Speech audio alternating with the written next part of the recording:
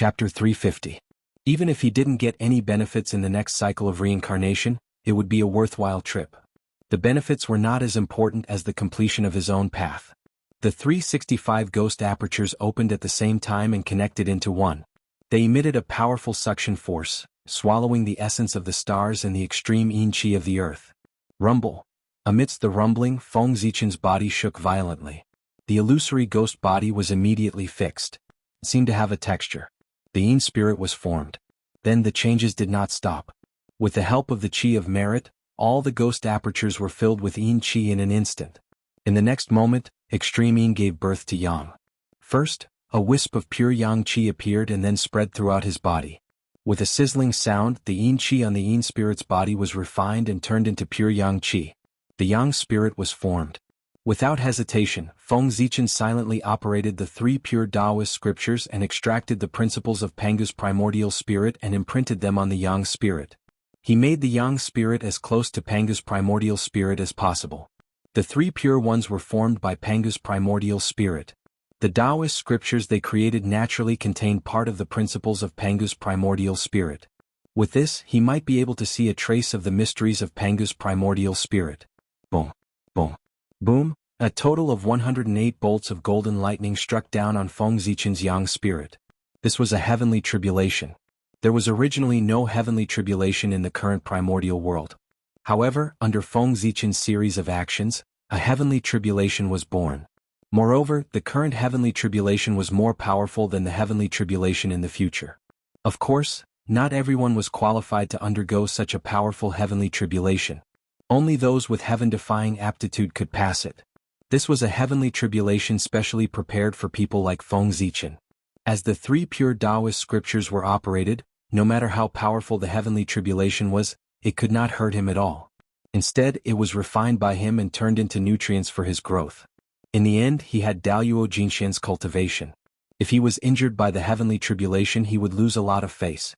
After the heavenly tribulation, Feng Zichen became a celestial immortal, and his yang spirit turned into a primordial spirit. At this point, the primordial spirit could already produce flesh and blood. Apart from not being as strong as the physical body, there was no difference. It even had many more mysterious abilities. After becoming a sky immortal, Feng Zichen's speed of refining merit points had greatly increased. Within a few breaths, he completed the process of becoming one with the Tao and became a Tai Jingxian. Moreover, he was in the consummation realm. At the same time, his merit was also exhausted. He did not raise his cultivation level to that of Daluo Jingxian. However, this was not the end. Feng Zichen suddenly stood up, bowed to the sky and said, "In the name of the heavenly way," the poor way of Fengdu saw that in the nether blood sea, countless true spirits had gathered. They did not have spiritual wisdom, did not understand the heavenly way and did not know the true self. They suffered day and night from the erosion of evil energy. I could not bear it. Therefore, I specially set up the ghost path to pass on the method of ghost cultivation. I will open the path for the dead so that they can enter the door of the great way again and free the billions of true spirits. May the heavenly way be the judge. Ghost path set up. As he spoke, Feng Zichen sat down cross-legged and began to talk about the method of ghost cultivation. His voice was so loud that it spread throughout the blood sea. All living beings must die and the dead must return to the earth. This is called a ghost. A ghost is a soul. It has 3 souls and 7 spirits. 3 souls, fetus light Shuangling and Yujing. 7 spirits, corpse dog, concealed arrow, sparrow een, seizing thief, non-poison, filth removal and smelly lung. Following Feng Zichen's narration, the true spirits in the blood sea seemed to be enlightened. A wisp of light of wisdom appeared, and they gradually developed spiritual intelligence. To be able to persist in the blood sea for so long without being eroded by the evil aura, their cultivation when they were alive was definitely not to be underestimated. Therefore, after they obtained the method of cultivation with the help of it, they all developed spiritual intelligence again. After these people developed spiritual intelligence, they first bowed to Feng Zichen. Then they hurriedly followed the method of ghost cultivation that Feng Zichen passed down to condense their 3 souls and 7 spirits. They had already formed a soul, and they continued to cultivate the ghost code. Only after losing something would one know how to cherish it. They had already died once. Therefore they understood the value of life. This was a rare opportunity to cultivate, so he naturally cherished it very much. Every time a true spirit develops spiritual intelligence, the heavenly way would bestow merit. And when this true spirit developed spiritual intelligence and stepped on the path of Tao again, the heavenly way would bestow merit. As more and more true spirits developed spiritual intelligence, more and more true spirits embarked on the path of cultivation. Feng Zichen's merit also accumulated more and more. Endless enlightenment floated in his heart, enveloping him and rushing towards the Daoyuo realm. At the same time, the merit of splitting open the sky was also exerting its power, raising Feng Zichen's comprehension to the limit, helping him to understand the mysteries of Pangu's primordial spirit. There was a loud rumble. A bright light suddenly erupted from Feng Zichen's body. It broke through the layers of void and directly pierced through the long river of destiny, proving the Tao of Daoyuo Jingxian. At this moment, Feng Zichen once again proved the Tao of Daoyuo Jingxian, achieving the Daoyuo Jingxian with the ghost Tao. TSK. I wonder which fellow Taoist is so free and leisurely to specially split a clone and come to the Blood Sea to prove the Tao. In the depths of the Blood Sea, Taoist Mingi could be said to have witnessed the entire process of Feng Zichen's Tao proving with his own eyes. Daoyuo Jingxian, who had achieved the Tao of Daoyuo Jingxian in 100 years, Taoist Mingi would not believe that he was not the clone of some great divine ability.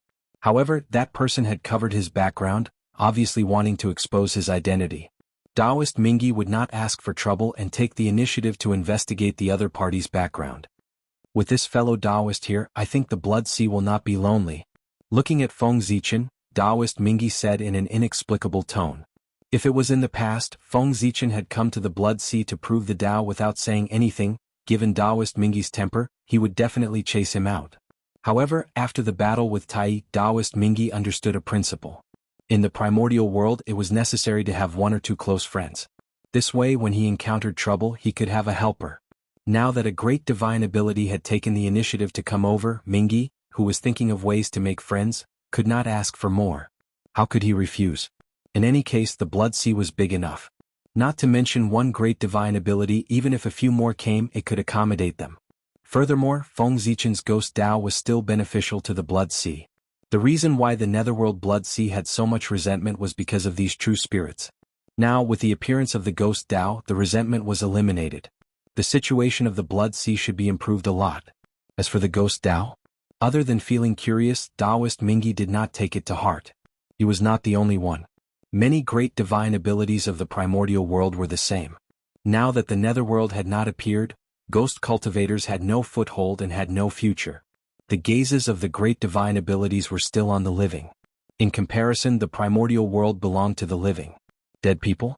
What was that? They were just losers. What trouble could they cause? Chapter 351. The moment Daoyuo Jingxian proved his Tao in Fengdu, Feng Zichen's original body also changed in the Ziwei Tao embryo on the Ziwei star. Wisps of purple light appeared and wrapped around his true spirit as if they were nurturing something. It was the primordial spirit embryo. Daoyuo Jingxian proved his Tao in Fengdu. His primordial spirit already had a trace of the mysteries of Pangu's primordial spirit. Now, through the mysterious connection, that wisp of mystery was transmitted to his original body, helping him evolve his innate primordial spirit. The Ziwei star was formed by Pangu's ancestral aperture. It was where his divine court was located, where his primordial spirit lived, and also the former residence of the heavenly Tao. It could be said that the Ziwei star was the #1 place of creation in the primordial world. Even Kunlun Mountain could not be compared to it. It was much easier to reverse engineer Pangu's primordial spirit here than in other places. It was not an exaggeration to say that it was like the heavens were helping him. When Great Emperor Ziwei's innate primordial spirit was successfully evolved, his physical body, primordial spirit, and true spirit would be perfect. That meant that it was time for him to be born. However, if Dijun's Tai did not die, even if he was born, he would not be able to walk out of the Ziwei star. Going out meant death. Of course, if Feng Zichen could fight against the entire demon race by himself, he would be able to go out. But obviously he could not. This era belonged to Dijun. The next era belonged to him. After Feng Zichen proved his Tao, the merit did not end. It was still flowing in endlessly. However, this merit was no longer enough to improve his cultivation. Therefore, Feng Zichen thought for a moment and suddenly formed a seal. He gathered the merit aura into a ball and poured it into the ground under his feet. Rumble. Amidst the violent rumbling, the surrounding earth veins surged crazily and merged with the merit aura, forming a huge mountain peak that rose from the bottom of the sea. The mountain peak was magnificent as if it was going to pierce the clouds. It rose up with a whoosh. In a few days, it was already level with the Sea of Blood and was about to emerge. At this moment, the seal in Feng Zichen's hand suddenly changed. The aura of virtue no longer surged towards the ground. Instead, it turned into golden flames that burned towards the mountain peak. Sizzle. Accompanied by a sizzling sound, the impurities on the mountain were refined by the fire of virtue, and they turned into wisps of black smoke that dissipated into the Sea of Blood. As the flames of virtue smelted the mountain, the origin of the Sea of Blood hidden in the blood water was unavoidably extracted by the flames of virtue and fused with the mountain. A smear of blood appeared on the mountain. Although it was very faint, it was exceptionally obvious. Furthermore, as more of the blood sea's origin fused into the mountain, the blood-red color became darker, and the mountain gradually turned blood-red. At the same time, the fire of virtue became even more vigorous. Even more impurities were refined out, and the mountain was shrinking at a visible speed. Virtue Qi was refined by the heavenly Tao with the quintessence of the heavens and the earth, and it possessed the ability to create all things. Feng Zichen had fused it into the earth veins and his goal was obvious. He wanted to create a paradise. A blessed land for ghost cultivators. Regardless of whether there was the netherworld or not, ghost cultivators needed a place to settle down. And he, Feng Zichen, the great emperor of the Bane Necropolis, the ancestor of the ghost Tao, also needed a dojo to preach the methods of ghost cultivators and control thousands of ghosts. Luoshan. Fengdu Luoshan. This was the name that Feng Zichen had given to the mountain peak, and it was also the name of his future dojo. The great emperor of the Fengdu Luoshan was in charge of the netherworld, controlling thousands of ghosts, establishing the 6 palaces of the Grotto Heaven, and sealing the ghosts and gods of the 6 heavens. Dojo. It seems that this fellow Taoist is really planning to settle down in the Sea of Blood. Then, the poor Wei will lend him a hand as a sign of goodwill. Seeing Feng Zichen's actions, Taoist Mingi naturally guessed his plan. After thinking for a while, he decided to help him develop the dojo. As long as the other party settled down in the Sea of Blood, he would be a natural ally. If he showed goodwill now, it would be easier to build a relationship later on. As for becoming an enemy of Taoist Mingi? What a joke. He was the lord of the Nether Blood Sea, one of the top 10 great mediums in the primordial world. Did he really think that everyone was Tai? The number of people in the primordial world who could be his enemy, other than the saints, would be less than 5. Go. Grabbing at the void, Taoist Mingi forcefully pulled out a ball of the origin of the Sea of Blood and threw it at Luoshan. Rumble. The origin of the Sea of Blood entered the body, and Luoshan's changes suddenly became intense. The mountain turned completely dark red, and evil aura flowed out. Thank you, fellow Taoist. The poor Wei has something to do, so I can't come forward to thank you. I hope you can forgive me. After stabilizing Luoshan, Feng Zichen bowed to Taoist Mingi from afar. In the Sea of Blood, only he could give out the origin of the Sea of Blood so casually. Ah. You're welcome, fellow Taoist. The matter in front of you is more important. You and I will talk later. Taoist Mingi replied with a smile. Thank you for your understanding, fellow Taoist. After replying, Feng Zichen continued to use his divine ability to transform Luoshan. After obtaining a ball of the origin of the Sea of Blood, Fengdu Luoshan's origin was undoubtedly more vigorous. However, Luoshan was a blessed land created after all. Compared to those blessed lands created by nature, it had more craftsmanship and less nature. It was ultimately inferior.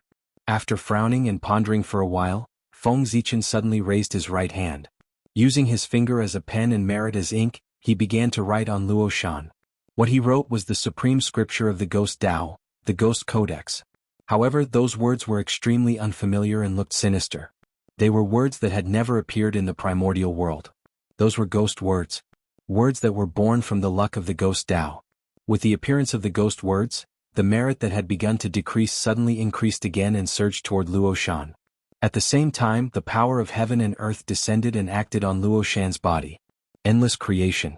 A few days later, the power of heaven and earth and the power of merit dissipated, revealing a mountain that was 1,000,000 feet tall. Was Luoshan. Although this mountain was not big, it looked quite imposing and did not lose to the top blessed lands of the primordial world. Feng Zichen had spent so much merit. If he could not create a top blessed land, then it would be a huge loss. This mountain is called Luoshan. It is the training ground of the poor Wei and also the ancestral land of the ghost cultivators. From now on, anyone who is in the Ghost Tao can enter this mountain to cultivate. After looking at Luo Shan, Feng Zichen suddenly turned around and said to the group of ghost cultivators. These were all his future subordinates. He had to nurture them well. As the first generation of ghost cultivators, their aptitudes were definitely the best. This was because they were all innate life forms when they were alive, and most of them were formed from the innate true spirits of the Taijingxian. Otherwise, they would not have been able to resist the corrosion of the Blood Sea's evil aura. With such a background, becoming a Daluo Jingxian might not be realistic, but becoming a Taijingxian was much easier than others. Think about it, how many innate true spirits were gathered in the Netherworld Blood Sea? It was simply uncountable. This was accumulated over the endless years of the primordial world. The number was naturally far beyond imagination. Chapter 352.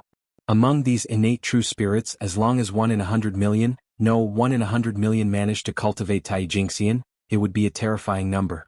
In the future, the Jie sect was known as the number one force in the primordial world. The 10,000 immortals did not refer to Daluo Jingxian but Taijingxian. If 10,000 Taijingxian could have such power, then Feng Zichen's Fengdu would definitely be stronger than the Jie sect. How could a sect be compared to a Dao? Teacher is merciful. Below, the ghost cultivators hurriedly bowed and said. After being taught by Feng Zichen, it was reasonable for them to call him teacher. If not for the fact that they were afraid that Feng Zichen would be angry, they would have directly called him master. Go in. Feng Zichen waved his hand and helped the ghosts up. Thank you, teacher. The ghosts waited for a while. When they saw that Feng Zichen had no intention of accepting disciples, they were slightly disappointed. Those who could create their own Dao were definitely the top experts in the primordial world. The ghosts were not fools. Naturally, they knew that there would be great benefits if they became the disciples of such a person. Unfortunately, he had no intention of accepting disciples. However, it was also good to be able to enter Luo Mountain to cultivate. This was their teacher's Dao field. If there was an opportunity in the future, they might be able to become his disciple. With this thought in mind, the ghosts bowed and entered Luo Mountain one by one to find a place to cultivate. Seeing the ghosts' performance, Feng Zichen nodded in satisfaction. Accept disciples? He did not know what the ghosts were like. How could he accept disciples so easily? At the very least, he had to observe for a period of time. His disciples had to inherit the destiny of the ghost Dao. It was related to the rise and fall of the ghost Dao. He could not be careless. These ghosts were not newborn living beings. They were as pure as a piece of white paper. They were all old demons who had been reborn and had a lot of thoughts. If he did not understand them and rashly accepted them as disciples, he might be cheated by them one day. Thus, accepting a disciple was a big deal and they had to be careful. Back then he had taken Feng Jie and the other two as his disciples because Feng Zichen knew their backgrounds very well. However, it was different from the current group of ghost cultivators. After a while, Feng Zichen seemed to have thought of something. He suddenly formed a seal with his hand and pointed at Luo Shan.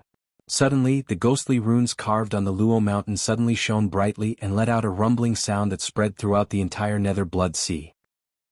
The content of the Dao voice was none other than the introductory chapter of the Ghost Codex, the supreme scripture of the Ghost Dao, the method to condense the soul, as well as the method to cultivate the Yin spirit. The Nether Blood Sea was boundless and there were countless innate true spirits. Feng Zichen had only preached for a few years, and the effect he could achieve was limited. How many people were able to activate their spiritual wisdom and step into the Ghost Dao? It was probably not even a billionth of the total. What about the remaining true spirits? Every day, new true spirit fragments would come from all over the wilderness. After all, countless living beings would die every day in the primordial world. These true spirits had never heard Feng Zichen talk about the Ghost Dao. What should they do? It was impossible for Feng Zichen to stay at Luo Shan and talk about the Ghost Dao to the ghosts of the Blood Sea all day. This was unrealistic and impossible. However, he could not ignore these true spirits. Therefore, Feng Zichen thought of a way to imprint the Ghost Codex on Luo Shan and spread it to the entire Blood Sea through Luo Shan, ensuring that every true spirit in the Blood Sea could hear it. The current Luo Shan was similar to a radio station in the future, constantly transmitting signals to the Blood Sea. And this signal could only be received by true spirits. It would not affect others. Of course, since it was a signal, there was naturally a difference in strength. The closer one was to Luo Shan, the better the signal, and the more complete the content one could hear. On the other hand, if one was far away, one could only hear some shallow content. It was not a problem to cultivate with this, but it was impossible to achieve anything great. Therefore, if one wanted to obtain the complete method of ghost cultivation, they could only get closer to Fengdu Luoshan until they arrived in front of Feng Zichen. The easier it was to obtain, the less they would cherish it. If Feng Zichen directly spread the supreme scripture of the Ghost Tao, how would the world know the preciousness of the Ghost Codex? At that time, Feng Zichen's efforts would probably be belittled.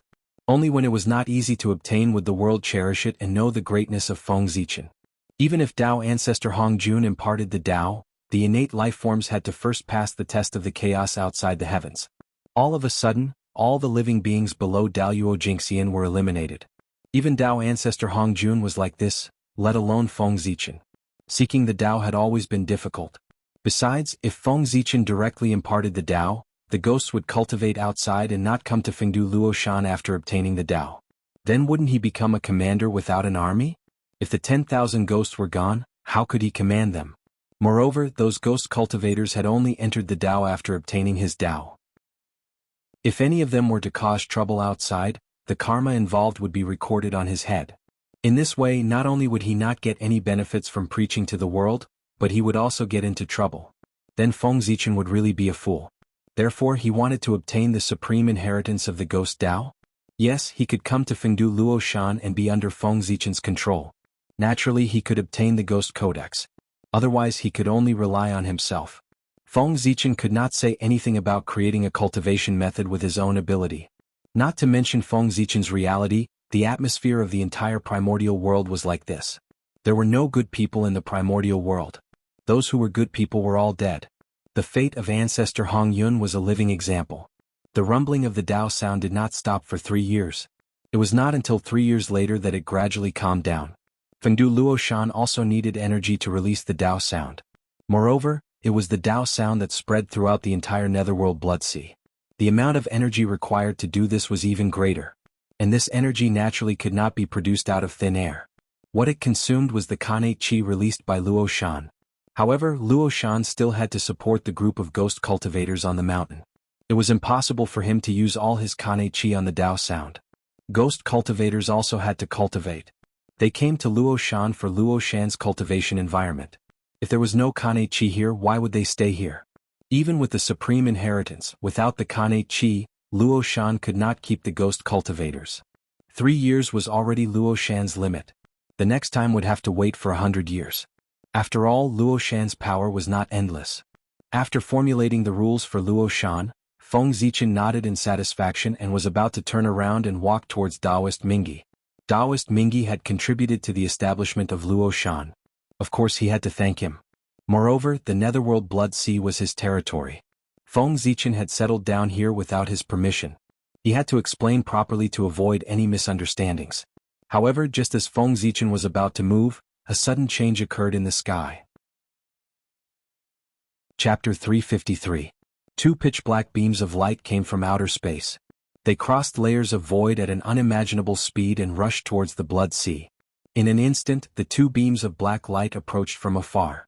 They arrived at the blood sea from outer space and turned into 2 Khanate numinous treasures that floated in front of Feng Zichen. Looking at the 2 Khanate numinous treasures, Feng Zichen was a little puzzled. However, suddenly, an idea flashed through his mind and he understood the origin of the 2 Khanate numinous treasures. They were Khanate numinous treasures bestowed to the Ghost Tao by the Heavenly Tao. When the Ghost Tao was first established, it did not have any treasures to suppress destiny or protect the Tao. Therefore, the Heavenly Tao specially bestowed 2 Khanate numinous treasures. One was to suppress the destiny of the Ghost Tao and the other was to protect the safety of the Ghost Tao. This was to protect the Ghost Tao and prevent it from dying halfway. If there was life, there would be death. The cycle of life and death was the truth of heaven and earth. It could be said that the appearance of the Ghost Tao made the primordial world more perfect. The Heavenly Tao had never been stingy with such a Tao that could perfect the primordial world. Could be said to be very generous. These 2 Khanate numinous treasures were definitely extraordinary. With that thought in mind, Feng Zichen reached out and grabbed the numinous treasure closest to him. When the numinous treasure entered his hand, there was a pop sound. The black light membrane that enveloped its body shattered, revealing the true appearance of the Khanate numinous treasure inside. It was a long black banner that was densely covered with runes. It emitted a strange light. It was incomparably dark and deep, as if it wanted to devour one's mind. Soul Summoning Banner. That was its name.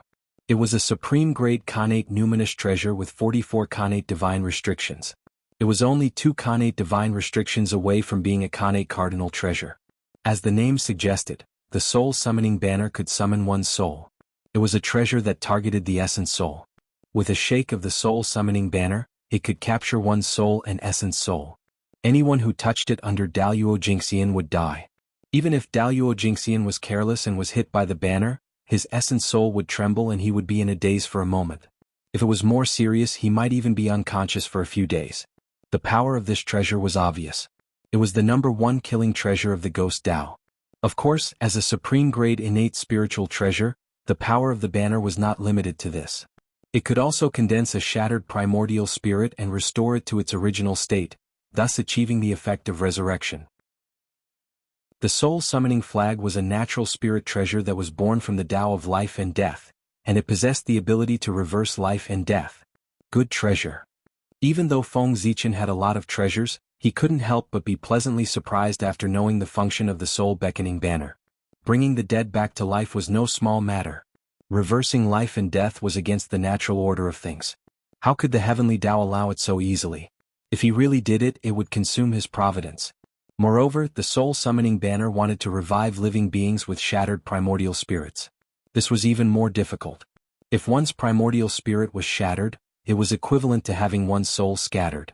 Only a golden immortal of the great all-embracing heaven would be able to recall the broken fragments of the primordial spirit from the boundless void and reassemble it to reappear in the world. However, this was a huge burden for Daluo Jingxian. How could it be easy to fight for one's life against the heavens? Logically speaking, Daluo Jingxian was omnipotent. It should be easy to condense a shattered primordial spirit. There was no need to go through so much trouble. Unfortunately, the primordial world had Mount Buzhou. It suppressed the river of spacetime and made it impossible for anyone to change the past or the future. It was even more impossible to reverse the cause and change everything. Because of Mount Buzhou, Daluo Jingxian's strongest method was crippled. He could not reverse the flow of time and change the past.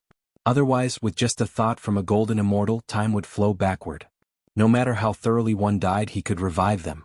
Of course, people who had been forgotten by the entire history were exceptions. Daluo Jingxian did not have the ability to revive such a person. The soul summoning flag could do something that even Daluo Jingxian could not do easily.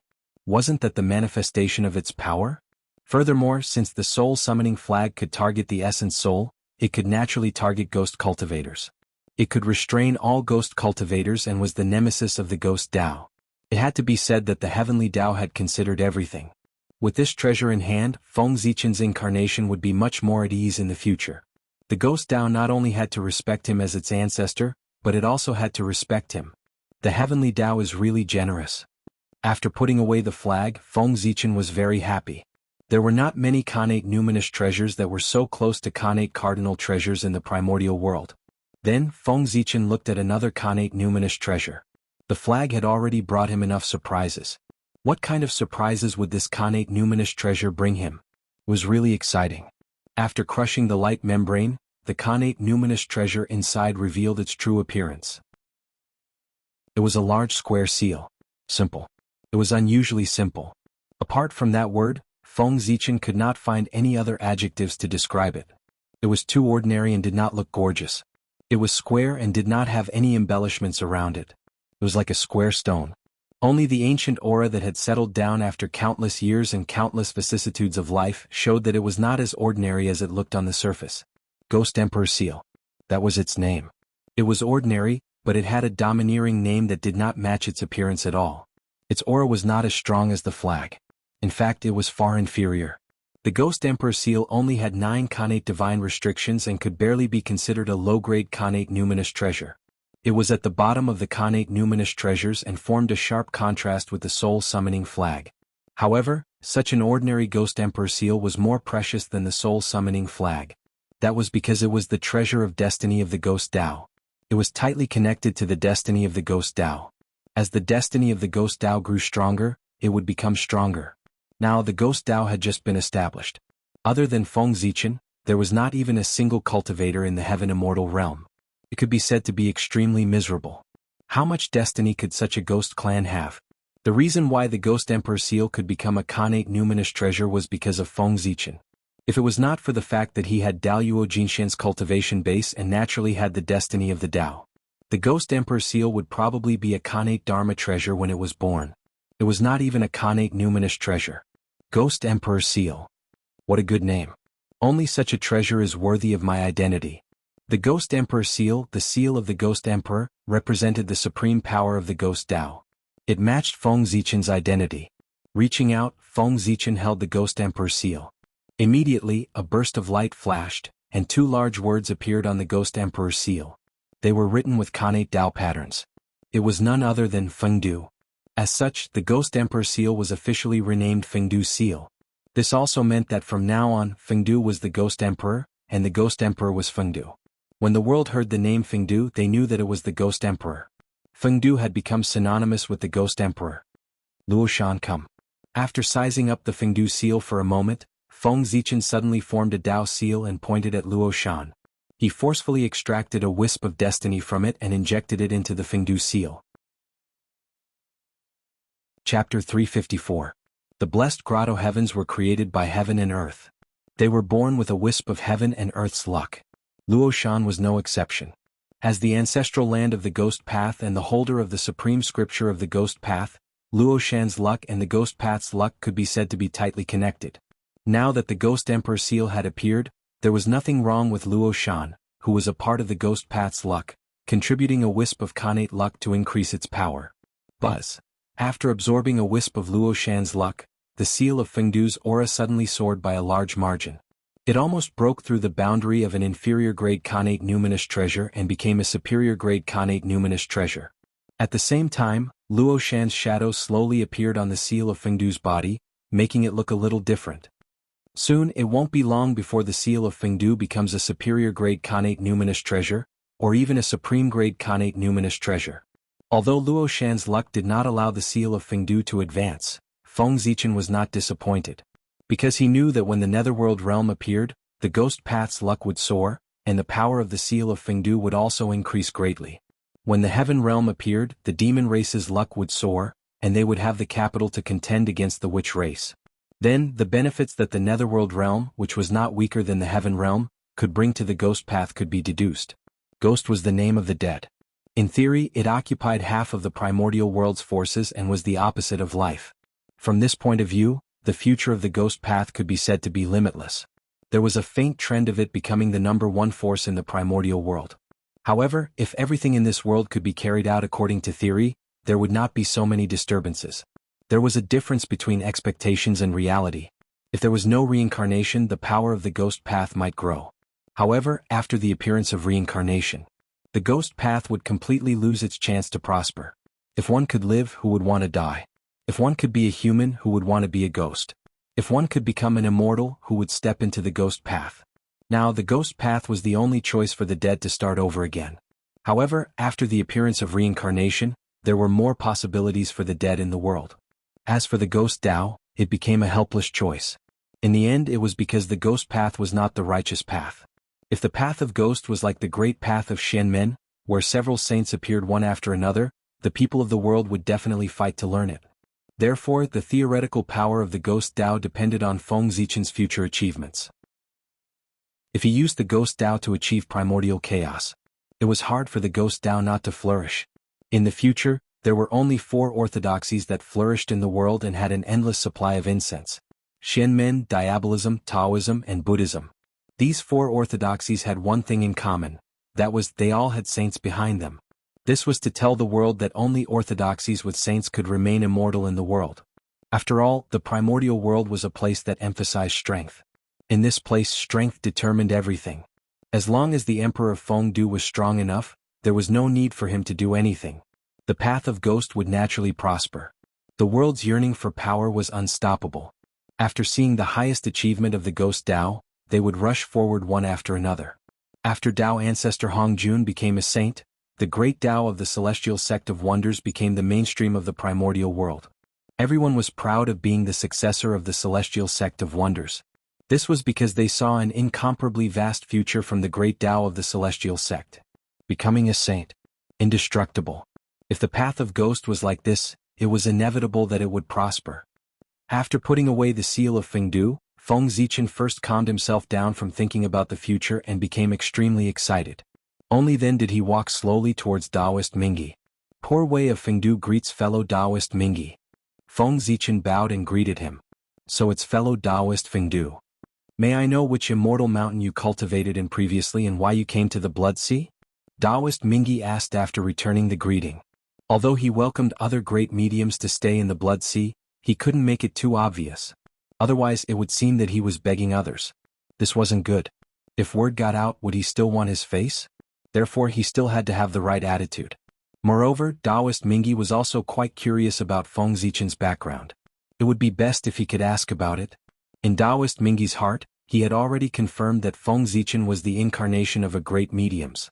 What he needed to do now was to confirm the identity of this great mediums and see who he was. It was good that he had an idea in his heart and knew which fellow Taoist was on his side. Fengdu is just a primitive wanderer. He roams everywhere and has no fixed residence. In the past, let's not talk about it. Waving his hand, Feng Zichen put on a look as if he couldn't bear to look back on the past and said, "Fellow Taoist, you must be joking." Taoist Mingi's face twitched. He resisted the urge to scold him and forced a smile. This person's ability to lie really came out of his mouth. Ghosts wandered everywhere. With your cultivation when you first came to the Blood Sea, you were only in the innate realm. Not to mention wandering, I'm afraid that you would be accidentally trampled to death by ferocious beasts as soon as you stepped out. If this incarnation had not been condensed in the Blood Sea, Taoist Mingi would have read his name backwards. When Feng Zichen condensed his soul, his cultivation was only in the innate realm. Taoist Mingi was not a fool. How could he not see that this was an incarnation condensed by a great mediums? The Blood Sea was a dangerous place. Even Tai Jingxian had to be careful when they came. You were just a small innate realm cultivator. If you swaggered through the Blood Sea, wouldn't you be telling others that there was something wrong with you? However, Taoist Mingi only thought these words in his heart and did not say them out loud. Feng Zichen's attitude had already made it clear that he would not reveal his true identity. If these words were to be said, other than making the two of them fall out directly, it would be useless. Of course, Taoist Mingi also knew in his heart that if it was so easy to find out the other party's true origin, the other party would not have hidden so much previously. But in the end he still had to give it a try. If he succeeded, his goal would be achieved. That would be a profit. If he failed, it did not matter. The other party was in the Blood Sea. There would be a day when he would give himself away. Taoist Mingi did not believe that the other party's identity could be hidden forever, right? If it really could not be done, there were only so many great mediums in the primordial world. If he compared them one by one, he would eventually be able to find out. Here, Poor Wei has to apologize to you first. Without your permission, Fengdu settled down in the Blood Sea without your permission. I hope you can forgive me. After a while, Feng Zichen suddenly apologized to Taoist Mingi. As everyone knew, the Netherworld Blood Sea was Taoist Mingi's territory. He had settled down here without giving any notice. Even if he was chased out by Taoist Mingi, he deserved it.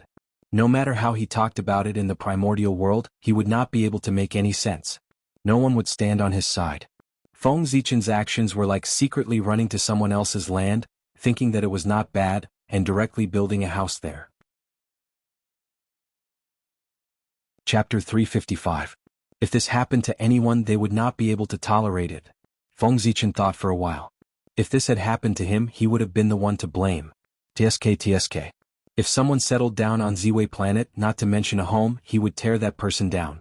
If he was already like this, what about others? Although he did not know why Taoist Mingi did not care much about this matter and even took the initiative to help him build Luoshan Blessed Land. But he still had to apologize.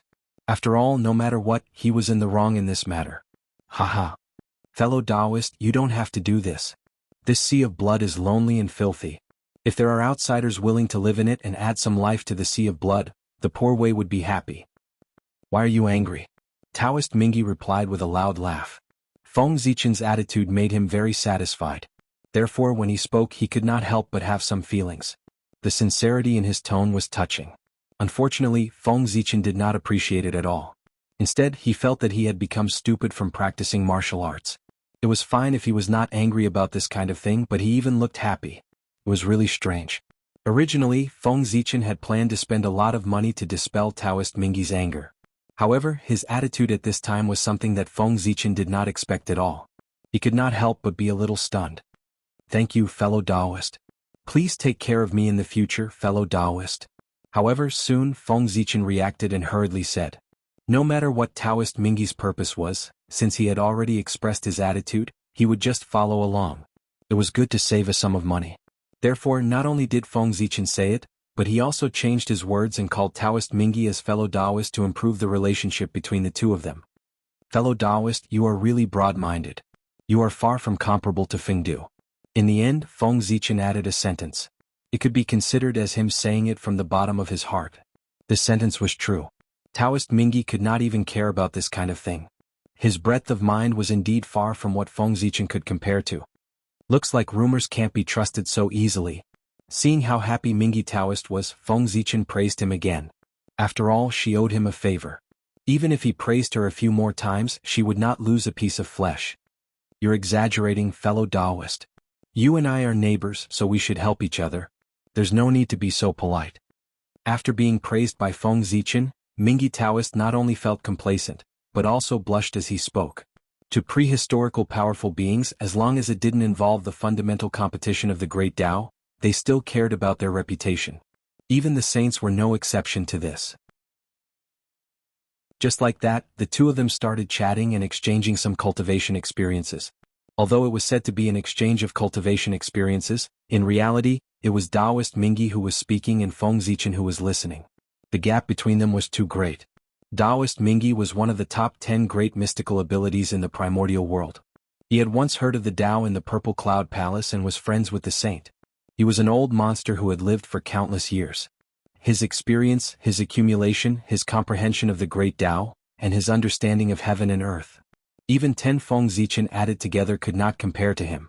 Fortunately, Feng Zichen had the inheritance of Pangu and the inheritance of the 3,000 Chaos Fiend gods. His understanding of the great Tao was more advanced. When Taoist Mingyi was talking, he could interject from time to time and share his own opinions so that the scene would not be too awkward and turn into a one-man show for Taoist Mingyi. Feng Zichen's goal was to ease his embarrassment. Little did he know that his actions made Taoist Mingyi more and more certain that he was the incarnation of a great mystical ability. No, it was not as simple as a great mystical ability. Perhaps it was a supreme expert left behind from the ancient times, a big shot of the same generation as the Tao ancestor. At Taoist Mingyi's level of cultivation, it was extremely difficult for him to improve. However, every time he thought about Feng Zichen's opinions, he would gain something and his cultivation would improve a little. Although it was only a tiny bit, he was indeed making progress. How incredible was this? Just one sentence could make him gain something. The great mystical ability of the same generation as him would never be able to do that. They had known each other for hundreds of millions of years. Although they did not completely understand each other's background, it was not a problem to understand each other's methods. They were all old demons who had lived for many years, who did not know each other. If they really had this ability, their cultivation would have surpassed others and reached the Tao realm. They would not be like him, struggling in the sage-to-be realm. Therefore, Feng Zichen's original body was definitely not a great mystical ability of the same generation as him. Among the great mystical ability of the untainted land, other than those of the same generation as him, there were only the overlords of the ancient times and the supreme experts of the ancient times. After him, no great mystical ability was born. Among the innate gods and demons who were born in the current era, there were not many who were in the sage-to-be realm, let alone great mystical ability. It could even be said that there was not a single one. That was because the time they had cultivated was too short. If they wanted to cultivate to the sage-to-be realm, how could it be possible without the accumulation of an eon? This seemed to be a curse. Since the emergence of the sage-to-be realm, no one had been able to cultivate to the sage-to-be realm within an eon. If it was not a junior, it could only be a senior. Moreover, Feng Zichen's understanding was full of the charm of chaos. That was the unique aura of the ancient times, when heaven and earth had not fully evolved. In this way, Feng Zichen's identity was about to be revealed. The supreme expert left behind from the ancient times, the overlord of the ancient times. Only such a person could come into contact with the great Tao that was far beyond the heavenly Tao. The ancient times were an era that people yearned for. There were opportunities that later generations did not have, opportunities that belonged to the great Tao. As for Feng Zichen's expression of sudden realization, thoughtfulness, or confusion when he listened to his preaching, he automatically imagined that it was a disguise in order to hide his identity. The supreme expert of the ancient times bathed in the glory of the great Tao. He was definitely experienced and knowledgeable. How could he be shocked by his Tao? It must be a disguise. At this moment, Taoist Mingi seemed to have fallen into a misunderstanding. In order to confirm his guess, he forcibly imagined all kinds of reasonable reasons. The more he thought about it, the more reasonable he felt, and he firmly believed it. At this time, even if Feng Zichen told him the truth, he would not believe it. That was why it was said that one's imagination was the most fatal. It was not entirely Taoist Mingi's fault. After all, what Feng Zichen said was the truth of the demon god of chaos, which contained the mystery of the great Tao. It was really too frightening. Of course, with Taoist Mingi's wisdom and realm, no matter how frightening Feng Zichen's words were, he might not be able to tell at first. But as the topic went deeper, it was impossible for him not to see the problem. However, Feng Zichen had the merit of splitting open the sky. It seemed that he had a premonition that he was about to leave. From the beginning, the merit of splitting open the sky was fully exerted. He intended to do his best to help Feng Zichen at this last moment. Chapter 356. Under the influence of the merit of creation, Taoist Mingi's spiritual sense was infinitely weakened, so much so that some subtle flaws were ignored by him. And those obvious flaws were forcibly filled in by him with various reasons and reasonable explanations. It was a pity that Taoist Mingi, a legend of a generation, had suffered a big setback today. His wisdom of the past was completely gone, and his thoughts were gradually corrupted, and became more and more deviant. Affected by this, Taoist Mingi became more and more polite. Feng Zichen was a little confused. Facing Taoist Mingi's sudden enthusiasm, he could only smile in response to him, lest he be too embarrassed. If Feng Zichen knew what Taoist Mingi was thinking, he would not know whether to cry or laugh. His body was indeed an incarnation, but his realm was only that of Daluo Jingxian. He was still thousands of miles away from being a great magician. As for being a supreme master from the Archean era, that was even more impossible. It had been less than 1,000,000 years since he was born. He had not even touched the edge of the Archean era, let alone the Archean era. It was just that Feng Zichen had no idea what Taoist Mingi was thinking. He could only continue to chat with him, extremely puzzled. What's going on with Taoist Mingi? Why is he becoming more and more enthusiastic? Strange, really strange. He seems to have misunderstood something?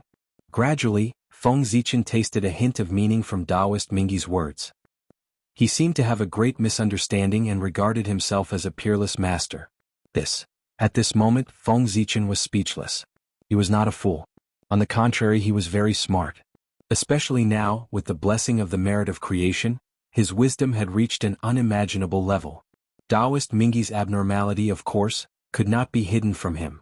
Along with Taoist Mingi's words, Feng Zichen understood the cause and effect. But he did not explain anything. Taoist Mingi's misunderstanding was only good for him, and there was no harm. Since he had misunderstood, he would let him continue to misunderstand. The most important thing now was to find a way to leave so that he would not be exposed. Things like realms could be concealed for a while but not forever.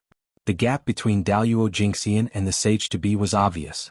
Daluo Jingxian saw a completely different world and had a completely different understanding of the heavenly Tao.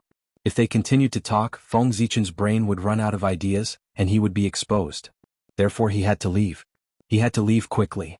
Before he was exposed and Taoist Mingi was fully convinced, he had to leave quickly.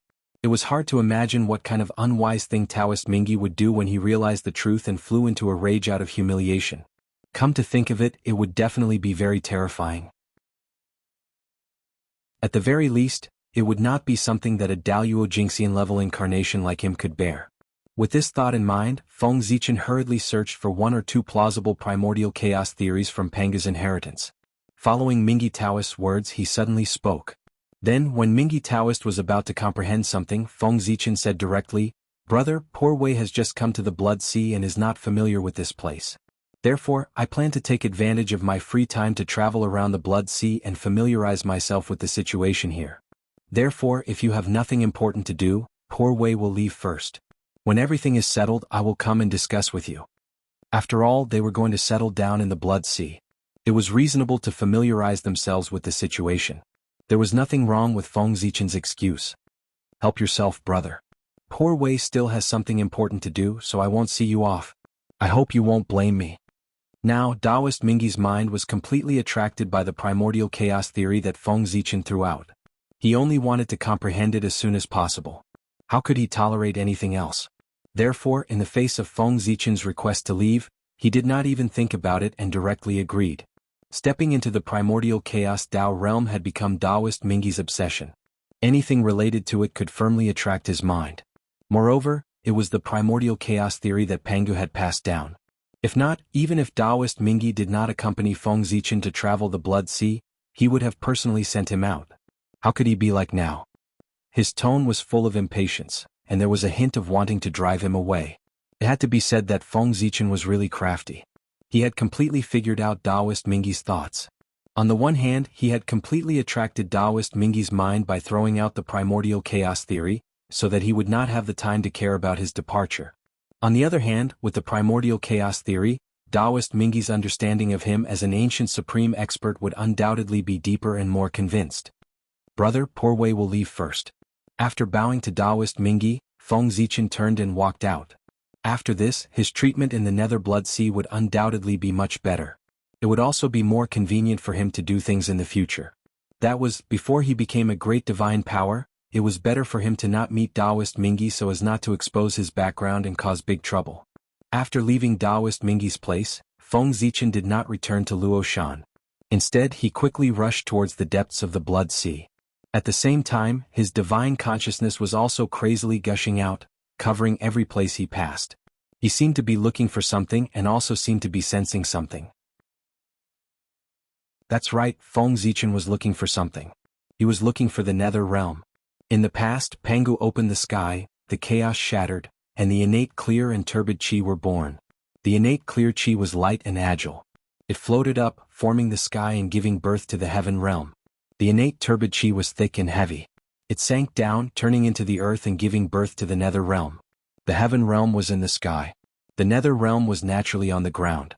And the deepest part of the earth was the deepest part of the Nether Blood Sea. The Nether Realm was in the Blood Sea. Otherwise, why would the Blood Sea be called the Nether Blood Sea? The Nether Realm had long existed. It was just that the opportunity had not arrived and had not appeared. Just like how the demons wanted to establish the heavenly court, the heaven realm was born. The Nether Realm would only appear when Hutu transformed into reincarnation. Now, Hutu had yet to transform into reincarnation, and the Nether Realm had yet to appear. It was probably impossible to find it from the depths of the earth. The heaven realm was above Mount Buzhou. But before it appeared, who could find it? One had to know that back then, when the great masters went to the Purple Cloud Palace to listen to the Tao, they had entered the chaos beyond Mount Buzhou. 3,000 great masters had passed by this place several times, but they had never found the shadow of the heaven realm. Could be seen how hidden it was. If the heaven realm was like this, the Nether Realm, which was of the same level as it, might not be that bad. The Taoist Mingyi was the master of the Blood Sea.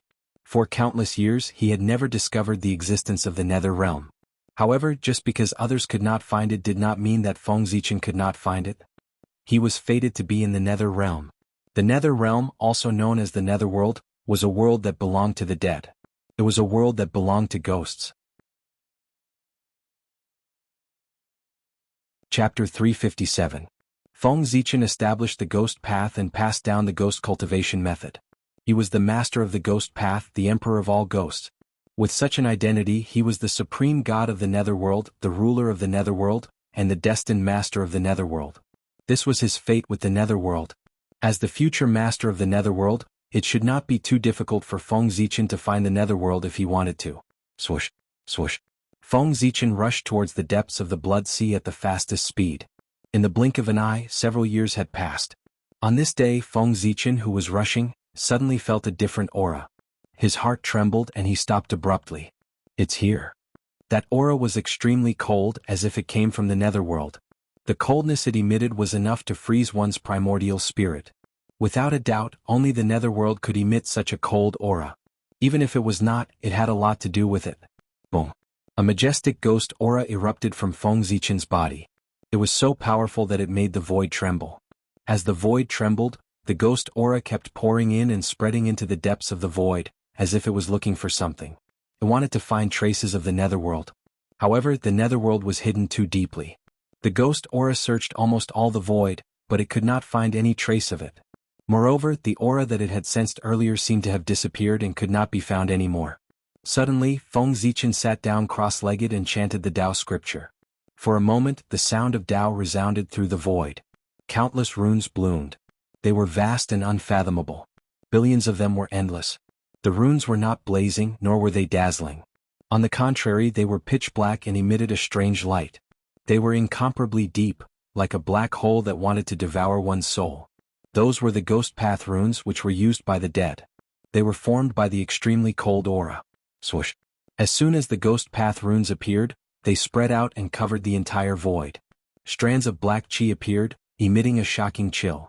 Just a glance was enough to make people feel a chill from the depths of their souls. The energy of the ninth hell was pure yin energy without any yang energy. It was a specialty of the netherworld, and it was of extreme yin and extreme coldness. It was specially targeted at the soul core. Buzz buzz, the void trembled again. The appearance of the 9 underworlds chi triggered an inexplicable change.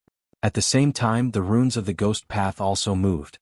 A strange power spread out and resonated with the path of death, attracting its power. In the next moment, the world changed. All signs of life disappeared in an instant, replaced by a dense aura of death. The law of life was also disappearing, replaced by another law filled with the aura of death. Everything was turning around. The reversal of life and death. In the blink of an eye, the world underwent a huge change, completing the transformation from a world of life to a world of death. The netherworld had appeared. Feng Zichen used the ghost Tao to forcefully shake the great Tao of death in the unseen world. Borrowing its great power, he suppressed the depths of the blood sea and forced the nether realm to appear. Phew, comfortable. This is the world that I should be in. Taking a deep breath, Feng Zichen inhaled the aura of death floating in the void into his abdomen. Not only did he not feel uncomfortable, but he also felt unusually comfortable. His incarnation was a ghost after all. It was obvious that he was more used to the aura of death than the aura of life. Coming to this world filled with the aura of death was like returning home. Naturally, he felt incomparably comfortable. Rumble. In front of Feng Zichen, the ghost chi suddenly surged, slowly forming the shadow of a world. That was the netherworld. Because, from that blurry image, Feng Zichen vaguely saw a huge gate. The gate of hell, the supreme treasure of the netherworld, the legendary gate to the netherworld. It was the gate to the netherworld. As time passed, the shadow of the netherworld became more and more real, and the true appearance of the gate was gradually revealed. It was a huge pitch-black gate, and its entire body was enveloped by a dense aura of death. It was incomparably eerie. Because of its special identity, it was connected to the netherworld. Therefore, its height and size were unknown. Looking up, one could see that there was a big board hanging on the gate. On it were the 3 big golden words, Gate of Hell, written with innate Tao patterns. Behind the Gate of Hell was a yellow dirt road. It was very long and led to the depths of the netherworld. That was the Yellow Springs Road, the last part of the road that the dead had to walk. Later generations said that on both sides of the Yellow Springs Road, there were fiery red spider lilies. They were as red as blood. From afar it looked like a carpet paved with blood. Because it was as red as fire, it was known as the road illuminated by fire. This was also the only scenery and color on the long Yellow Springs Road. People would step on the spider lilies to lead them to the netherworld prison. However, in today's world, the netherworld had yet to appear. Even the netherworld had yet to be born, let alone the spider lilies that appeared later. As a result, the Yellow Springs Road now looked completely barren with nothing at all. If it was not in the netherworld, it would be no different from an ordinary yellow dirt road. A purple brilliance appeared and dyed Feng Zichen's eyes purple. This was the Tao Eye. In order to see the scene behind the Yellow Springs Road, Feng Zichen used the Tao Eye. In an instant his vision changed. It was as if he had merged with heaven and earth and obtained an infinite expansion. All the fog was disappearing. His gaze passed through the layers of void and saw the scene in the depths of the netherworld. At the end of the Yellow Springs Road, a green stone appeared. On its body, there was the power of time that could not be dissipated. There was also a trace of fate. The 3-life stone. This should be one of the legendary treasures of the netherworld, the 3-life stone.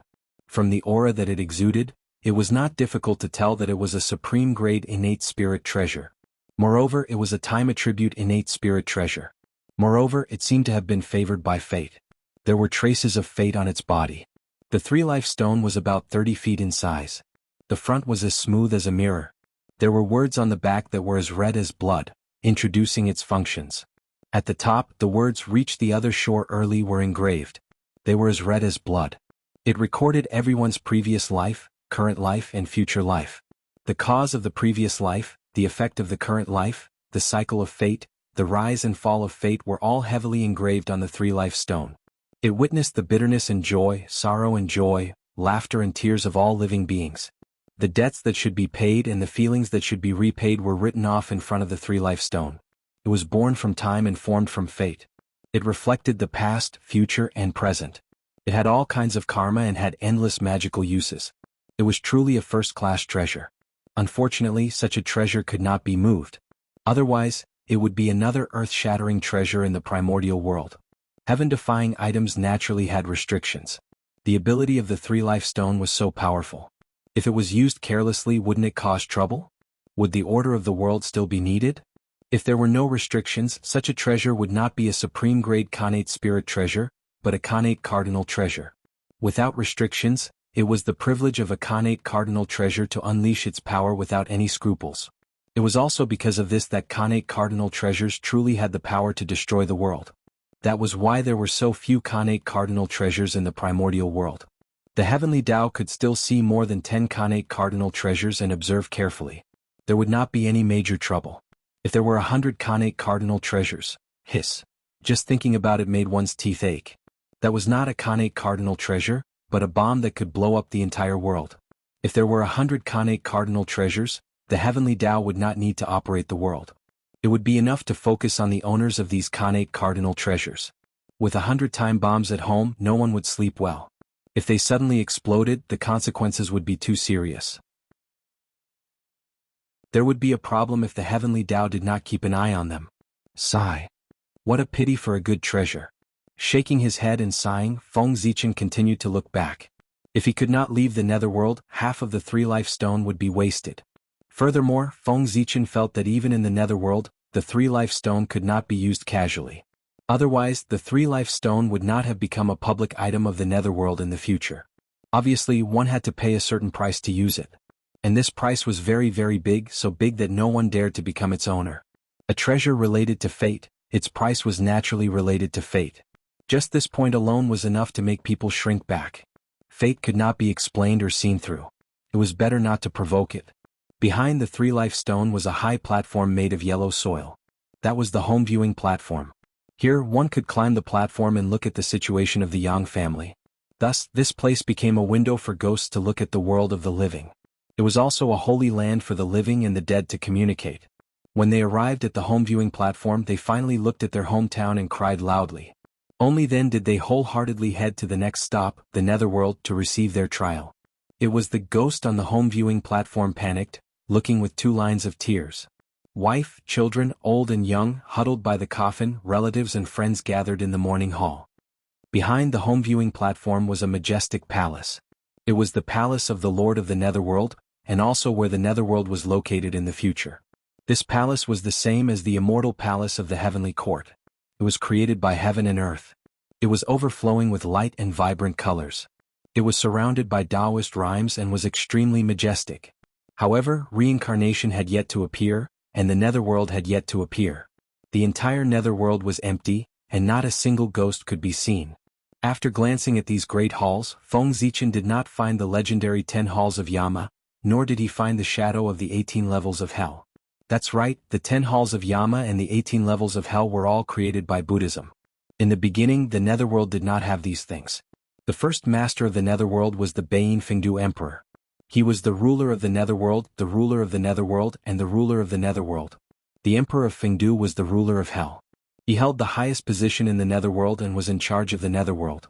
He was the master of all ghosts in the world. All living creatures would enter hell after death. Their souls were all under the jurisdiction of the Emperor of Fengdu. He would kill ghosts and punish them based on the sins they had committed when they were alive. There were 75 divisions under him. Each division was in charge of capturing ghosts and notifying them of their entry and exit.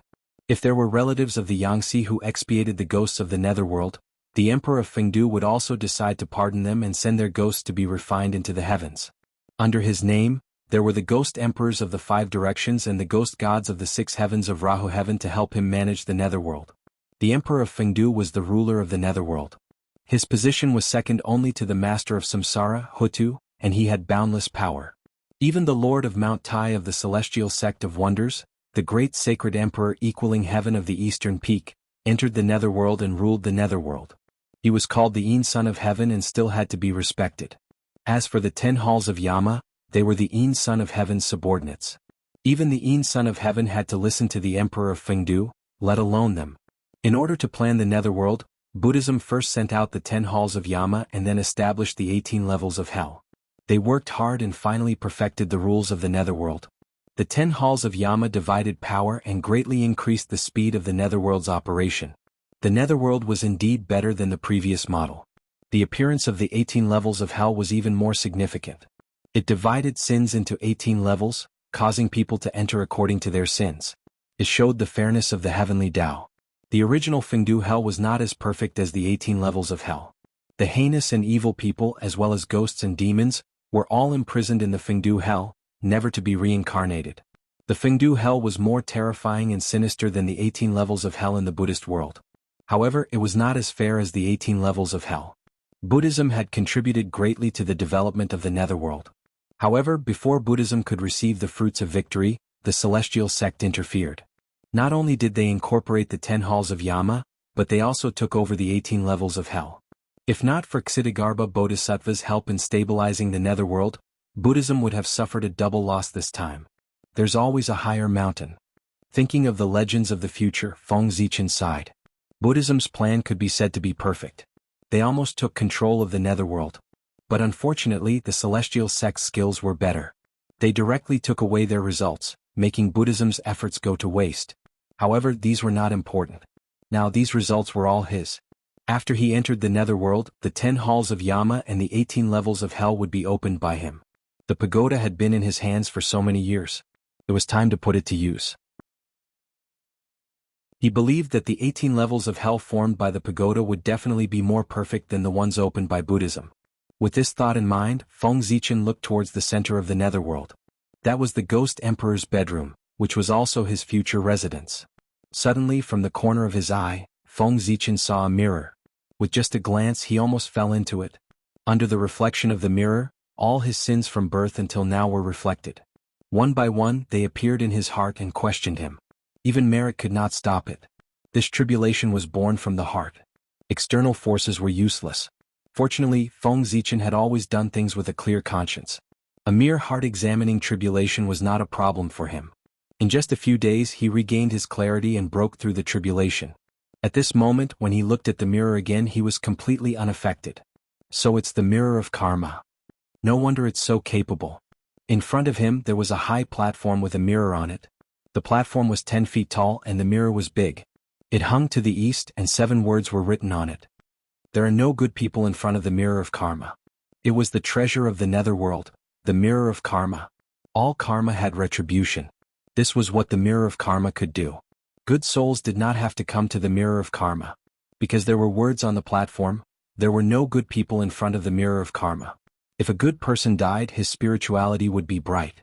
In front of the mirror of karma, there was only emptiness. It was only because there was no shadow in his heart that he could not see his true form clearly. Chapter 358. The light of the good soul became brighter and brighter. The greater the virtue, the closer it was to the heavenly court.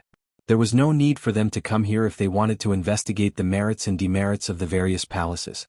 Hence, the retribution mirror was also known as the retribution mirror.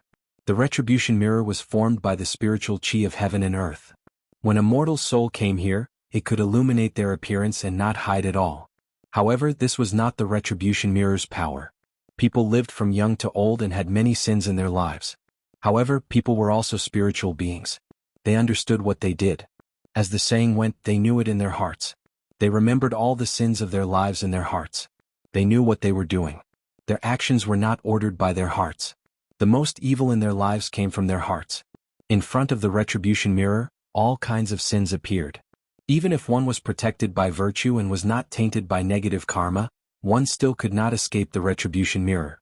The retribution mirror targeted the sins in one's heart. This matter had nothing to do with virtue or cultivation. It came from the heart. It was a tribulation of the heart. Only with a clear conscience could one break through it. No matter how powerful one's magic power was or how much virtue one had, as long as one felt guilty, one would have nowhere to hide under the retribution mirror. The retribution mirror revealed its true form and secretly supplemented the scriptures. Yin laws were selfless and Yang people were punished for their evil deeds. What a heaven-defying treasure. Even Daluo Jingxian would lose his soul for a moment if the retribution mirror accidentally shone on him. After witnessing the might of the retribution mirror, Feng Zichen could not help but sigh. When experts fought, a moment of absent-mindedness could decide everything, not to mention a moment of absent-mindedness. The outcome could be reversed in an instant. The might of the retribution mirror could be seen from this. However, like the three-live stone, the retribution mirror could not leave the underworld. Otherwise, it would be another earth-shattering treasure. Feng Zichen withdrew his gaze from the retribution mirror and continued to look ahead. Just then, a fork in the road appeared at the back of the underworld. Feeling curious, Feng Zichen followed his senses and looked at one of the paths. That is, hellfire. At the end of the path, Feng Zichen saw a fiery domain. It was huge, even bigger than the great wide world. It was filled with black flames, burning fiercely, but it wasn't hot. Instead, it emitted a chill that penetrated one's soul. That was hellfire, a supreme true flame born from the quintessence of the netherworld. It possessed boundless might, extreme yin and extreme coldness, and it was one of the 10 great true flames of the primeval era. The fire domain was boundless, as if it was connected to the 9 underworlds. There was no end in sight, and the closer one got to the core of the fire domain, the stronger the hellfire became. Before he even got close to the core of the fire domain, Feng Zichen felt a bone-piercing chill. It followed his gaze and burned toward him. He was forced to withdraw his gaze in advance. So strong. The power of this fiery domain is so strong. Even if Daluo Jingxian came, he wouldn't be able to last long in the core of the fire domain. At most, he would be burned to ashes in 100 years. Feng Zichen said with lingering fear as he mobilized his dermic powers to extinguish the hellfire that was burning towards him. Without a doubt, in the netherworld the only place that could have such a terrifying scene was hell. This fire domain was the legendary hell. It was the original hell, the hell that was born spontaneously from the quintessence of the netherworld. Before the netherworld was in charge of hell. The Buddhists used it as the foundation to create the 18 levels of hell. Anyone who bore karma would be sent to hell after death and suffer the pain of the hellfire burning their souls. The heavier the karma, the closer one was to the core of hell, the heavier the pain. Daluo Jingxian couldn't escape either. It was created by heaven and earth. It's really dangerous. Just the contact made Feng Zichen understand that if he didn't have a supreme treasure to protect himself, even he couldn't break into this hell. If he wasn't careful, he might fall into it and be in danger of dying. Hell was the prison of the netherworld. It was a place to imprison and punish the souls of the dead who had sinned deeply in their lives. It was an important part of the operation of heaven and earth. It showed that good and evil would be repaid. It was the embodiment of the justice of the heavenly Tao. This was an important place in the primordial world. No matter how dangerous or terrifying it was not an exaggeration. If it wasn't strong, how could it show the greatness of the heavenly Tao? Feng Zichen looked at hell with slight fear and retracted his gaze. No matter how strong hell was, so what? In the end it was still his. At the end of the other road, as Feng Zichen expected, was the bridge of helplessness. After drinking Meng Po's soup and crossing this bridge, one could be reincarnated. There were 3 bridges, all paved with blue stone. The bridge in the middle was the most gorgeous. This was the bridge prepared for the ghosts of good people. Those who could cross this bridge all had merit on them. They walked the highest level of reincarnation. In their next life they would either be rich and noble or become immortals and achieve the Tao. They were born extraordinary. This was a noble bridge. Those who could cross this bridge would definitely be nobles in their next life, no matter what happened in this life. The bridge on the left was ordinary and did not look outstanding. This was a bridge prepared for ordinary people. These people did not make any great contributions in their lives, nor did they make any great mistakes. After crossing this bridge, there would be no preferential treatment, nor would there be any harsh treatment. They would walk the ordinary cycle of reincarnation. In their next life, they would continue to join an ordinary family and repeat the life of their previous life. Only when they had a shocking encounter would their fate change. They could either do good and accumulate merit, do evil, or meet a noble person. All of these could change their fate. The bridge on the far right was a little simple. The huge blue stone was full of mottled traces. It was very desolate. This was a bridge prepared for evil people. Those ghosts who were entangled in negative karma would pass through this bridge after returning from the punishment of hell and enter the worst reincarnation.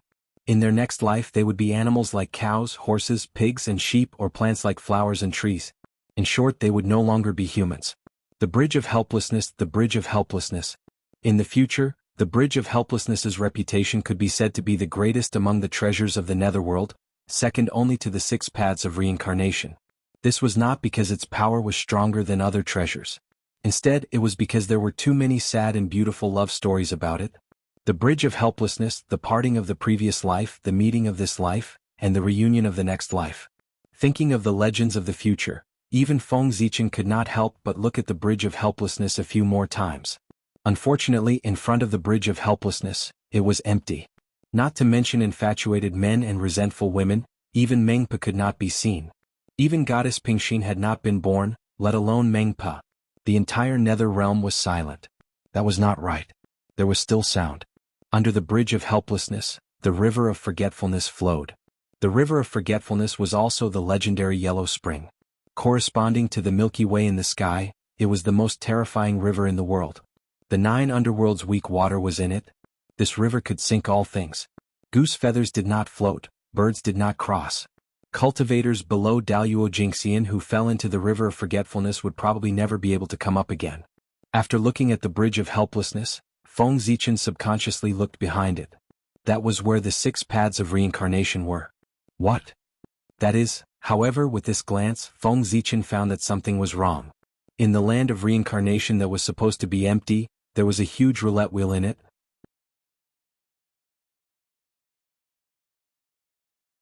Chapter 359. The roulette was not clear. It was very illusory, as if it did not exist. However, its aura was abnormally terrifying.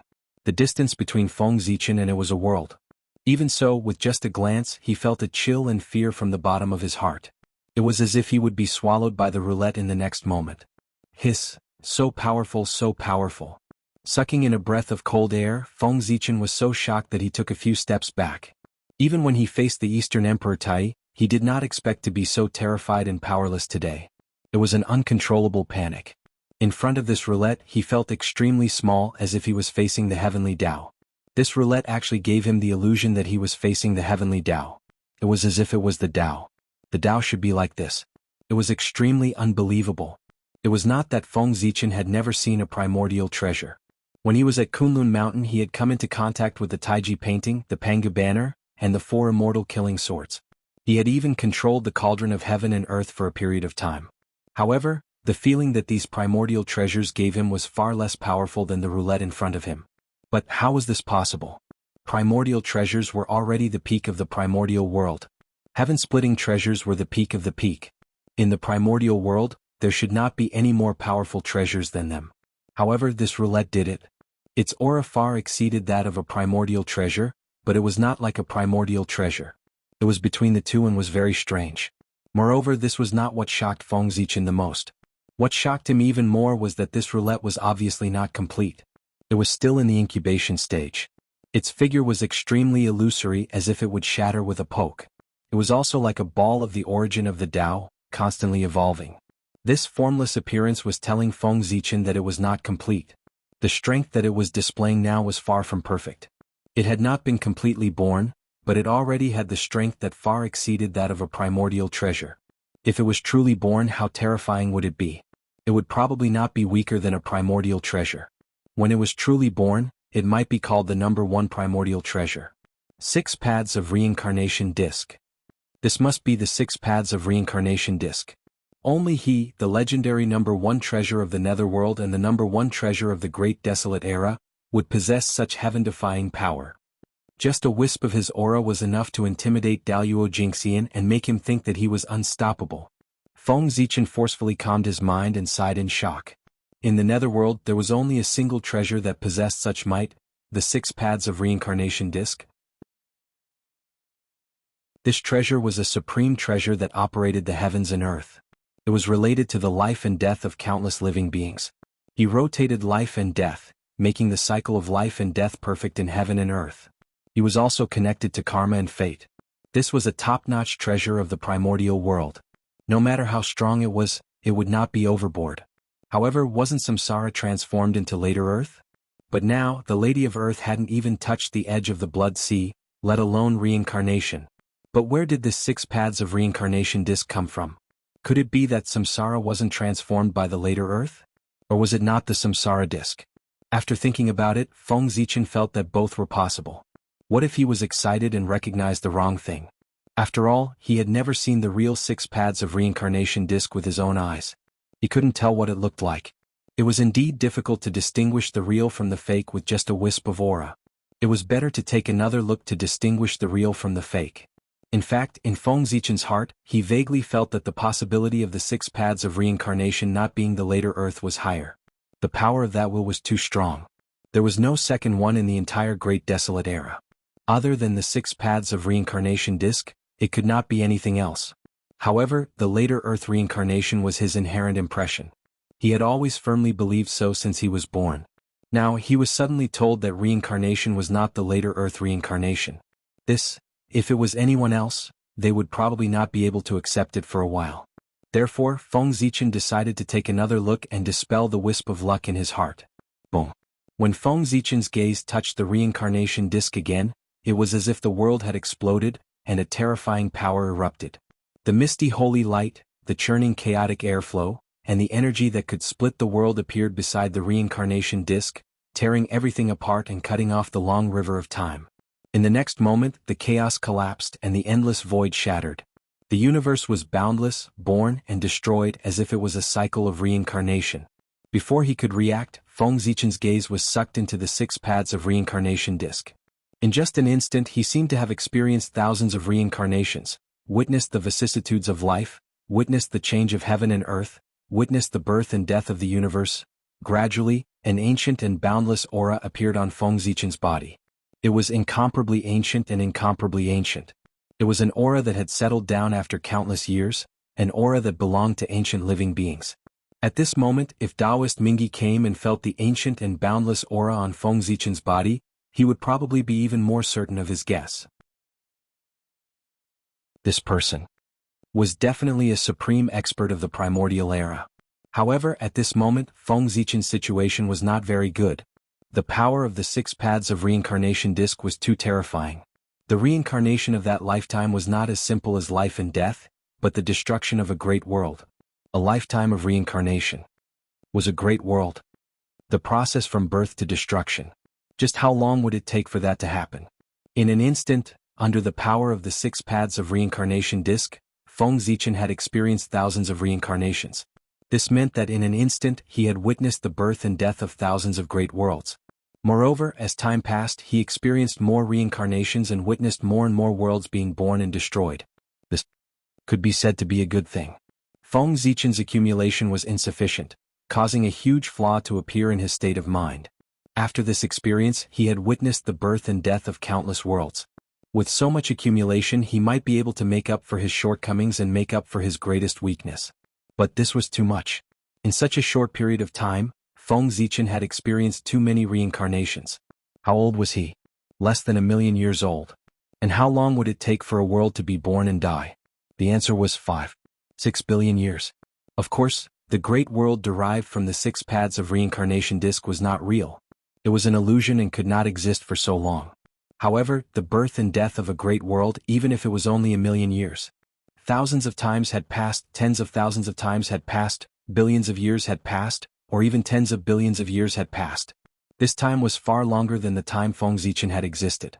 How could 1,000,000 years of experience be compared to 1,000,000,000 years of experience? These reincarnation experiences were enough to erase Feng Zichen's memories of the primordial world.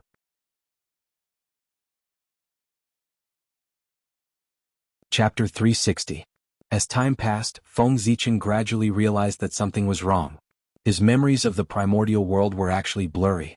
It was as if they were memories from a long time ago. Countless years had passed and he could not remember them clearly. Thousands of reincarnations and billions of years of erosion were about to make Feng Zichen lose himself. He gradually could not distinguish between illusion and reality. Was the experience of the primordial world real? Or was the experience at this moment real? At this moment, Feng Zichen's heart was abnormally conflicted. The two memories were fiercely clashing, and a wisp of confusion appeared in his eyes. Where on earth was he? What was real? What was fake? At this moment, Feng Zichen once again tasted the bitter fruit of his insufficient state of mind. Daluo Jingxian was an existence that gathered his own timeline. Time no longer had any meaning to them. Even if they accidentally fell into it, they could still calmly escape. How could they be like Feng Zichen, who was so unbearable? Under the impact of time, they did not even have the slightest strength to resist and were about to be lost in it. If this were to spread out, it would be a disgrace to Daluo Jingxian. Fortunately, Daluo Jingxian was Daluo Jingxian. At the moment when his life was threatened, Feng Zichen's primordial spirit could not help but tremble, waking him up abruptly. Not good. After coming back to his senses, Feng Zichen immediately understood his situation. Before he could think carefully, he was about to cut off the gaze that had fallen into reincarnation and cut off his connection with the 6 paths of reincarnation. Dong dong dong. At this moment, a melodious bell rang, interrupting Feng Zichen's actions. That was Hongmeng Daozhong. Under the influence of the bell, Feng Zichen's heart immediately calmed down. No matter how heaven and earth changed, how time changed, how the universe was born and destroyed, the endless reincarnation could no longer affect him in the slightest. He seemed to have transcended from the cycle of reincarnation and experienced the thousands of reincarnations from the perspective of a bystander. At the same time, the merit of creation was also shining, releasing its power to its heart's content. It raised Feng Zichen's perception to the limit, helping him to comprehend the birth and death of the universe and the principle of reincarnation. Just like that, Feng Zichen was immersed in Tao enlightenment.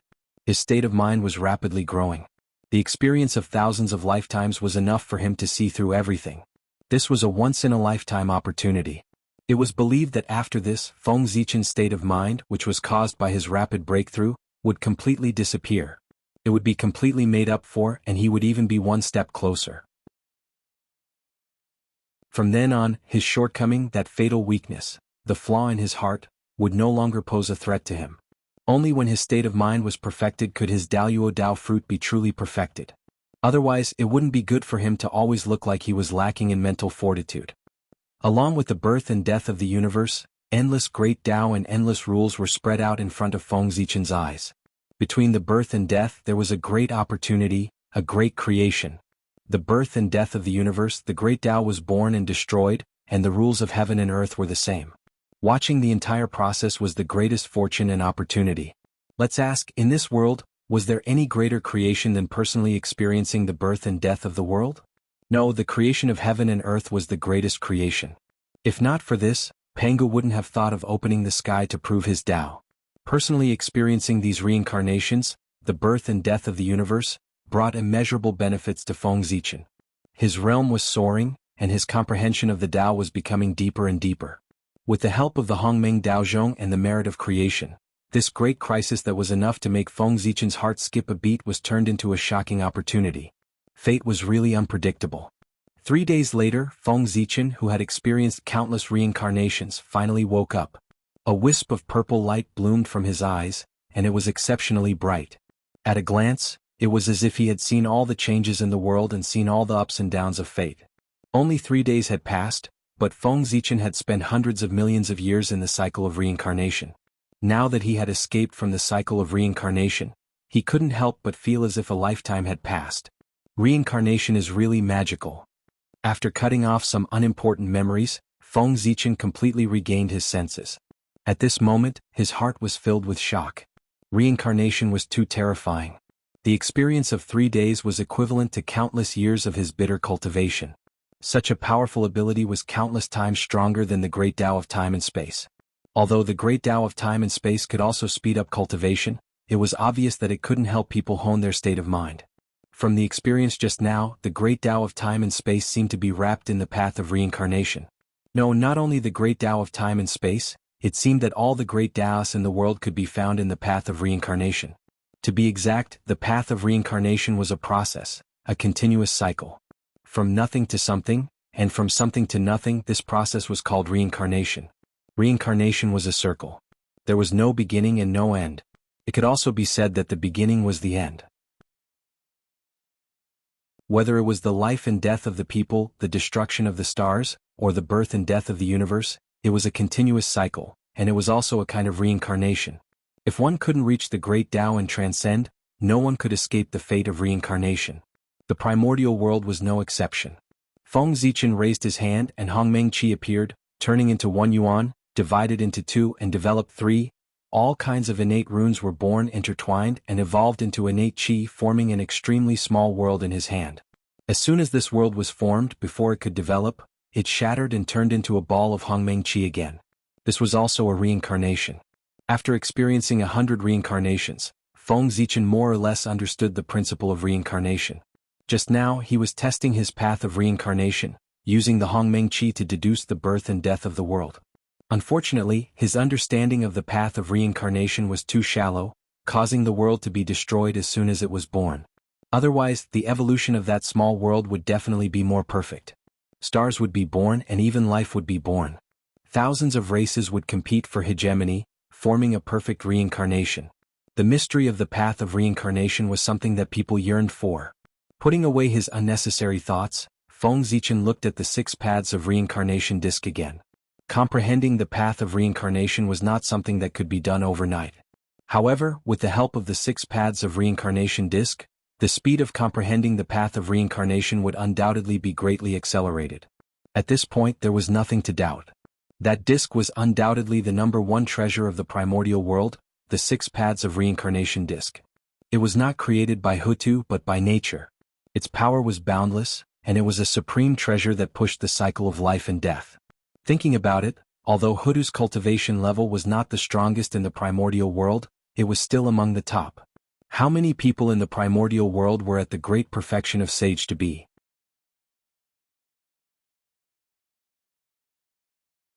Chapter 361. However, compared to the 6 paths of reincarnation, Hutu's power was not enough. The 6 paths of reincarnation was an existence that was comparable to a chaos supreme treasure. It was countless times more powerful than a Khanate supreme treasure. Hutu's cultivation was only at the peak of the sage to be. She could not even create a Khanate supreme treasure, let alone a chaos supreme treasure. Not to mention him, even the complete innate origin of the saint's Tao into heaven and earth could only barely strengthen one innate cardinal treasure. If the origin was damaged, it would at most be a supreme grade Khanate spirit treasure. A chaos supreme treasure was the highest level of the known magic treasures. It was unsurpassable and far from being something that could be refined by humans. Even the heavenly Tao could not. This should be a supreme treasure refined by Pangu. In Feng Zichen's knowledge, apart from the great Tao, only Pangu had the ability to refine a chaos supreme treasure. After all, Pangu was too strong. Other than not having attained the Tao, he was almost omnipotent. No matter what incredible things happened to him, people would take it for granted. After personally witnessing the power of the 6 paths of reincarnation, it would be an insult to Feng Zichen's intelligence to say that reincarnation was transformed by Hutu. If Hutu had such strength, the demon clan would have been destroyed long ago. Even Hongjun could not stop her. The wizard clan had long become the main character of the world. That's true. The realm of a great Tao venerate has already reached an unimaginable level. How can he not see the importance of reincarnation to the primordial world? This should be the backup plan he left behind. After thinking for a while, Feng Zichen felt relieved. Reincarnation was refined by Pangu. Other than him and the great Tao, no one could refine such a treasure. Pangu opened up the primordial world to attain the great Tao. The process of the primordial world's birth was the process of him continuously verifying his great Tao. The appearance of reincarnation could make the primordial world more perfect. With Pangu's realm, it was impossible for him not to see it. Therefore, when the untainted land was just born, Pangu had already begun to create samsara. However, reincarnation was very important. It was an important part of the operation of the primordial world. It pushed the cycle of life and death. It was not something that a Khanate cardinal treasure could do. Thus, the reincarnation Pangu was preparing to refine was a treasure of the chaos. However, how difficult was it to refine a chaos supreme treasure? The boundless outer realm primal chaos was truly without end. It had existed for an unknown amount of time. Even so, only 3 chaos utmost treasures had been born. From this, one could see how precious chaos supreme treasures were. The creation of the great Tao and the birth of the primal chaos were the most precious treasures in the world. If a chaos supreme treasure could materialize, it would not necessarily be weaker than the chaos demon gods. It might even be stronger and become the leader of the chaos demon gods. Its strength would be close to Pangu's. This kind of treasure, even if it was refined by the great Tao, would have to pay a huge price, let alone Pangu, whose strength was far inferior to him. First of all, Pangu faced the problem of materials. Since the Chaos Supreme Treasure was so powerful, the materials needed to refine it were naturally incomparably precious and difficult to find in the world. When refining a Chaos Supreme Treasure, the Great Tao used its own Taoist rhyme in the Chaos Origin. These were extremely precious treasures, the most original materials. They could create the primal Chaos Daluo Jingxian. Its value was no less than the Hongmeng Purple Qi. However, at that time, Pangu first created the world and then killed 3,000 Chaos Demon Gods. His body was already unable to bear the burden and was on the verge of Tao disintegration. He no longer had the ability to kill his way into the depths of the chaos and forcefully take its origin. However, this did not matter. Without the Chaos Origin, he still had the Chaos Demon Gods' origin and their Chaos spiritual treasures. As the darling of the Chaos Demon Gods naturally had to be accompanied by Chaos spiritual treasures. 3,000 Chaos Demon Gods meant 3,000 Chaos spiritual treasures. In the untainted land, some innate fiend gods were born with several innate spiritual treasures. Some Chaos Demon Gods must have more than one Chaos spiritual treasure. Moreover, these were only the Chaos spiritual treasures that accompanied them. The Chaos was so vast that it must have nurtured many Chaos spiritual treasures. According to this, the number of Chaos spiritual treasures was definitely more than 3,000. These were also formed by the Chaos Origin and contained the creation of the Great Tao. They were the best materials to refine Chaos Supreme Treasures. The Chaos Demon Gods' origin and bodies were integrated into the newly born untainted land and became part of the origin to strengthen the untainted land's foundation.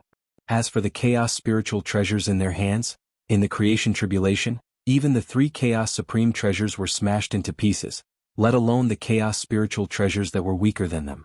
Naturally, they had been smashed into pieces. Some of the fragments of the Chaos spiritual treasures fell into the untainted land and merged with the Khanate Qi. After being nurtured by the heaven and earth, they became Khanate spiritual treasures. This was also the reason why there were so many Khanate spiritual treasures in the untainted land. Otherwise, with the natural nurturing of the heaven and earth, it would take countless years to produce so many Khanate spiritual treasures.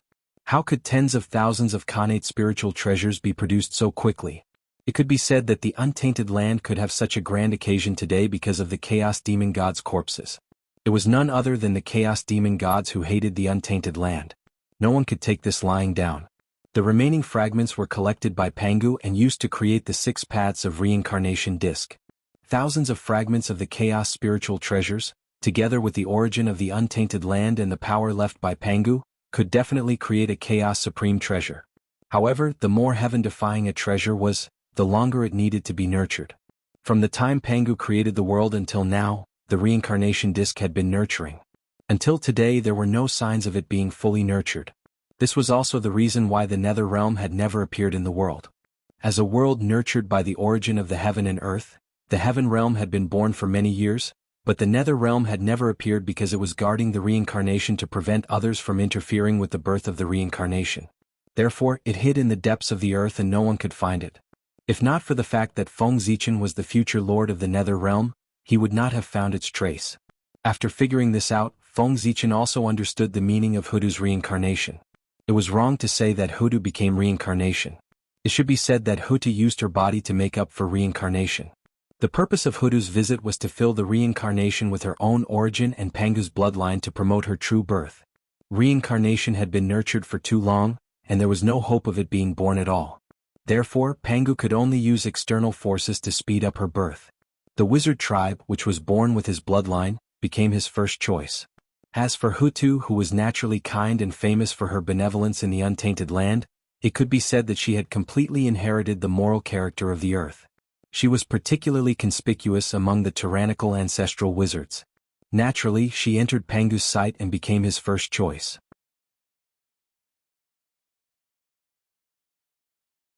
Chapter 362. Of course, the reincarnation was so powerful that the origin of the Hutu alone was far from enough. However, what the reincarnation wanted was not the origin of the Hutu. What he wanted was the bloodline of the Pangu in the Hutu. The Hutu was like a primer, using her sacrifice to absorb the power of the Pangu scattered in the primordial world.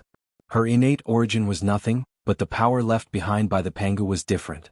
In the world, apart from the power of the Great Tao, only the power of the Pangu scattered in the primordial world could accelerate the birth of reincarnation. This was an incredible power, a power beyond the imagination of the world, almost omnipotent. For some unknown reason, after the primordial world was opened, the Pangu could not appear in the world, let alone directly interfere with the development of the primordial world. Therefore, the Pangu could only use guidance to indirectly promote the development of the primordial world. Feng Zichen was like this when he obtained the world tree, and so was the Hudu's reincarnation. This was all because the Pangu was indirectly changing the primordial world through them. The primordial world is far more complicated and unfathomable than I thought. Even the Pangu has all kinds of scruples and can't act as he wants. Looking at the reincarnation, Feng Zichen couldn't help but frown. At this moment, he was convinced that the Pangu's situation might not be as good as he had imagined. Whether it was the world tree or the creation of reincarnation, the Pangu could do it himself. After all, it was too simple for him. He could do it with a wave of his hand. It was very casual. But he didn't. Not only did he not do it himself, but he also spent a lot of effort to ask others for help. This was very unreasonable. How could he leave such a big matter related to the development of the primordial world to others? What if others messed it up? This was not impossible. In the future, Feng Zichen had never heard of the world tree. From this, it could be seen that the matter of the world tree had been messed up. Moreover, the primordial world was used by the Pangu to verify his own great Tao. Of course, the stronger it was, the better. However, Feng Zichen came from the future. He was very clear about the future of the primeval world. Ever since Pangu opened the sky and the liches and demons ruled the world, the primordial world had been improving. It could be said that each era was more dazzling than the last. Countless experts emerged. Even his cultivation realm had expanded from Daluo Jingxian to primordial Daluo Jingxian. This grand occasion reached its peak during the Lich era. Dao Ancestor Dao Integration. The 6 sages reside in the world. The heavenly court guarded the vast starry sky. The sorcerer tribe suppressed the boundless land. The great divination masters roamed the world unhindered. This was an extremely glorious era. There were as many quasi-saints as dogs, and Daluo Jingxian could be found everywhere. Throughout the history of the primordial world, there had never been an era as resplendent and exciting as this one. But after the glory there was boundless darkness. Since the end of the Great Witch-Demon War, the history of the untainted land could be said to be a history of decline. Every time the cultivation tribulation passed, the level of the untainted land would regress a step, and the area of the untainted land would shrink. The cultivation environment was also getting worse and worse. During the Lich era, Daluo Jingxian could only be regarded as an expert. Only quasi-saints could shake the world. If one wanted to dominate a region, one could only hope to become a great divine ability. During the apatheicized era, Daluo Jingxian was an incredible expert. Quasi-saints could already be called peerless experts. Great divine ability was a legend. During the journey to the west, Daluo Jingxian became a legend. Tai Jingxian could dominate a region. Quasi-saints did not appear anymore, and great divine ability became a myth. After the journey to the west, immortals were the peak. The decline of the untainted land was simply shocking. Of course, this was not what Pangu wanted. But even so, Pangu did not appear in the untainted land to interfere with the progress of the untainted land. It was related to his own path. If not for the huge restrictions or his own situation, Feng Zichen did not believe that Pangu would not appear. Judging from the development of the untainted land, it was inevitable that Pangu could not directly interfere with the untainted land. That was why Feng Zichen cultivated the Tree of World and Hutu turned her body into reincarnation. That's right. That's normal. Thinking of this, Feng Zichen felt a little relieved. No matter how strong Pangu was, he had not proven the great Tao after all. There was also a limit. First, he opened up the untainted land, then killed 3,000 demon gods, and finally turned his body into heaven and earth. After doing so many things in succession, Feng Zichen did not believe that Pangu did not pay a price at all. He was seriously injured and had to sleep in the depths of the untainted land to recuperate, leaving only a wisp of divine consciousness to take care of the untainted land. That was reasonable. Otherwise, the 3,000 chaos demon gods were too useless. The combined forces of the 3,000 demon gods could not even injure Pangu, and that was under the situation where he could not use his full strength. It was impossible just thinking about it. If Pangu was really so strong, he would have proven the great Tao long ago. There was no need for him to open up the untainted land to prove his Tao. After the heavenly tribulation, Pangu was seriously injured and on the verge of death. He could not spend too much effort to take care of the untainted land. That could explain everything that happened in the untainted land. Think about it carefully.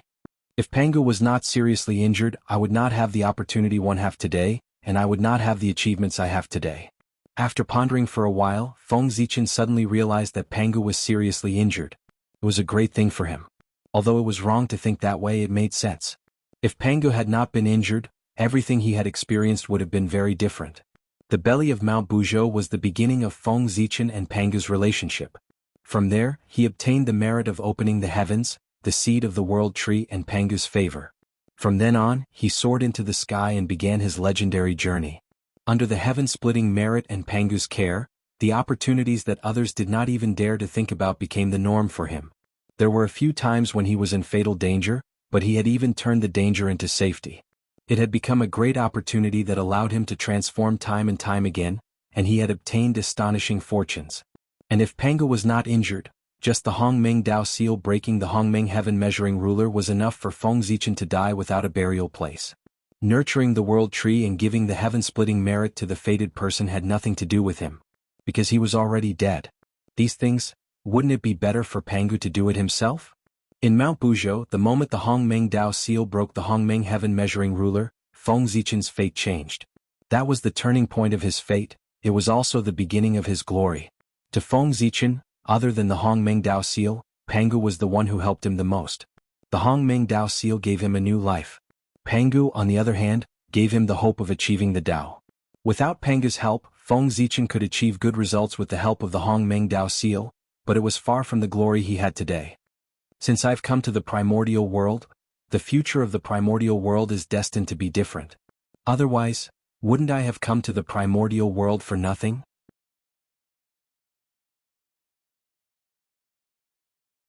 Chapter 363. How can I be worthy of the nurturing of the great Taoist priests? At this moment, Feng Zichen found the reason why he came to the primordial world. He was here to change the primordial world. After the Lich, would the primordial world become weaker and weaker?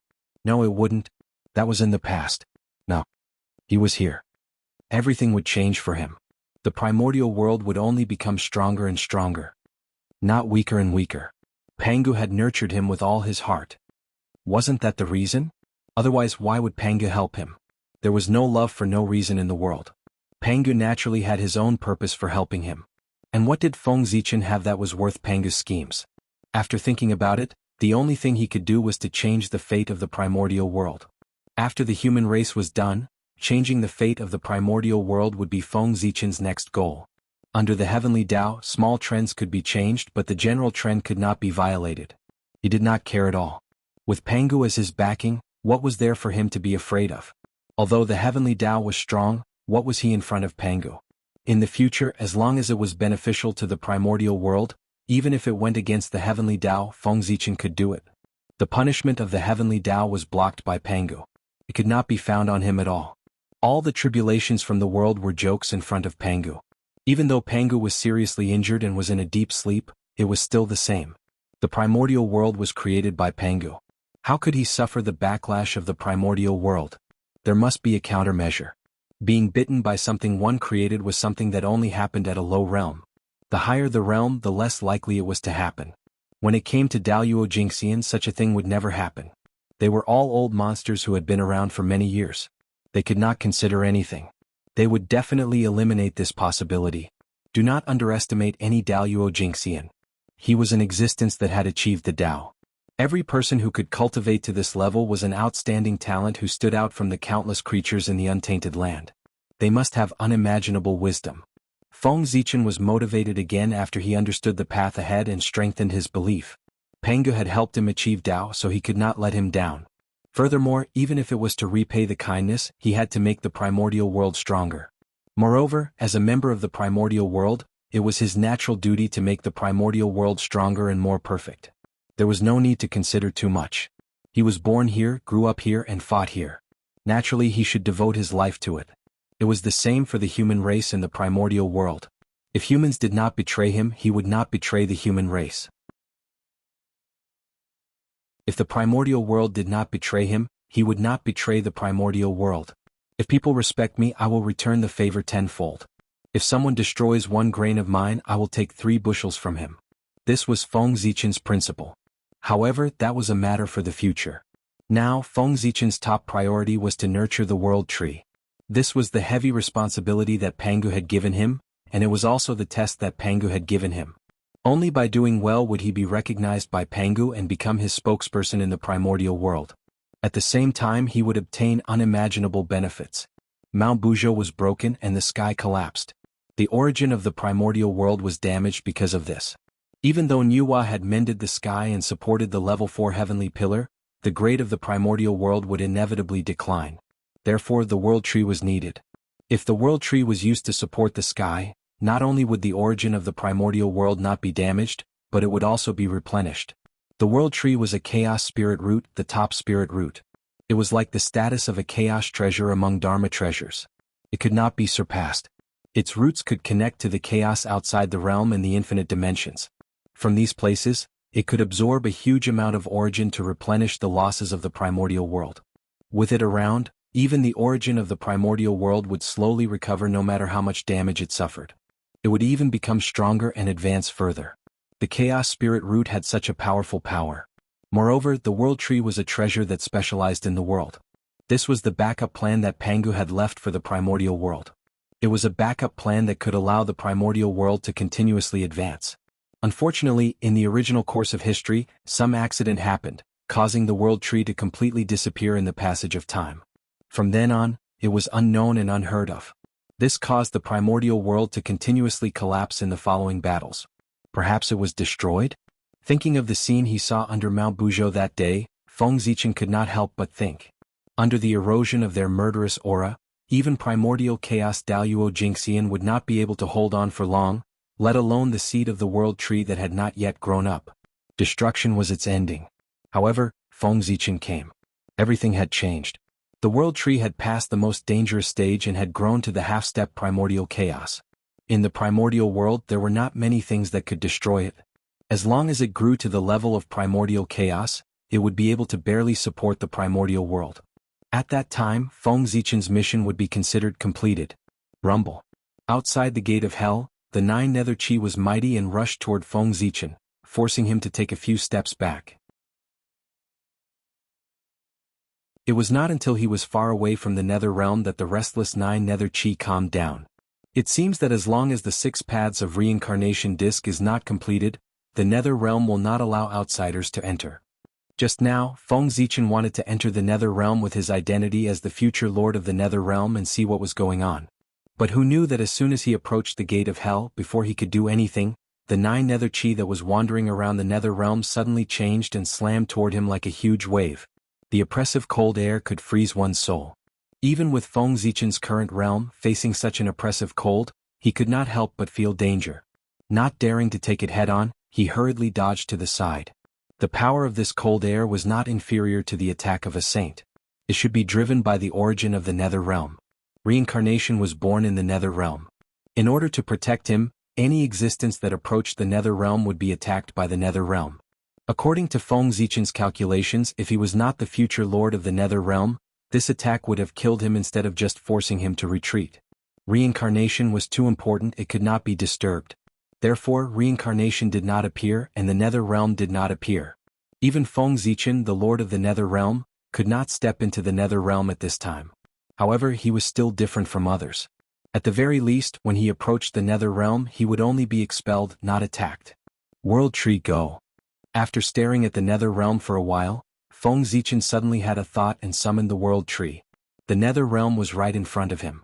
If he did not go in and take a look today, he would not be satisfied. Not to mention the many treasures that were born in the nether realm, just observing the birth of the 6 paths of reincarnation at a close distance was also a great fortune. It was of great help to him in comprehending the path of reincarnation.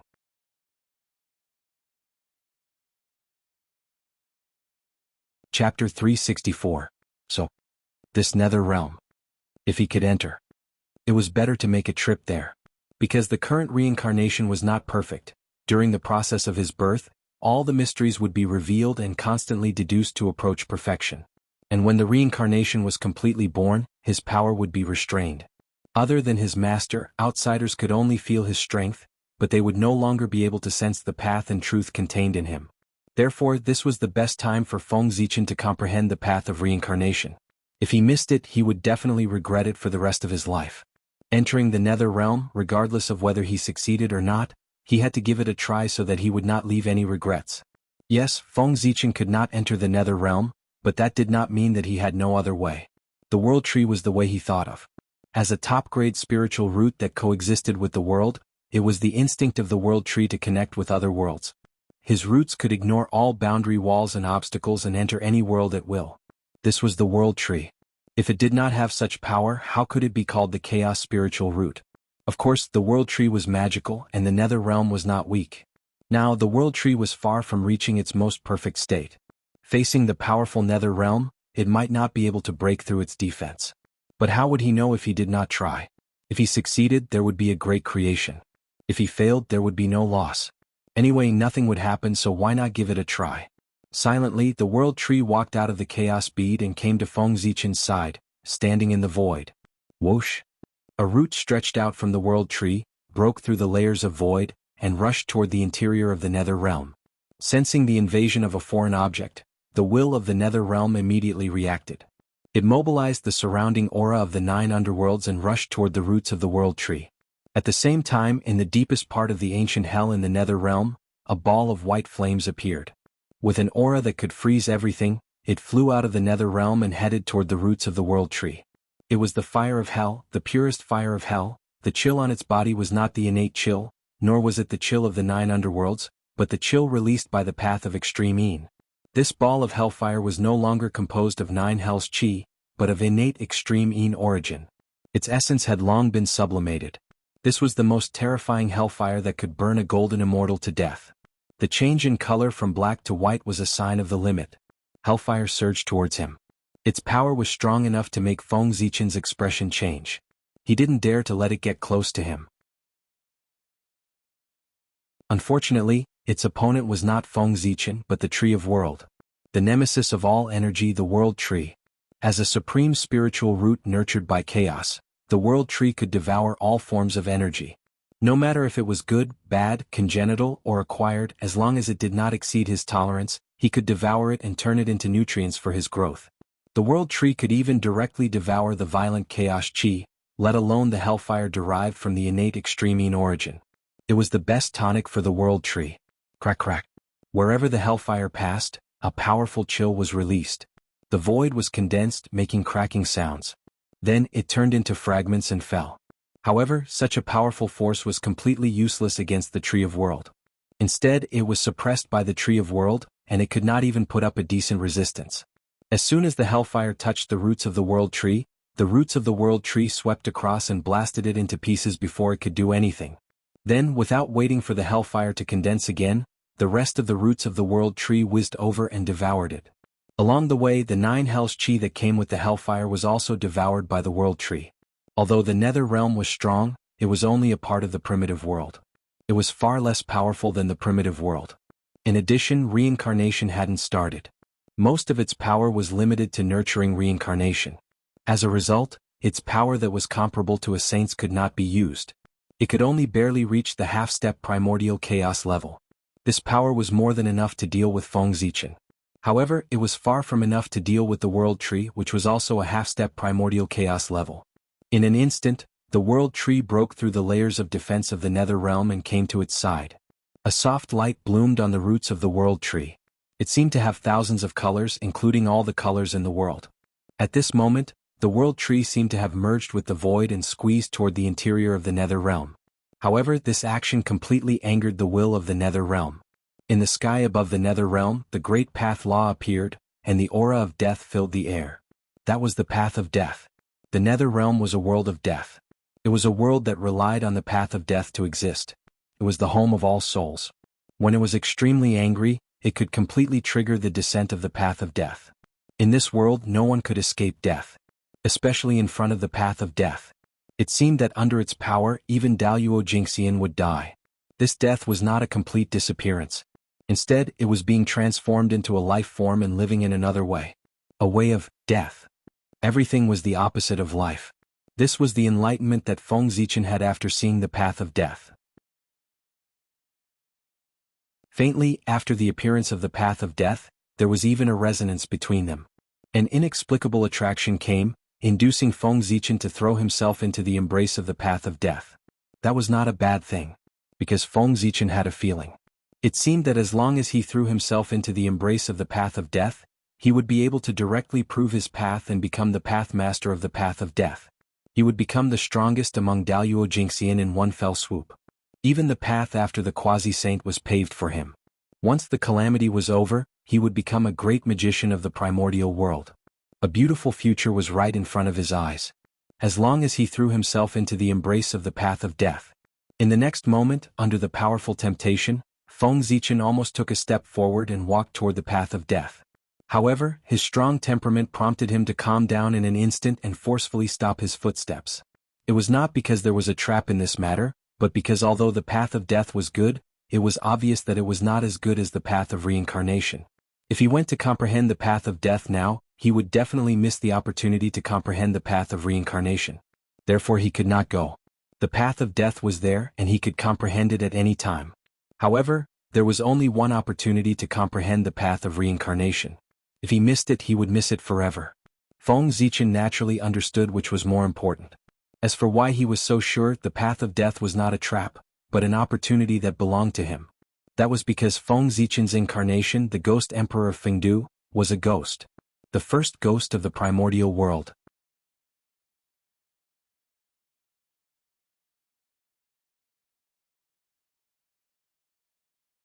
As long as he was alive, he represented the life side of the path of death.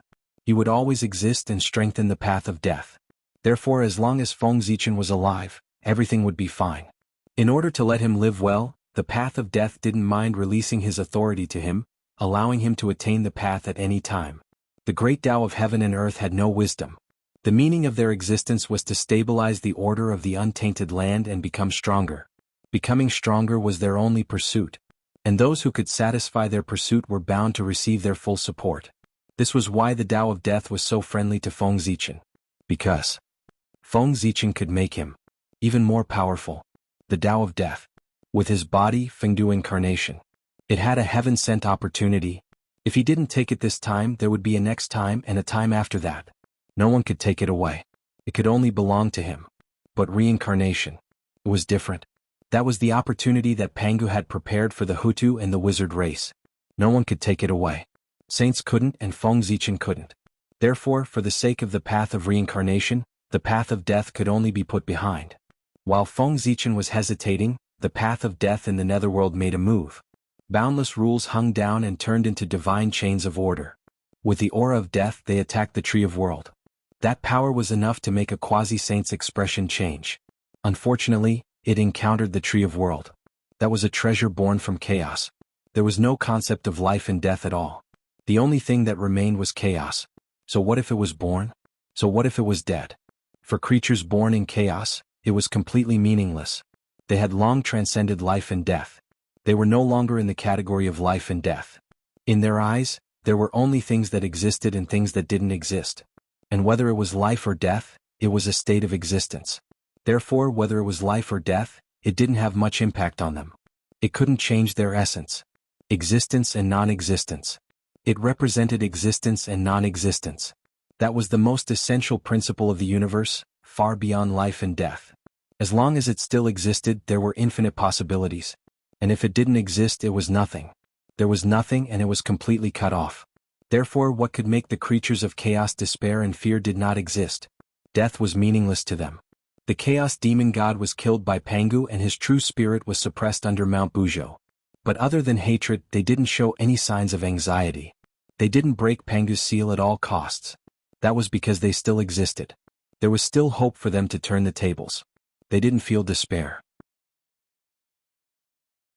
They could calmly carry out their plan to erode Mount Buzhou and wait for the day when they could escape. A moment of entrapment didn't mean anything. It was just an insignificant part of their long lives. It was like taking a nap. If their bodies were gone, they could refine again. If their magic treasures were gone, they could find another one. If they didn't exist, they would have nothing. Therefore, existence was the only thing they cared about. It was their bottom line. As long as they still existed, nothing was so important. They could endure it.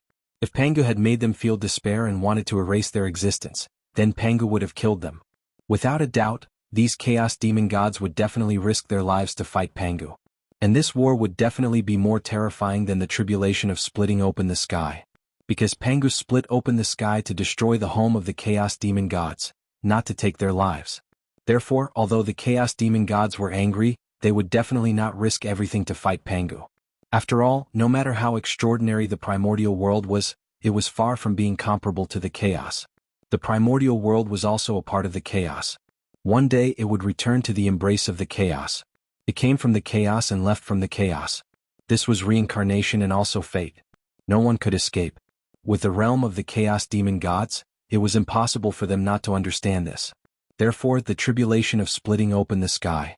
It was a battle between the chaos demon gods and Pangu, not a battle of life and death. Although it was tragic, it was far from the level of life and death. Did you see any chaos demon gods fall in the tribulation? No. Pangu didn't want to kill the chaos demon gods, nor did he dare to. Otherwise, when it came to a battle of life and death, even the great Tao would tremble if 3,000 chaos demon gods attacked at all costs, let alone Pangu. They were all chaos demon gods. No matter how big the gap was, it was impossible for one to kill all the other chaos demon gods alone. If one didn't reach the great Tao, one would eventually run out of strength.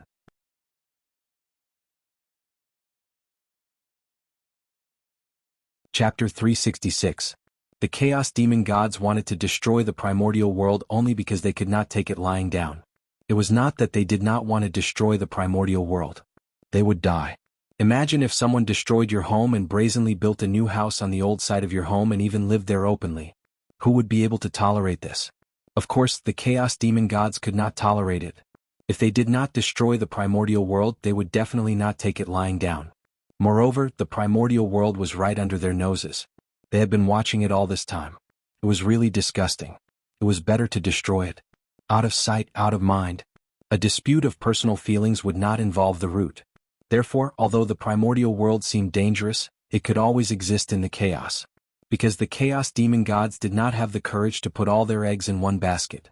In their opinion, it was stupid to sacrifice everything in order to destroy the primordial world. In their understanding, in this world, other than the chaos, there was no world that existed forever. Perhaps even the chaos would be destroyed one day. From nothing to nothing, from nothing to something. It was a fateful cycle that no one could escape. The primordial world was destined to be destroyed. It was just a matter of time. It was not worth it to sacrifice everything in order to destroy a world that was destined to be destroyed. The chaos demon gods were not fools. Of course they would not do it. However, they were still very happy to cause some trouble for the primordial world so as to make things difficult for Pangu. After all, this would allow them to vent the anger in their hearts. Moreover, the more anxious Pangu was, the easier it would be for them to vent their anger. That was also the reason why the chaos demon gods kept harassing the primordial world. They did not necessarily want to destroy the primordial world. Perhaps they just wanted to cause trouble for the primordial world. No matter what, the primordial world was the place where Pangu developed his Tao. If they really destroyed him, they would have a death feud with Pangu. The feud of blocking the Tao would not end until they were dead. That was not a joke. If they really destroyed the primordial world, perhaps the chaos demon gods would not be happy. Pangu's revenge was not something that anyone could bear. In a high-level confrontation, unless the bottom line was touched, it was very difficult for a life-and-death battle to occur. On the one hand, it was because at their level, there were not many things that they cared about. On the other hand, it was also an extremely important aspect. The higher one's cultivation level was, the harder it was for one to die. Immortality and indestructibility were the standard for high-level beings. At that level, it was easy to distinguish between life and death. It was almost impossible to kill an existence of the same level. To be able to cultivate to that level, which one of them wasn't a prodigy? Which one of them wasn't a person above others? No matter how bad it was, how bad could it be? Even if he managed to kill it, the price he would have to pay would be unimaginable. Scheming for eternity and suppressing others with power was the normal state of that realm. Life and death was a last resort. The divine chains of order formed by the Tao of death shot forward and bound the tree of world in an instant. The terrifying origin of death spread out and surged into the world tree's body, trying to wipe out its vitality and pull it into the embrace of death. However, the world tree had no concept of life and death. The so-called origin of death was also one of the nutrients it needed to grow. The Tao of Death wanted to use the origin of death to wipe out its vitality, but it was a fool's dream. A misty green light bloomed. The origin of death that surged into the world tree's body was immediately absorbed by it and transformed into the nutrients it needed to grow. Even so, the world tree was still not satisfied. It waved its roots and took the initiative to reach out to the divine chains of order that wrapped around its body to absorb more origin of death. Gradually, the Tao of Death began to realize that something was wrong, so it withdrew the origin of death and stopped releasing it. Instead, it relied on its powerful strength to entangle the world tree and pull it to an unknown place, preventing it from approaching the netherworld. No matter what, the Tao of Death was still the Tao of heaven and earth. Its power was absolutely strong. It couldn't destroy the world tree, but it could still pull it. Rumble. No matter how the world tree struggled and stirred up the surrounding void, it couldn't break free from the divine chains of order formed by the Tao of Death. It could only move bit by bit to an unknown place, gradually leaving the netherworld. Not good. Seeing this, Feng Zichen was shocked. He wasn't worried about the world tree. He didn't need to worry about the world tree. It was a supreme treasure left behind by Pangu. Anyone could hurt it except for the untainted world. The Tao of Death would at most seal the world tree for a period of time. It wouldn't hurt it and might even give it some benefits. What Feng Zichen was worried about was that if the world tree was really pulled away by the Tao of Death, his plan to enter the netherworld would be ruined. This must not happen. After thinking for a while, Feng Zichen suddenly took out the seal of Fengdu. He activated all his dermic powers and pushed its power to the limit. Then he pressed it against the world tree. Suddenly, a thin layer of black gas appeared on the world tree. It was unusually eerie and emitted a different kind of chill. This was ghost chi. It was a special power created by the combination of the death chi and the 9 underworlds chi. It was also a manifestation of the Tao of Death. It was a power that had never appeared before. After the ghost chi appeared, it resonated with the Tao of Death and faintly showed signs of merging into one. Affected by this, the Tao of Death's movements suddenly stopped. The world tree also stopped moving. Clang. Taking advantage of this opportunity, Feng Zichen knocked on the Hongmeng Daozhong. Suddenly, the Hongmeng Qi poured out and wrapped around the roots of the world tree. It rushed toward the netherworld. After a while, the Tao of Death became familiar with the power of the ghost Qi. It suddenly came back to its senses and hurriedly chased after the world tree. But it was too late. The world tree had the ability to break the boundary wall. The Hongmeng Qi had the characteristic of ignoring all restrictions. The combination of the two was not as simple as 1 plus 1. Moreover, this was in the netherworld. It didn't have time to react. Noiselessly, a crack appeared in the boundary wall of the netherworld realm. It was extremely small, but it truly existed. Now. With a thought, Feng Zichen hurriedly activated the Hongmeng Daozhong. It turned into an extremely small ray of light and entered the netherworld through the crack. At this time, the netherworld and the Tao of Death finally reacted and hurriedly repaired the crack. At the same time, in the netherworld, the will of the netherworld appeared and swept through every corner. It didn't miss a single spot trying to find traces of the intruder. However, the power of the Hongmeng Daozhong was so mysterious that it could even block the perception of the heavenly Tao, let alone the will of the netherworld. After Feng Zichen entered the netherworld, the Hongmeng Daozhong shook slightly. Its body evolved and turned into various kinds of innate vitality. Finally, it turned into a cloud of 9 underworlds chi and completely merged with the netherworld, becoming a part of it.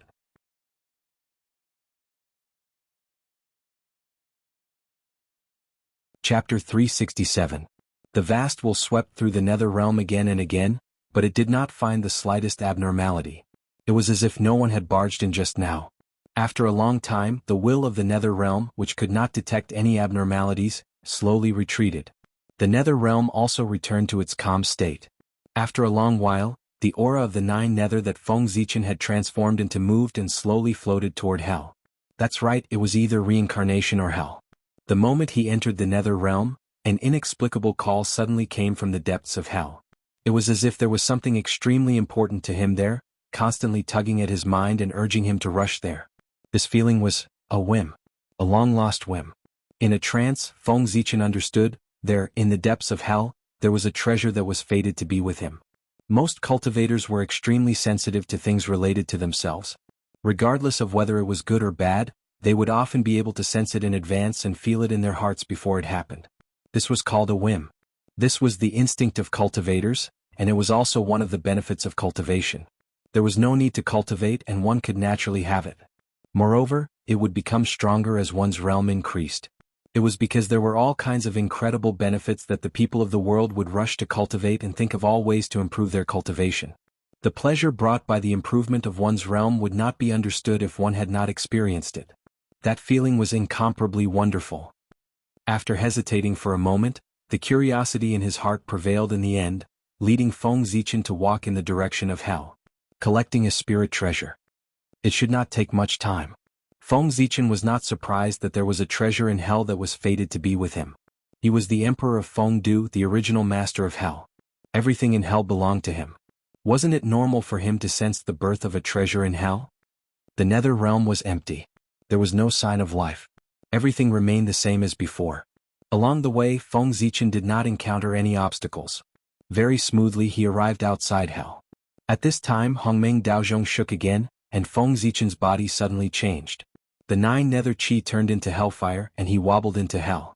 Moreover, as he continued to go deeper into hell, the color of the hellfire he transformed into became darker and more powerful. This was to harmonize with the surrounding environment to prevent the hellfire from backfiring. In the end, Feng Zichen was only the future lord of hell. Now he was not.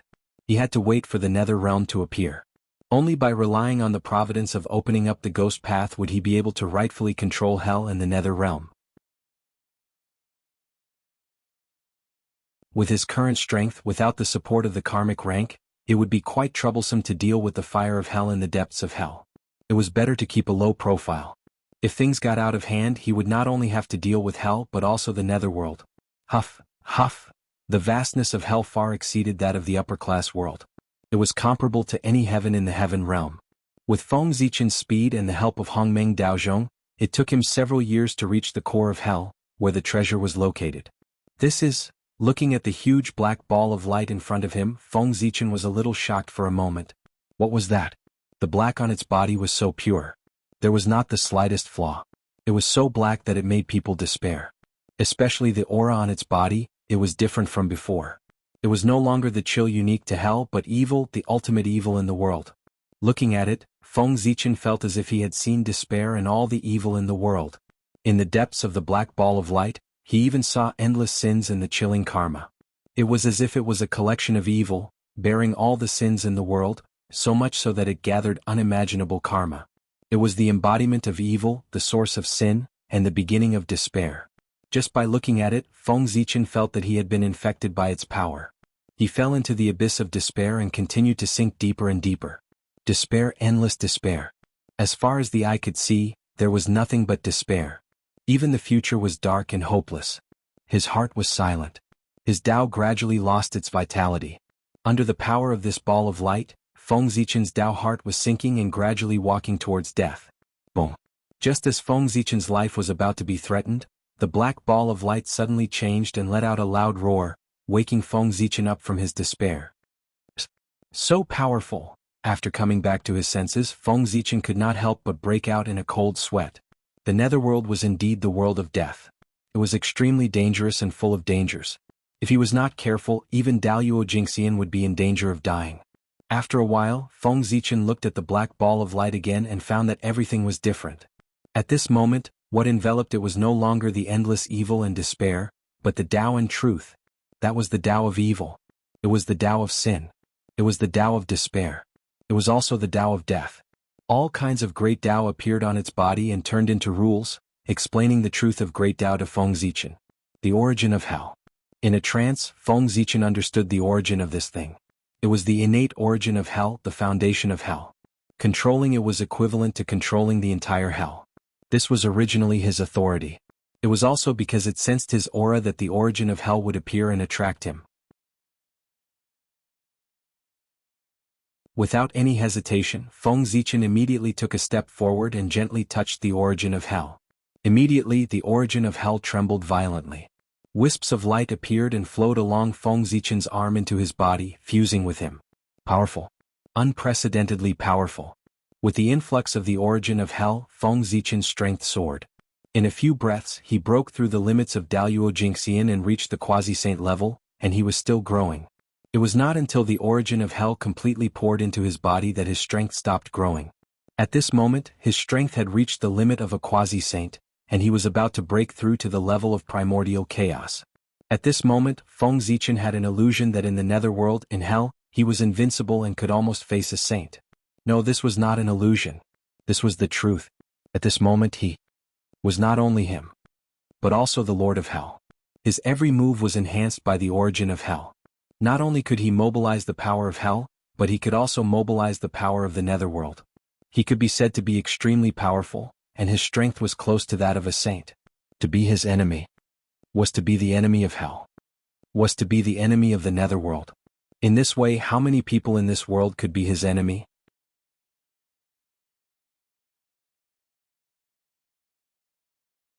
Chapter 368. What a pity.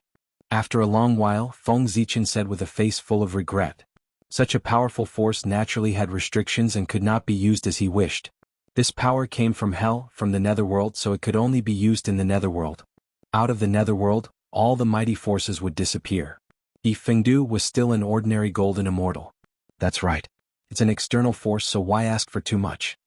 In just an instant, Feng Zichen adjusted his mentality. The power of hell was just icing on the cake for him. It would be better if he had it, but it would not affect him much if he did not. His clone was born with the fate of death. He could not guarantee whether he could become the primordial chaos Daluo Jingxian. But it was definitely not difficult to become a great divine power. He would have the power that the origin of hell gave him sooner or later. Therefore he would not care too much. Besides, he was the Ghost Emperor. It was enough for him to stay in the netherworld. Why would he go to the primordial world for no reason? With a thought, Feng Zichen decided the future of this clone. He would not leave the netherworld easily until he became a great divine power. In this way, the restrictions of hell's power did not exist for him. Whoosh! Suddenly Feng Zichen's mind moved. The origin of hell gushed out from his body and turned into a ball of light again, suspended in mid-air. Pagoda, go! Then Feng Zichen waved his sleeve and the pagoda appeared. It spun in the air for a moment and plunged into the origin of hell. One could see that after the pagoda entered the origin of hell, it suddenly began to decompose. Wisps of the true meaning of death flowed out from its body and merged into the origin of hell. The pagoda was a treasure that corresponded to the path of death. It was the proud work of the demon ancestor Rahu. He wanted to use it to seize the authority of death. This was the treasure he used to achieve his path. It gathered the death aura of the entire ancient era and gave birth to 18 death realms. Each death realm was the best in the upper-class world. Such a treasure was difficult to find in the primordial world. Its power was unimaginably strong. Hell was divided into 18 levels and so was the Buddha Pagoda. Therefore, the moment he obtained it, Feng Zichen's first thought was the 18 levels of hell. It was a magical treasure that corresponded to the 18 hells. The 18 death realms it nurtured were the best embryos for the 18 hells. In the future, the 18 levels of hell were 18 extremely powerful greater thousand worlds. They were created at great cost by the Buddhist sect. As for Feng Zichen, if he wanted to create the 18 levels of hell before the Buddhist sects to establish his prestige, he would have to prepare 18 greater worlds. However, with his current strength, if he wanted to open up a greater thousand world, he would have to achieve the Tao and transform heaven and earth, using everything he had to evolve the world. A greater thousand world required him to pay the price of his own death in order to establish it. Moreover, he had opened 18 greater worlds in a row. Feng Zichen could not do it at all. Of course. Even if he could do it, he would not do it, nor could he do it. Since he was already dead, what was the point of opening up the 18 levels of hell? Such selflessness was not Feng Zichen's style. He did things. First for himself. Then for the human race. Finally, for the primordial world. Sacrificing himself for others. This was not him. Even he could not be so great. The pagoda was fated to be in hell. Integrating it into hell could not only strengthen the origin of hell, but also open up the 18 levels of hell. It could be said to be killing several birds with one stone. It also solved Feng Zichen's big problem. Thinking about it, the hell created by this treasure would definitely be stronger and more perfect than the hell created by the Buddhist sect. It might be able to suppress a quasi-saint. When the netherworld realm appears, Fengdu will be famous in the primordial world. It would take some time to break down the pagoda. Of course, Feng Zichen could not wait here. He took one last look at the origin of hell and turned to leave. With the netherworld realm as his backing, Fengdu would definitely become a great divine power. Even if there were restrictions, he would still be a great divine power. It was enough to shock the primordial world. Walking in the netherworld realm and breathing in the aura of the 9 underworlds, Feng Zichen felt that his entire body was transparent.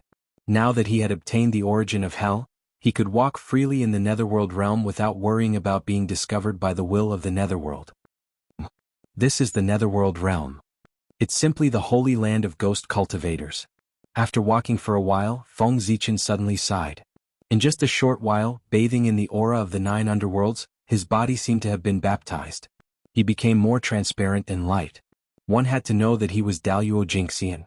Even he could sense the obvious benefits, let alone those low-level cultivators. If they were in such a cultivation environment for a long time, their cultivation progress could only be described as rapid. The treasure land. The place where the ghost path thrives. It has to be here. On the way to the land of reincarnation, Feng Zichen became more and more excited the more he thought about it. Compared to the netherworld realm, the Fengdu Luoshan that he had spent so much effort to create seemed a little inferior. Living in such an environment, even a pig would be able to achieve the immortal karma rank with the help of the 9 nether chi, even if it only ate and slept well all day long. If one worked a little harder, it would not be difficult to become a golden immortal. Those who were talented and willing to endure hardships, Tai Jingxian was right in front of them. As for Daluo Jingxian, then they could only rely on luck. Even saints could not guarantee that every one of their disciples would be able to cultivate Daluo Jingxian. Feng Zichen of course not. Tens of thousands of ghosts gathered in Fengdu City. It was not impossible to recreate the grand occasion of the Lich. As long as the ghost path had 1/10 of the strength of the demon clan after the Lich and demon calamity, it could be considered a top force in the primordial world. Even saints could not be taken lightly. Perhaps, under his rule, the underworld would no longer be a subordinate organization of the heavenly court, but an existence on the same level. One ruled the living. One ruled the dead. They were equal to each other, but they did not interfere with each other. Thus, they reached a subtle balance and managed the primordial world together. Of course, this was only Feng Zichen's beautiful wish, or rather, the goal that he was working hard for. Being inferior to others, in the end it still made people unhappy. If he wanted to do it, he had to be the strongest. The netherworld realm was originally a world on par with the heaven realm. There was no reason that the heavenly court established in the heaven realm had a higher status than the underworld established in the netherworld realm. They should be equal. In the later generations, the underworld was under the jurisdiction of the heavenly court. It was obviously abnormal. The balance of yin and yang was the right principle of heaven and earth. What Feng Zichen wanted to do was to bring this abnormal relationship back on track. Let the underworld have the dignity that it should have. The world of the dead should not be weaker than the living. No, in the future, the underworld could not be called the underworld, nor could it be called the underworld. Instead, it should be called the underworld court. The underworld. These two names were really not worthy of the netherworld realm, which was as famous as the heaven realm.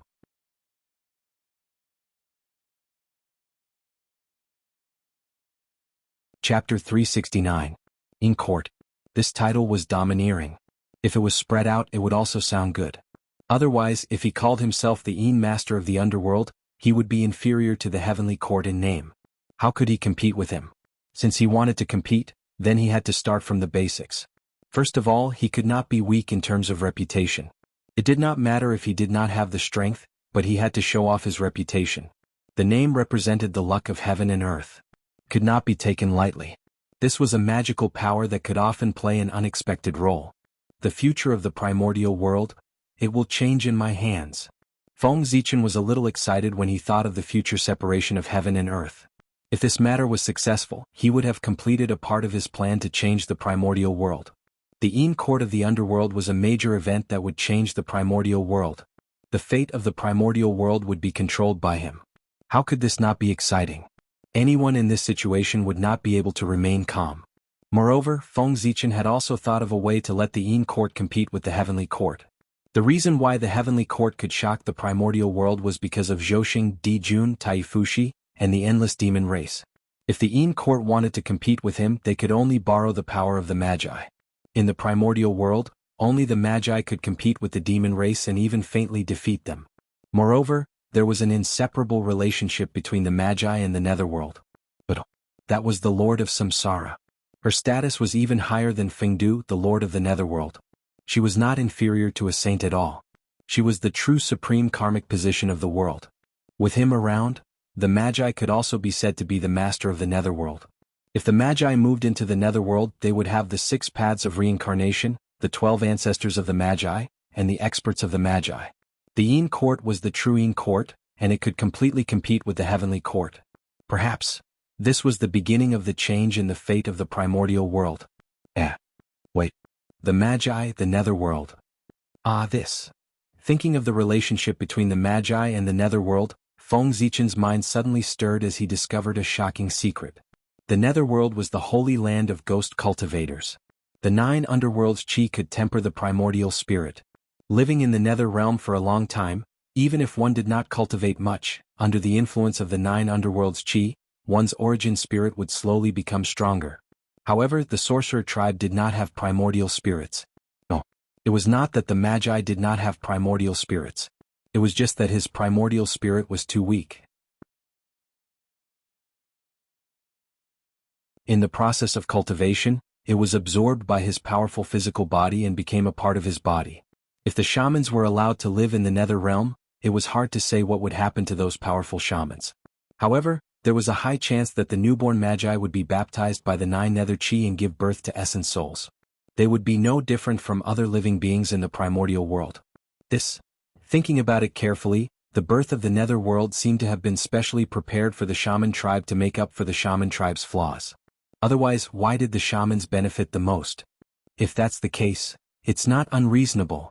The Magi are the descendants of Pangu after all. It's only natural that they take care of them. It was human nature to leave some benefits for their descendants. If it was Feng Zichen, he would do the same. There was nothing incomprehensible about it.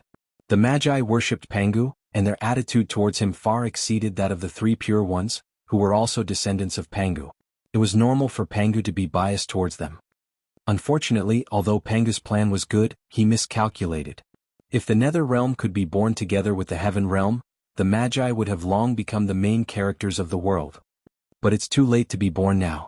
Thinking of the ending of the Magi in the future, Feng Zichen was silent for a moment. Even someone as strong as Pangu could not control everything in the primordial world. There were times when he was helpless. Using the nether realm to make up for the flaws of the Magi, so that the Magi could become the main characters of the world and dominate the primordial world. Their relationship would not be in vain. However, plans could not keep up with changes. Something that Pangu could not control happened. Reincarnation. It was too powerful. As a result, its gestation time far exceeded Pangu's expectations. Even when it was the age of the Magi, there were no signs of its birth. Reincarnation did not appear for a long time, dragging down the timing of the nether realm's birth, causing it to be unable to be born.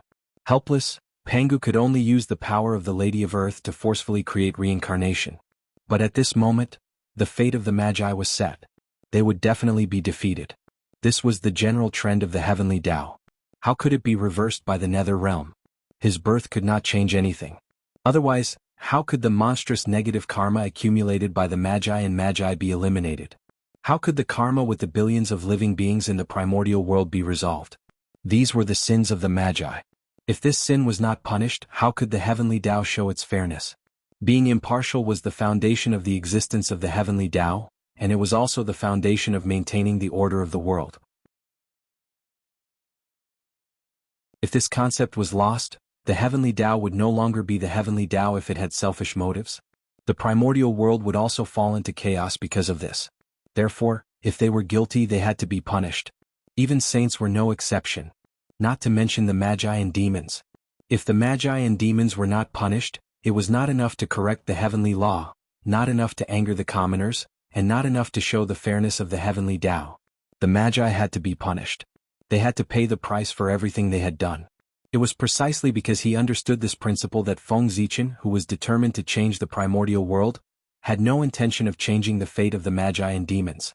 Did he not know that as long as he changed the fate of the Magi and demons, the future of the primordial world would definitely change and walk into the unknown? He knew, of course he knew. But he could not do it. The negative karma that the Magi and demons carried was too heavy. Even if it was converted to saints, it was enough to pull them down from their positions as saints. Feng Zichen could not bear such karma at all. He could not solve it, nor did he dare to accept it. If he touched it, he would die. No one in the primordial world could touch it. Sigh. The Magi have already made a big mistake. Their negative karma is deep and there is no way to save them. Even if the nether realm is given to them, they can't change their fate. Therefore, the fate between the nether realm and the Magi is limited. That's why Fengdu was born to replace the Magi and rule the nether realm. After understanding this, Feng Zichen had a further understanding of the relationship between Fengdu, the Magi, and the nether realm. The appearance of the nether realm was too late. It was so late that it could not change the fate of its master of destiny, the Magi. Since the fate of the Magi's decline had been set, the nether realm could not be without a master. Fengdu was born and used the merit of opening up the ghost path to rule the rise and fall of the nether realm. The appearance of the nether realm is not completely useless. Perhaps this is the final place for the Magi to settle down. Everything in the world had a chance of survival. The Magi were no exception. And the nether realm was the last chance of survival for the Magi.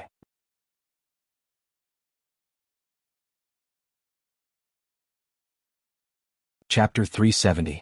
According to this calculation, when the netherworld realm appears, the position of the realm lord is not fated with me. At this point, Feng Zichen suddenly discovered a cruel fact. His incarnation of Fengdu was born a little early. At this moment, it was not his turn to be the lord of the netherworld. The netherworld was the world that Pangu had prepared for the Magi. Now that the Magi had not lost their destiny, the position of the lord of the netherworld naturally belonged to the Magi. It had nothing to do with Fengdu. When the Magi declined and were convicted of the primordial world, it would be the time for Fengdu to appear and take charge of the netherworld. No. The netherworld.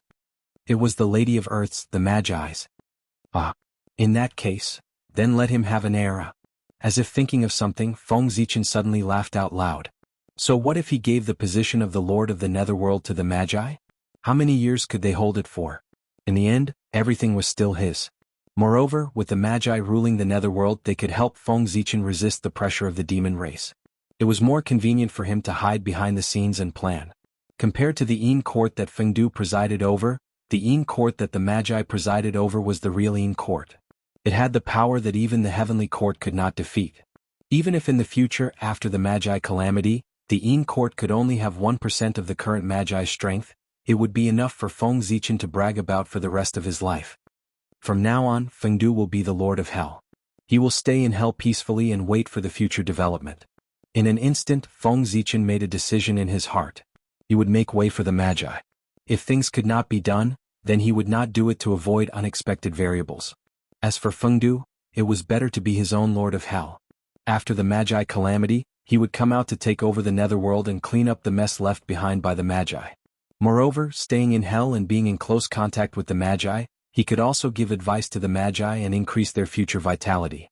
In this way, it could be considered worthy of his identity as a Magi. In the primordial world, the Chaos Fiend God was a legend. Liches were the unsurpassable pinnacle. Any force that could reach 1% of their strength was enough to dominate the primordial world. If he could reach 1/10 of their strength, then destruction was not far away. After much difficulty, they finally removed the 2 huge mountains that had been pressing down on their heads.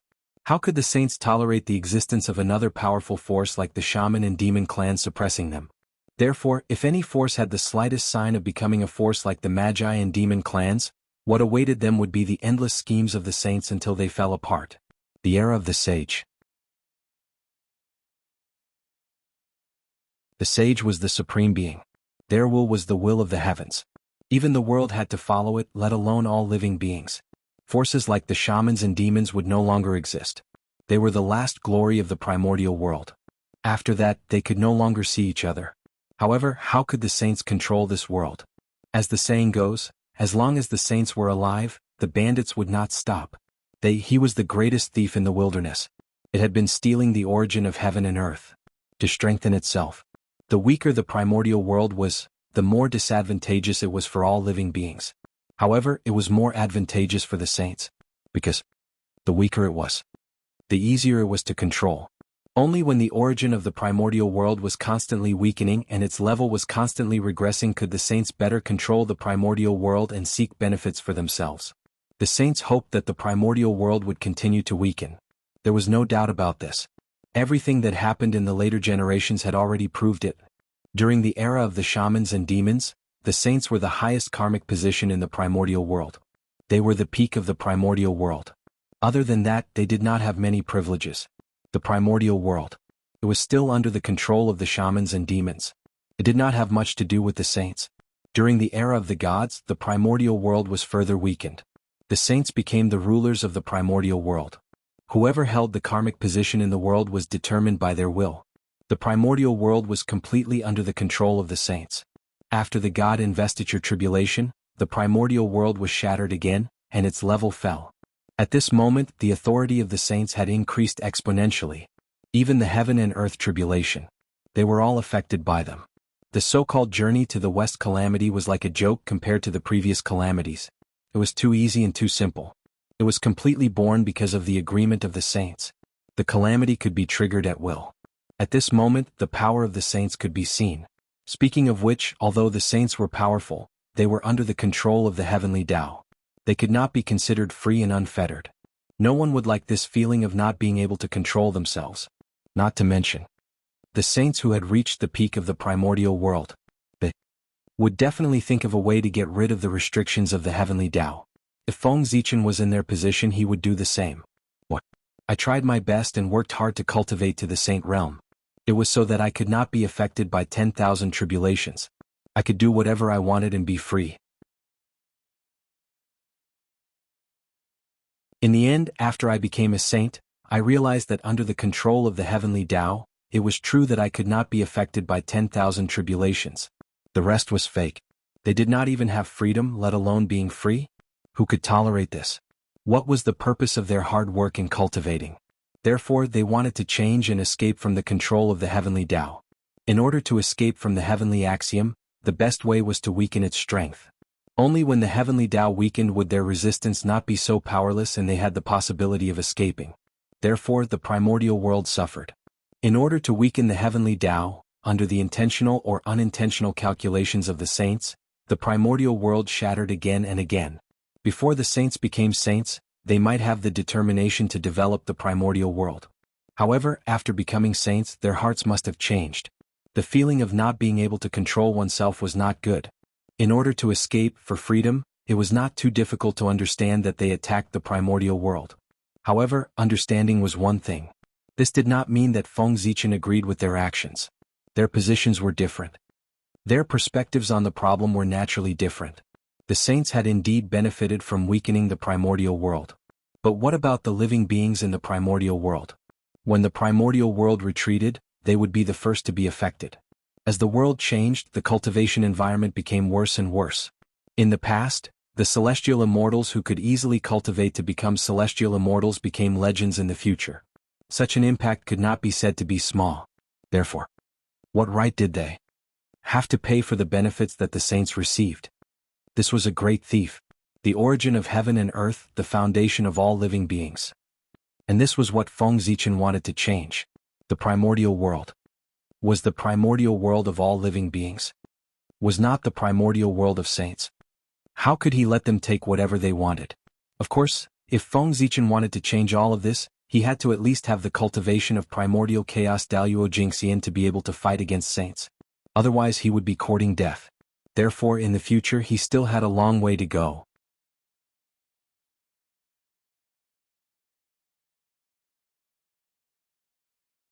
Chapter 371. After walking through the road to the underworld, crossing the bridge of helplessness, and passing through a vast fog, Feng Zichen finally arrived at the deepest part of the netherworld, where the reincarnation disc was. So powerful. This power can probably easily kill Daluo Jingxian. Before he got close to the reincarnation disc, Hongming Daozhong automatically manifested and hung above Feng Zichen's head. Wisps of Hongming's aura hung down to protect him. Coming into close contact with the reincarnation disc, the feeling he got was completely different from looking at it from afar. The power was even stronger. Just by coming close to the reincarnation disc, before he could do anything, Feng Zichen felt a fatal crisis. If not for the protection of Hongming Daozhong, he would probably be sucked into the reincarnation disc in the next moment and sink into it forever. Feng Zichen had never seen such a powerful treasure in his life. It was far beyond his imagination. For a moment he could not find the right words to describe the greatness of the reincarnation disc. Unfortunately, No matter how good the reincarnation disc was, it was not fated to be with him. It was the treasure of the Hutu. It was a treasure that she had exchanged her life for. I'm really greedy. With a bitter smile, Feng Zichen mobilized the power of his mind and turned it into an invisible sword of wisdom, cutting off all the greed in his heart. Greed. It was his greatest sin. For some reason, when he saw good things, he wanted to stuff them into his pocket. He could not change it. It was really uncomfortable. Perhaps, when he suffered a big setback in the future, there would be a change. Now, all he could do was to recite the Tao scriptures from time to time to wipe the spirit platform so that he could maintain his clarity and ensure that he would not be disturbed by greed. After the greed was cut off, when Feng Zichen looked at the reincarnation disc again, there was no more greed in his eyes. There was only endless exploration and curiosity. After thinking for a while, Feng Zichen summoned the merit of creation to add another layer of insurance to himself. Then he took a step forward and continued to walk forward. Since he wanted to comprehend the great Tao of reincarnation, the closer he got, the better. However, the closer he got to the reincarnation disc, the greater the influence of the reincarnation power. Worried that Hongming Daozhong could not withstand the pressure of the reincarnation disc, Feng Zichen summoned the merit of creation. It would be funny if he was injured instead of being able to comprehend the reincarnation. The aura of Hongming was purple and glowing purple. They enveloped Feng Zichen's body like purple flowing water, making him look extraordinarily luxurious. Before long, Feng Zichen arrived in front of a huge roulette. It was an illusory wheel that didn't have a real body. It was completely composed of laws and runes. Terrifying power of the universe, the universe, the universe, the universe, the universe, universe, and of all things, the of the universe. Extremely terrifying, and its size twos. Of God of reincarnation. It was a kind of size that he could not describe at all. If he had to make a comparison, he could only say that the reincarnation disc was bigger than the world tree and smaller than the great Tao. It was between the two and was far bigger than the concept. His power spread throughout the entire void, connecting every place in the primordial world. It was as if everything in the primordial world was under his control. There's no six paths? It seems that the six paths were not born innately, but were created by Hutu. Walking forward, Feng Zichen looked at the reincarnation disc for a moment. He did not find the legendary six paths, so he could not help but speculate. The six paths of reincarnation cared about the fate of all living beings in the primordial world and determined their achievements in the next life. It was very important and could not be decided easily. It was normal that it had not appeared yet. According to Feng Zichen's speculation, the so-called six paths were the six most powerful types in the world. It was with their luck that the reincarnation would evolve further and be more perfect and then be truly born. At the same time, this also deepened the connection between the reincarnation and the primordial world. Reincarnation was the place where life and death operated. It naturally had a close connection with the primordial world. Otherwise, how could the identities of the billions of living beings be arranged? As long as the reincarnation was still in the primordial world, its operation would definitely not be able to bypass the heavenly Tao. That was because all the order of the primordial world and the fate of all living beings were controlled by the heavenly Tao. The heavenly Tao was the supreme ruler of the primordial world. The six paths. It was born from the will of the heavenly Tao. That was also a restriction of the heavenly Tao on Hutu, preventing her from controlling reincarnation as she pleased. That restriction was not to snatch the control of the six paths of reincarnation from Hutu. Instead, it was to suppress the power of the reincarnation disc at the critical moment and prevent Hutu from unleashing her full power. If not, with the six paths of reincarnation disc in hand, how many people in the primordial world would be Hutu's match? As long as Hutu's strength was suppressed to the level of a saint, the other saints would have a way to deal with her and prevent her from saving the Magi. Feng Zichen could roughly guess what that restriction was. Looking at the other treasures of the netherworld, they could not be used after leaving the netherworld. From this, it was not difficult to deduce the restriction of the heavenly Tao on the six paths of reincarnation disc. It was probably the same. The reincarnation disc could not be used after leaving the netherworld. That was in line with the legends of the later generations. In the netherworld, Hutu was invincible. Out of the netherworld she could not. At most, she was on par with saints or even inferior to saints. Six paths. Six paths. Thinking of the six paths of reincarnation, Feng Zichen could not help but fall into deep thought. He wanted to modify the six paths. But the six paths were set by the heavenly Tao. How could he change it at will? Of course, Feng Zichen wanted to change the 6 paths. That was not because the original 6 paths were disadvantageous to the human race. On the contrary, after the Khanate era ended, the human race was the biggest beneficiary of the 6 paths of reincarnation. Other than the Khanate lifeforms, all the races were proud of reincarnating the human race. The human Tao had almost become the Tao of the human race. Feng Zichen's goal was to change the primordial world. Only changing the 6 paths was the first step to changing the primordial world. If the 6 paths were different, the future direction of the primordial world would definitely be different. But unfortunately, his strength was not enough to change the will of the heavenly Tao. However, he could increase the weight of reincarnation and force the heavenly Tao or even Pangu to change the 6 paths rumble. Feng Zichen waved his hand and formed a seal. With the power of the chaos bead, he summoned the world tree from outside the netherworld. Immediately, the world tree broke through the air and descended above the reincarnation. Then, without waiting for the will of the netherworld to react, the roots of the world tree hung down with a bang and tightly entangled with the reincarnation. At the same time, space suddenly shattered and huge cracks appeared, revealing one mysterious world after another. Those were the 3,000 great worlds, the roots of the world tree. They connected the 3,000 great worlds. At this moment, the power of reincarnation rioted. Following those passages, it quickly rushed into the 3,000 great worlds and established a connection with them. Boom, boom, boom, boom, boom, boom. The origin of heaven and earth emerged from the depths of the 3,000 great worlds and surged into the reincarnation, causing his figure to become more solid.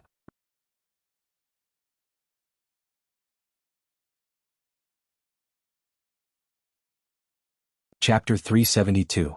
In the sky above the nether realm, the will of the nether realm that had just appeared noticed this scene. After pausing in the air for a moment, it slowly retreated. His duty was to protect the reincarnation wheel and not let it be hurt. But now, the actions of the world tree were obviously helping the reincarnation evolve.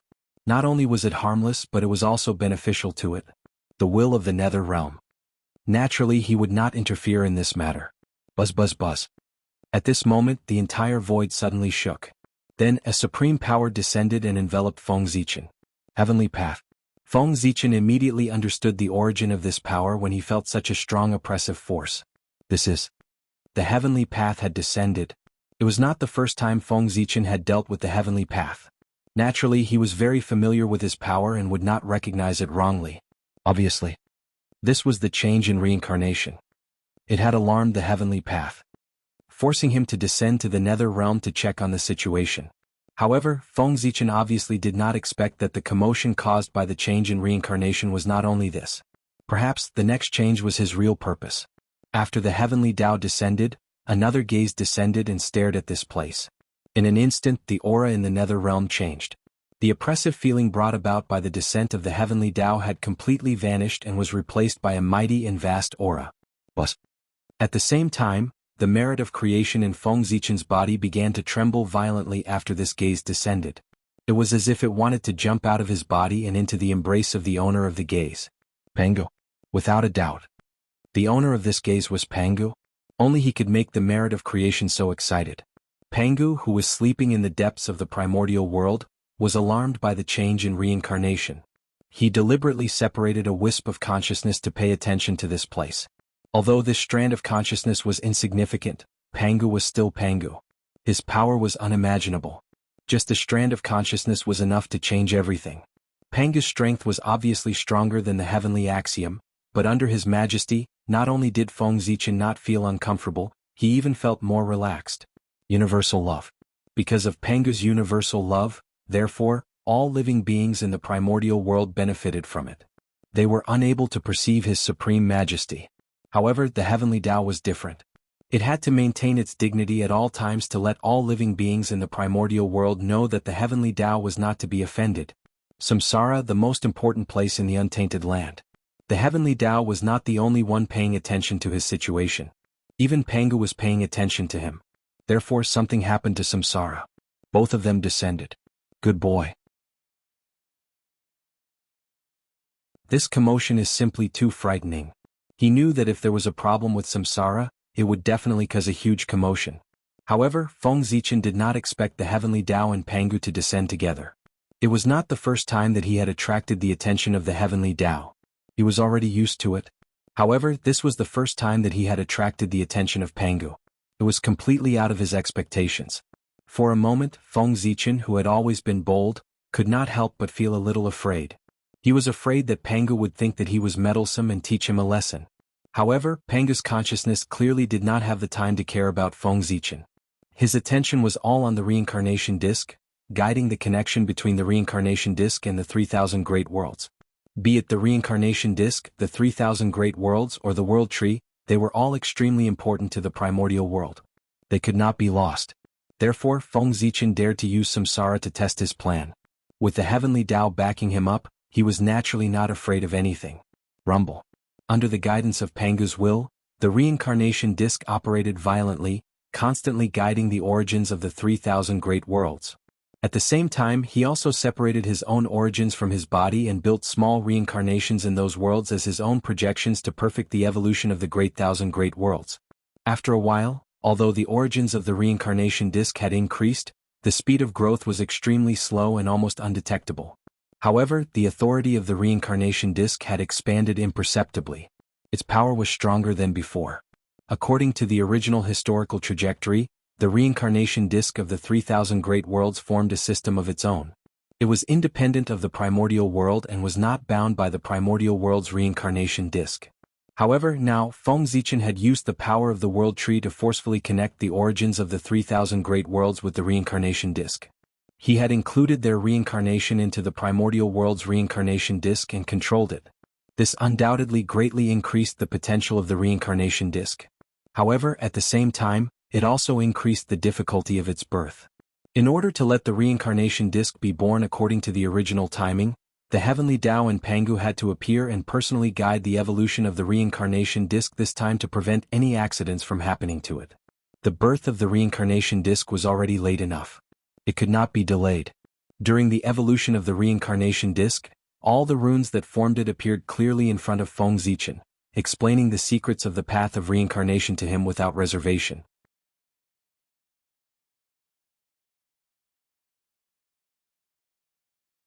This was not the way to bully others. But now, everything had changed. The 6 paths that were led by Pangu's consciousness would definitely be biased towards the Magi. Not to mention that they would take all the benefits, but it was also reasonable to leave a reincarnation for them. No matter what, the Magi were his bloodline descendants. He had personally arranged the 6 paths of reincarnation. It would not make sense if he did not give the Magi some benefits. Thinking about it, without the heavenly Tao, the 6 paths would definitely change, the future of the primordial world would definitely change. In that case, wouldn't Feng Zichen's goal be achieved? He would even help the Magi along the way. It could be said that he had killed several birds with one stone. And in this matter, the only one who would lose out might be Pangu. After all, it was a good thing for him to be forcefully awakened while he was recuperating from his injuries. It was very likely that it would cause Pangu's previous efforts to be in vain. Of course, it was also possible that Feng Zichen was thinking too much. Perhaps a wisp of consciousness was nothing to Pangu. However, if it was really nothing, why didn't Pangu's consciousness descend before? Pangu's situation was really puzzling. However, Pangu's situation was not something he should worry about. With Pangu's realm, his every move had a deep meaning. He would not put himself in danger. Thinking about it, Feng Zichen could not help but feel relieved. He just had to worry about himself. Why did he have to worry about Pangu? This was equivalent to an ordinary worker with a monthly salary of 2,000 yuan worrying about whether the world's richest man would not have enough to eat and wear. It was simply ridiculous. He suddenly relaxed. Feng Zichen suddenly realized that something was wrong. He actually had a connection with the reincarnation disc and could control a trace of his power. Although this bit of power was less than 1% of the reincarnation disc, it was still an extremely powerful force. It could do many things and even interfere with reincarnation through it. His heart skipped a beat. Feng Zichen understood the reason. This was the benefit he obtained from increasing his reincarnation authority through the world tree. With his help, reincarnation had obtained great benefits. Naturally, he had to return the favor and thank Feng Zichen. And this bit of authority was the benefit that the reincarnation disc gave him. Haha. I didn't expect that helping the reincarnation disc evolve would have such benefits. What a pleasant surprise. This matter could be said to be completely out of Feng Zichen's expectations.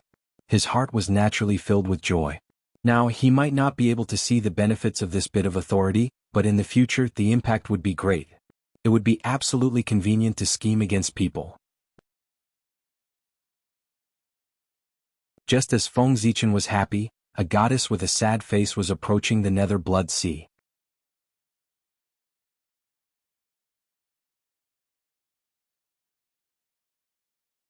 Chapter 373.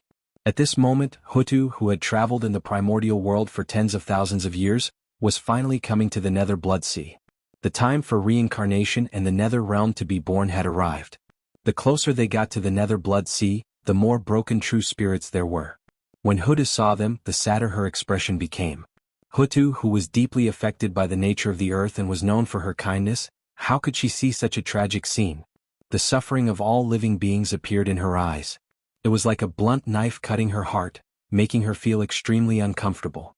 Sadness could not help but surge out from the bottom of her heart. This emotion reached its peak when Hutu arrived at the Nether Blood Sea. In the depths of the Nether realm, Feng Zichen's merit of creation suddenly shone brightly and sent out a will, urging him to leave this place. Hutu, you're here. Inexplicably, Feng Zichen understood the meaning of the merit of creation. Then, without any hesitation, he turned around and left the Nether realm, rushing toward Hutu. As Feng Zichen moved, a rain of light danced around him, distorting everything around him. In an instant, he left the Nether realm and crossed endless space to Hutu's side. That was the power of time and space. After enlightenment, Feng Zichen could not tell how much he had comprehended about the path of reincarnation. However, his comprehension of the path of time and space, the path of life and death, and other great paths related to the path of reincarnation, had been greatly improved. He had reached the level of path validation. In other words, as long as Feng Zichen wanted, he could rely on the path of time and space, life and death, and other connate paths at any time. His strength had received an unprecedented improvement. Now, Feng Zichen was waiting for the flower of earth to bloom and his cultivation to take a step forward, so that he could reach the perfect realm of Daluo Jingxian and prove the great Taoist priest's path fruit. In this way, even if there were restrictions of heaven and earth, one could not become a sage to be without going through the calamity. However, the great Taoist priest's karmic position had its own magic. Its power was endless, and it had invincible divine might below the saint. Such power was enough for Feng Zichen to roam the primordial world. Fellow Taoist Hutu, what brings you here? Walking quickly to Hutu, Feng Zichen asked softly. All of Hutu's attention was focused on the broken true spirits in the Blood Sea. She was thinking about how to save them, so her spiritual senses were at their lowest. In addition, Feng Zichen was not hostile at all and he came quietly. For a moment, Hutu didn't notice his arrival at all. Therefore, Feng Zichen's voice suddenly sounded in Hutu's ears, which gave her a shock. Ah, fellow Taoist, why are you here? And you came so quietly. You gave me a fright. Hearing that familiar voice, Hutu was startled at first, then she recovered and couldn't help but complain. As he spoke, he turned to look at Feng Zichen. Fellow Taoist, what are you? With this look, Hutu found that something was wrong. Feng Zichen's appearance had changed, and even his Panga Dao body, which was envied by the Magi, had disappeared without a trace, leaving only a primordial spirit. But his primordial spirit, how did it come about? Hutu, who was extremely familiar with the path of the God Fiend, naturally knew its drawbacks. That was, it couldn't refine the primordial spirit. This was a technique that specialized in cultivating the true spirit. Therefore, at this moment, Hutu's heart was filled with confusion. If it weren't for the aura of the God Fiend Dao ancestor on Feng Zichen's body that couldn't be faked, she would have suspected the identity of the person in front of her. Fellow Taoist, I'm fine. This is a connate primordial spirit that I refined by chance in the Netherworld Blood Sea. Seeing the confusion in Hutu's eyes, Feng Zichen explained with a smile. Feng Zichen wasn't surprised that Hutu could recognize his identity. The merit of opening heaven could hide from almost everyone in the primordial world, but it couldn't hide from Hutu, because this was her destined master. Besides, Feng Zichen didn't intend to hide the origin of this incarnation in front of Hutu. Otherwise, how could he carry out his follow-up plan? If he wanted to develop in the netherworld, he couldn't avoid the Magi. It was necessary to reveal his identity to Hutu. Fellow Taoist, you're really a genius. Ha! Wait. Just as she was about to express her admiration for Feng Zichen, Hutu realized that something was wrong. The purple brilliance that enveloped Feng Zichen's body seemed to be the merit of opening heaven in her memory. While sucking in a breath of cold air, Huda fell into her memories and searched for records about the merit of opening heaven in her inherited memories. This aura can't be wrong. That's the merit of opening heaven. But how is this possible? It's been 2 eons since Father opened the sky. How can there still be merit of opening heaven in the primordial world? After a while, Huda confirmed the identity of the merit of opening heaven, but this made her feel even more incredulous. The merit of opening heaven should have been distributed after the opening of the sky. Why was there still some left? And it was even obtained by Feng Zichen. Fellow Taoist, is the purple light on your body the merit of opening heaven? Huda was puzzled, so she asked directly. That's right, this is the merit of opening heaven. Back then, when I was traveling in Mount Buzhou, I was favored by the great Taoist priests and obtained some of his inheritances. This 10% of the merit of opening heaven is among them. Feng Zichen nodded and replied. Everyone in the primordial world knew that he had obtained the inheritance of Pangu. Therefore he said so, there was no problem at all, Huda wouldn't suspect anything. Of course, Huda wouldn't suspect anything. After all, in the primordial world, no one had ever heard of anyone who dared to lie in the name of Pangu. Wasn't he afraid that the great god Pangu would blame him? But what they didn't expect was that Feng Zichen dared. Not only did he do it, but he did it more than once. As for the truth of the matter, of course, Feng Zichen wouldn't tell her. Breaking the Hongmeng heaven measuring ruler was not a glorious thing. It was not easy for Pangu to suppress it. He tried his best to cover it up, but it was too late. How could he spread it out with great fanfare? Wouldn't that be causing trouble for himself? Fellow Taoist, what a good opportunity. With this 10% of the merit of opening heaven, thinking about it, fellow Taoist, you are not far from becoming a saint. Sure enough, after hearing Feng Zichen's explanation, Huda didn't have the slightest doubt. Instead, she said in an envious tone. Becoming a saint was not an exaggeration by Hutu. There was a reason for it. As the descendants of Pangu, the 3 pure ones were all saints and enjoyed supreme glory. However, none of the 12 ancestral shamans had attained the Tao, and their fates were even more miserable. Those who died died, and those who were imprisoned. Their treatment could be said to be worlds apart. The reason was that the 3 pure ones each had 10% of the merit of opening heaven, but the 12 ancestral shamans did not. In the past, in the Purple Cloud Palace, the 3 pure ones had 10% of the merit of opening heaven, and they were directly called saints by Tao ancestor Hongjun.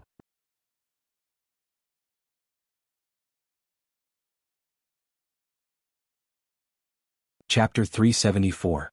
From then on, everyone in the primordial world knew that 10% of the merit of splitting the heavens could send someone to the position of a saint.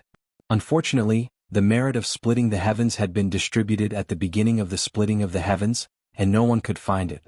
However, they did not expect that Feng Zichen actually had 10% of the merit of splitting the heavens. What a great opportunity. This luck was really enviable. Even Huda was extremely envious. Now was different from the past. In the past, they could not use the merit and could only integrate it into the luck of the Magi. But now, after obtaining the inheritance of the path of the fiend gods, their true spirits had all kinds of mysteries. They could use the merit to cultivate. Thinking of this, Huda's heart ached even more. If they had obtained the inheritance of the path of the fiend gods earlier, the 20% of the merit of splitting the heavens that Father God had left for them would not have integrated into the luck of the Magi. Instead, it would have created 2 saints for the Magi. In this way, the situation in the primordial world would not be like today, where the Magi and demons were separated. The demon clan had long been destroyed by the Magi. So, it could only be said that fate was playing tricks on them. Fellow Taoist, you must be joking. Hearing Hudu's slightly envious voice, Feng Zichen could not help but smile bitterly. How could he not know the effect of the merit of splitting the heavens? If this 10% of the merit of splitting the heavens really belonged to him, he would have long hidden in the chaos outside the heavens to cultivate and come out after becoming a saint. Why did he have to wander around the primordial world all day and risk his life to plot and scheme? His heart was thundering. But unfortunately, this 10% of the merit of splitting the heavens, it was not his. At most, he was a tool responsible for handing the merit of splitting the heavens to Hutu. Looking at Hudu's envious eyes, Feng Zichen's heart was full of depression. Why are you envious of me? I should be the one envious of you. This is all prepared for you by Pangu. Fellow Taoist, you don't know the inside story. Although the merit of splitting the heavens is with me, it has nothing to do with me. The owner of this treasure is not me but someone else. After a long while, facing Hudu's puzzled gaze, Feng Zichen explained sullenly. Although he had already gotten over the departure of the heaven-splitting merit, he was still a little reluctant when things came to this. This was normal. Even a saint would be tempted by 10% of the merit of creation, let alone him. Although he was reluctant to part with her, as long as his heart wasn't disturbed, it wasn't a big deal. What? What are you talking about, fellow Taoist? The owner of the heaven-splitting merit isn't you? Who is that? In the untainted land, who is more qualified than you to obtain the merit of creation? After Feng Zichen finished speaking, Huda became agitated all of a sudden as if she was stimulated. Her tone was raised a few octaves. His tone was filled with disbelief. Huda couldn't be blamed.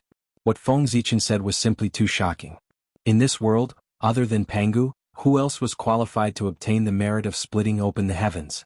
The merit of splitting open the heavens was rewarded to Pangu by the great Tao.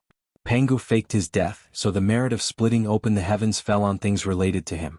But so far in the untainted land, in addition to the 12 ancestral sorcerers and the 3 pure ones, there was also Feng Zichen in the untainted land. But even he was not qualified to obtain the merit of splitting open the heavens. Who else in the untainted land? Could it be that there were other Pangu in the vast untainted land? Alas, in the past I didn't know who its owner was. But today after seeing you here I understand. I'm afraid that the 10% of the merit of splitting open the heavens was specially prepared for you by Father. With a sigh, Feng Zichen said slowly. Me? What do you mean, fellow Taoist? How does this merit of splitting open the heavens have anything to do with me? Hearing Feng Zichen's words, Huda was stunned. Why was it related to her all of a sudden? Fellow Taoist, you don't know. When we first met, the merit of splitting open the heavens had a reaction. It wanted to fly out of my body and run to your body. But for some reason it suddenly stopped. Then there was no movement. It was not until 10,000 years ago that I accidentally learned about you from Brother Di Jiang that the merit of splitting open the heavens had a reaction again and urged me to come to the netherworld Blood Sea. Today you just arrived at the Blood Sea. The merit of splitting open the heavens urged me to come and see you. Isn't it saying that we are fated to meet? After thinking for a while, Feng Zichen said truthfully. There was nothing to hide about this matter. After calculating this matter, the Hudu had gained a huge advantage and he had suffered a huge loss. If he did not say it in exchange for a favor from the Hutu, wouldn't that be a loss on top of a loss? He would be a fool. Therefore, he had to say it so that the Hutu would know that he had suffered a great loss in this matter so that she would owe him a favor. It was not Feng Zichen's fault for being too calculative. It was really a great loss. If he did not get back some of his losses, he would suffer for the rest of his life. After listening to Feng Zichen's narration, the Huda suddenly found something different when she looked at the merit of splitting open the heavens. There was suddenly a trace of connection between her and it, as if this thing belonged to her. It could be seen that what Feng Zichen said was not false.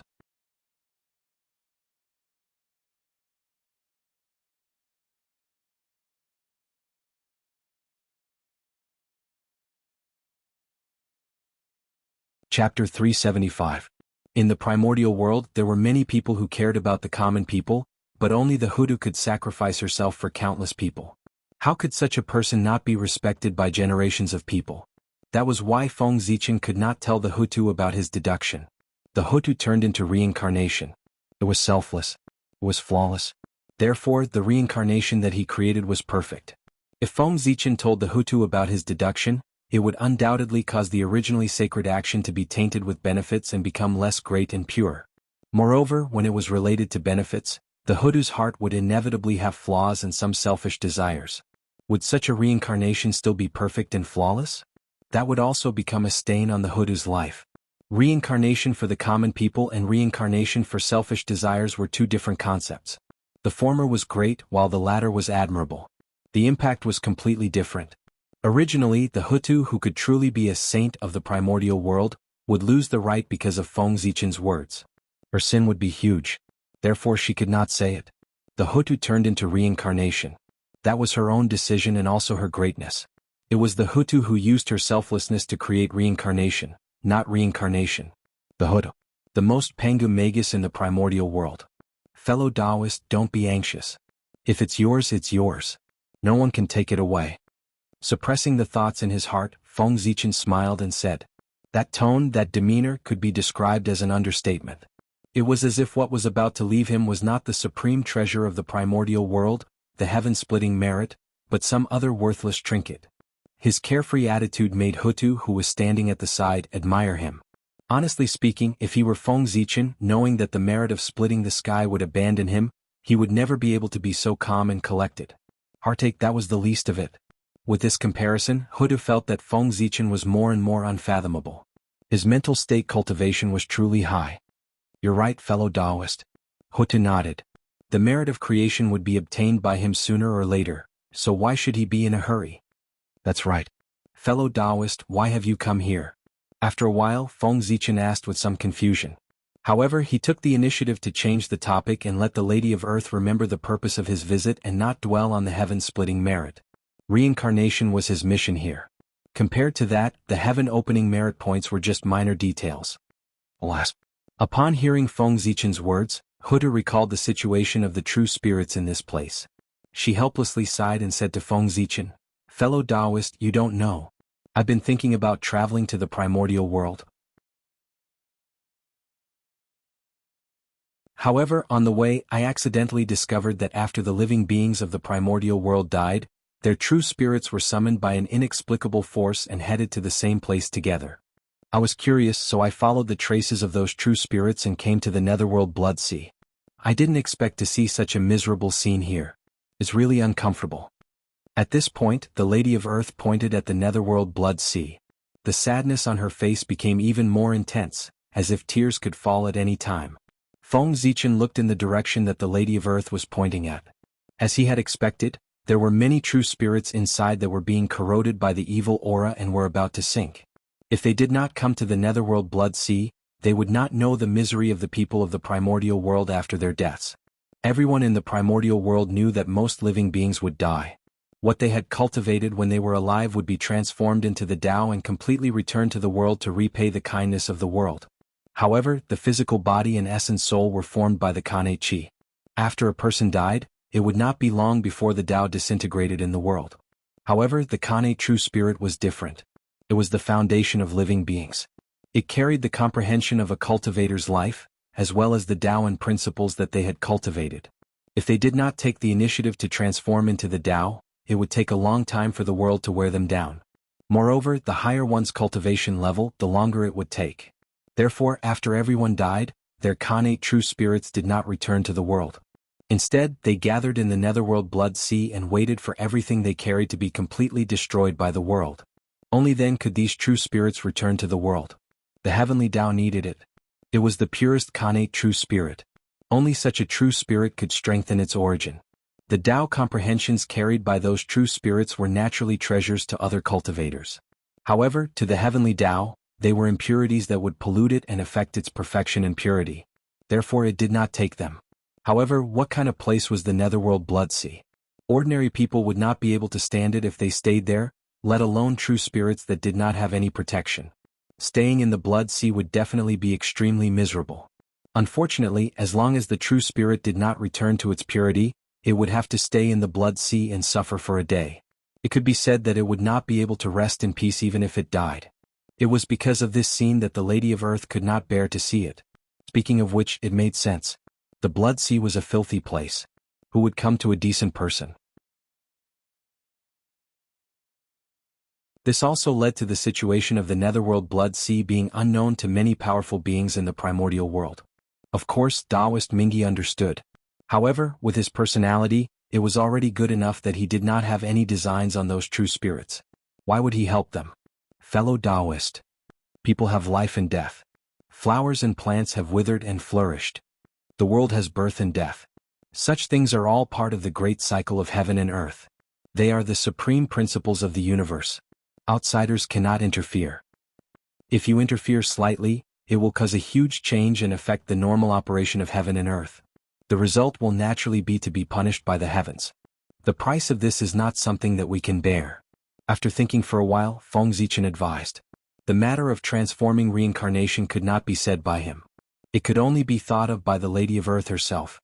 The most he could do was to guide the Lady of Earth's thoughts in this direction. Just like what he was saying now, at first glance it seemed to make sense.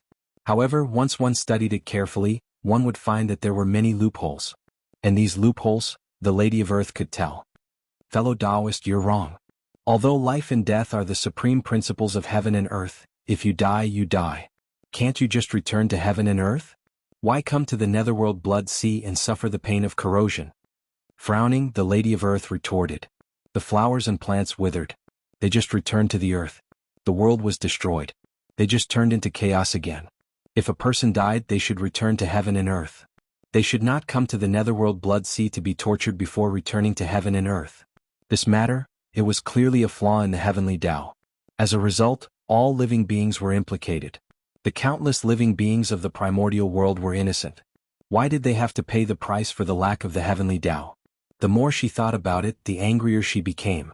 She could not help but curse at the heavens. The heavenly Tao is unfair. With its own mistakes, it implicated all living beings of the primordial world.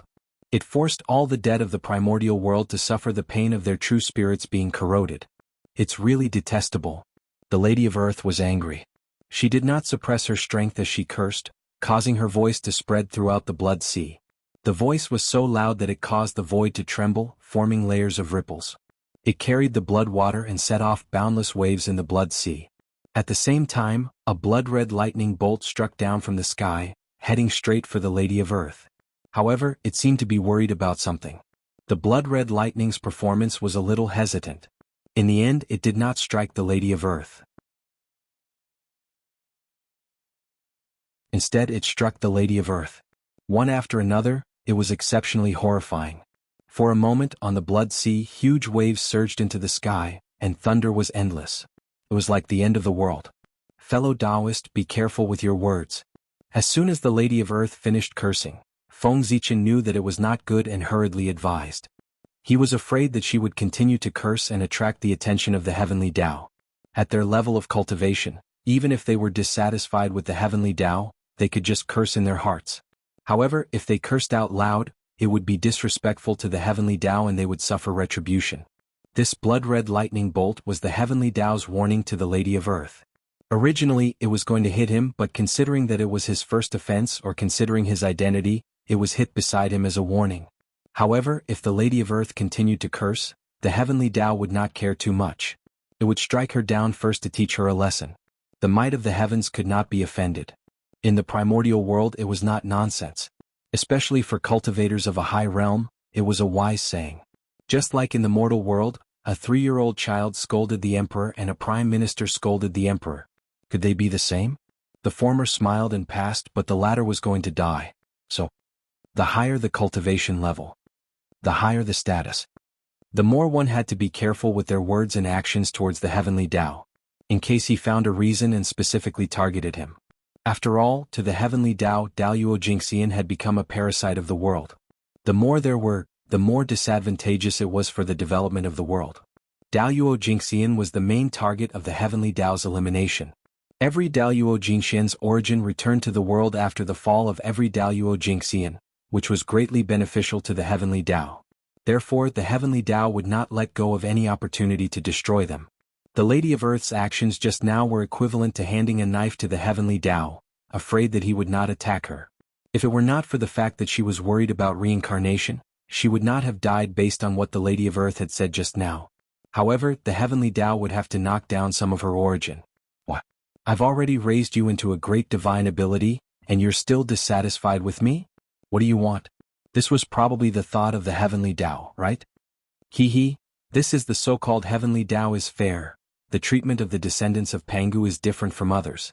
On the other side of the sea of blood, Taoist Mingi, who saw this scene, was even more dissatisfied with the heavenly Tao.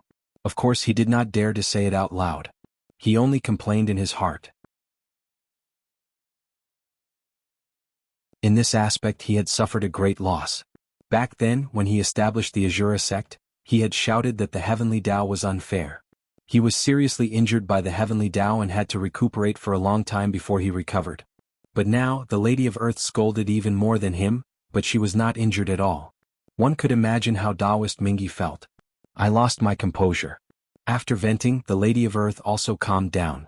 She knew that her reaction was a little too extreme. However, that was all. The Magi did not respect the world, the heavenly Tao or Hongjun. They only worshipped Pangu. They had always regarded themselves as the masters of the primordial world, so how could they take a mere heavenly Tao seriously? This was also the reason why the Magi had no friends in the primordial world. Everyone was a Khanate god-fiend born in the primordial world. However, the 12 ancestral Magi relied on their status as the descendants of Pangu and insisted on suppressing everyone who could tolerate this. If they really wanted to talk about it, which of the Khanate saints in the primordial world could not be related to Pangu? Moreover, the heavenly courts only managed the primordial world on behalf of the heavenly Tao. The Magi, on the other hand, managed the primordial world in their own name. Being so domineering naturally angered everyone, causing no one to be on good terms with them. Otherwise, it would be easy for the Magi to gather a group of followers with their status as descendants of Pangu. It could be said that the conceit of the Magi was one of the reasons for their decline. They had a good hand but played it badly. It was referring to the Magi. Fellow Taoist, the moment all living beings were born, they had karma with the primordial world. In addition, everything they experienced in their lives involved countless love and hate entanglements as well as karma. If all these things do not dissipate and directly return to the world, it will be a burden for the heavenly Tao. Therefore, after everyone dies, they have to come to the netherworld blood sea to dissipate their karma. Seeing that the Lady of Earth had calmed down, Feng Zichen defended the heavenly Tao. This matter, it was not entirely the heavenly Tao's fault. The many great mystical abilities of the primordial world also had a part of the responsibility. It was precisely because the world was imperfect that so many great mystical abilities appeared to help the heavenly Tao perfect the primordial world. Otherwise, how could there be so many opportunities for people to attain the Tao when the world was perfect? Under the suppression of the laws of the world, Tai Jingxian was the peak. As for Daluo Jingxian, it could not be achieved without a supreme opportunity. In the future, although the level of the primordial world had fallen, it was undeniable that the world had become perfect. Perhaps, that was also the reason why there were not many experts in the future. The perfection of the primordial world did not only rely on the heavenly Tao, but also the hard work of a group of great mystical abilities. Countless years had passed, but no great mystical abilities had sensed anything amiss with the blood sea, or had sensed it but did not want to care. Therefore the heavenly Tao could not be blamed for the blood sea. Fellow Taoist, you're being unreasonable again. According to you, the time these true spirits stay in the blood sea should be based on their negative karma. However, look at the current situation. It's obvious that the time they stay in the blood sea is determined by the level of their cultivation level. How can this reflect the fairness of the heavenly Tao? Shaking her head, the Lady of Earth did not agree with Feng Zichen. Ahem. Fellow Taoist, from the standpoint of the heavenly Tao, this is already very fair. After coughing twice, Feng Zichen said, when cultivators cultivate, they collect the qi of heaven and earth. This is called harming the world to nourish oneself. In the eyes of the heavenly Tao, this is a sin. The stronger one's cultivation level, the more qi of heaven and earth they collect, and the greater their sin. After death, they will naturally stay in the blood sea for a longer time. Therefore, there's nothing wrong with that. The Lady of Earth was a human. She had her own views on right and wrong as well as a heart of good and evil. However, the heavenly Tao was not. It did not have emotions, good or evil or right or wrong. As long as it was beneficial to the world, it would support it. It would oppose anything that was harmful to the world. The heavenly Tao was that simple. Everything would end when one died. It referred to the relationship between humans. When one died, all the grudges and karma from when one was alive would naturally disappear. However, how could the karma with the heavenly Tao be erased by death? It had to be completely wiped out. After the living beings of the primordial world died, the true spirit came to the netherworld blood sea to slowly transform into the Tao there to end the karma of the heavenly Tao. However, the blood sea was ferocious. That was why these true spirits were tortured here. That was not the original intention of the heavenly Tao. Torturing these true spirits was meaningless to him. Although that's the case, it's an indisputable fact that these true spirits suffered a calamity because the heavenly Tao gathered them in the blood sea. The heavenly Tao has to bear the main responsibility for this matter. After hearing Feng Zichen's words, the Lady of Earth understood. The human Tao and the heavenly Tao were ultimately different. However, this matter was created by the heavenly Tao. Of course, because of the mistake of the heavenly Tao, these true spirits have been tortured in the netherworld blood sea. They have long accumulated endless resentment. If the heavenly Tao doesn't want to be bitten by the resentment, it has to find a way to resolve this matter. Therefore, fellow Taoist, you don't have to worry. The heavenly Tao will resolve it. This time, Feng Zichen did not refute the Lady of Earth, because what he said was the truth. How can I bear to turn a blind eye to the calamity that befell all living beings? Shaking her head, the Lady of Earth said sadly. However, suddenly her heart skipped a beat. She seemed to have thought of something and hurriedly asked Feng Zichen. By the way, fellow Taoist, you are a person of great wisdom. Do you have a way to resolve this matter? The Lady of Earth admired Feng Zichen's wisdom. First, it was the Tao of the God Fiend, then the Khanate Sword Tao, and now the Ghost Tao. All of these showed his wisdom. Such a wise person might be able to think of a solution to her problem. This is easy. From now on, if any cultivators die in the primordial world, their true spirits will be shattered. In this way, the speed at which they return to the world will definitely be greatly accelerated. Perhaps, before they reach the netherworld blood sea, they will have completed their Tao transformation. In this way they won't have to suffer anymore. Feng Zichen said with a light smile. This method was the simplest and most effective, but no one was willing to do it. Fellow Taoist, you really know how to joke. After a long while, the Lady of Earth said helplessly. In the primordial world, countless living beings died every day. If they wanted to shatter their true spirits one by one, even the powerful ones would not be able to take care of it. Moreover, if the true spirit was not destroyed, there would be hope of resurrection. You have no enmity with them, yet you shattered the true spirit of others and cut off their hope of resurrection. This was a great sin. Even the Lady of Earth was unwilling to do it, let alone the other powerful ones. Fellow Taoist, let's go. It's useless for you to worry. Why don't I accompany you to walk in the blood sea and look for an opportunity? The merit of creation asked me to wait for you here. It can be seen that the opportunity between you and him should be here. Fellow Taoist, you are not strong enough now. Thinking about this matter is of no use other than wasting your mind. Why don't you wait until you obtain the merit of creation and become a Saint Karma rank and your strength improves greatly? Then you can think of a way to solve this matter. At different heights, the way you look at problems is different.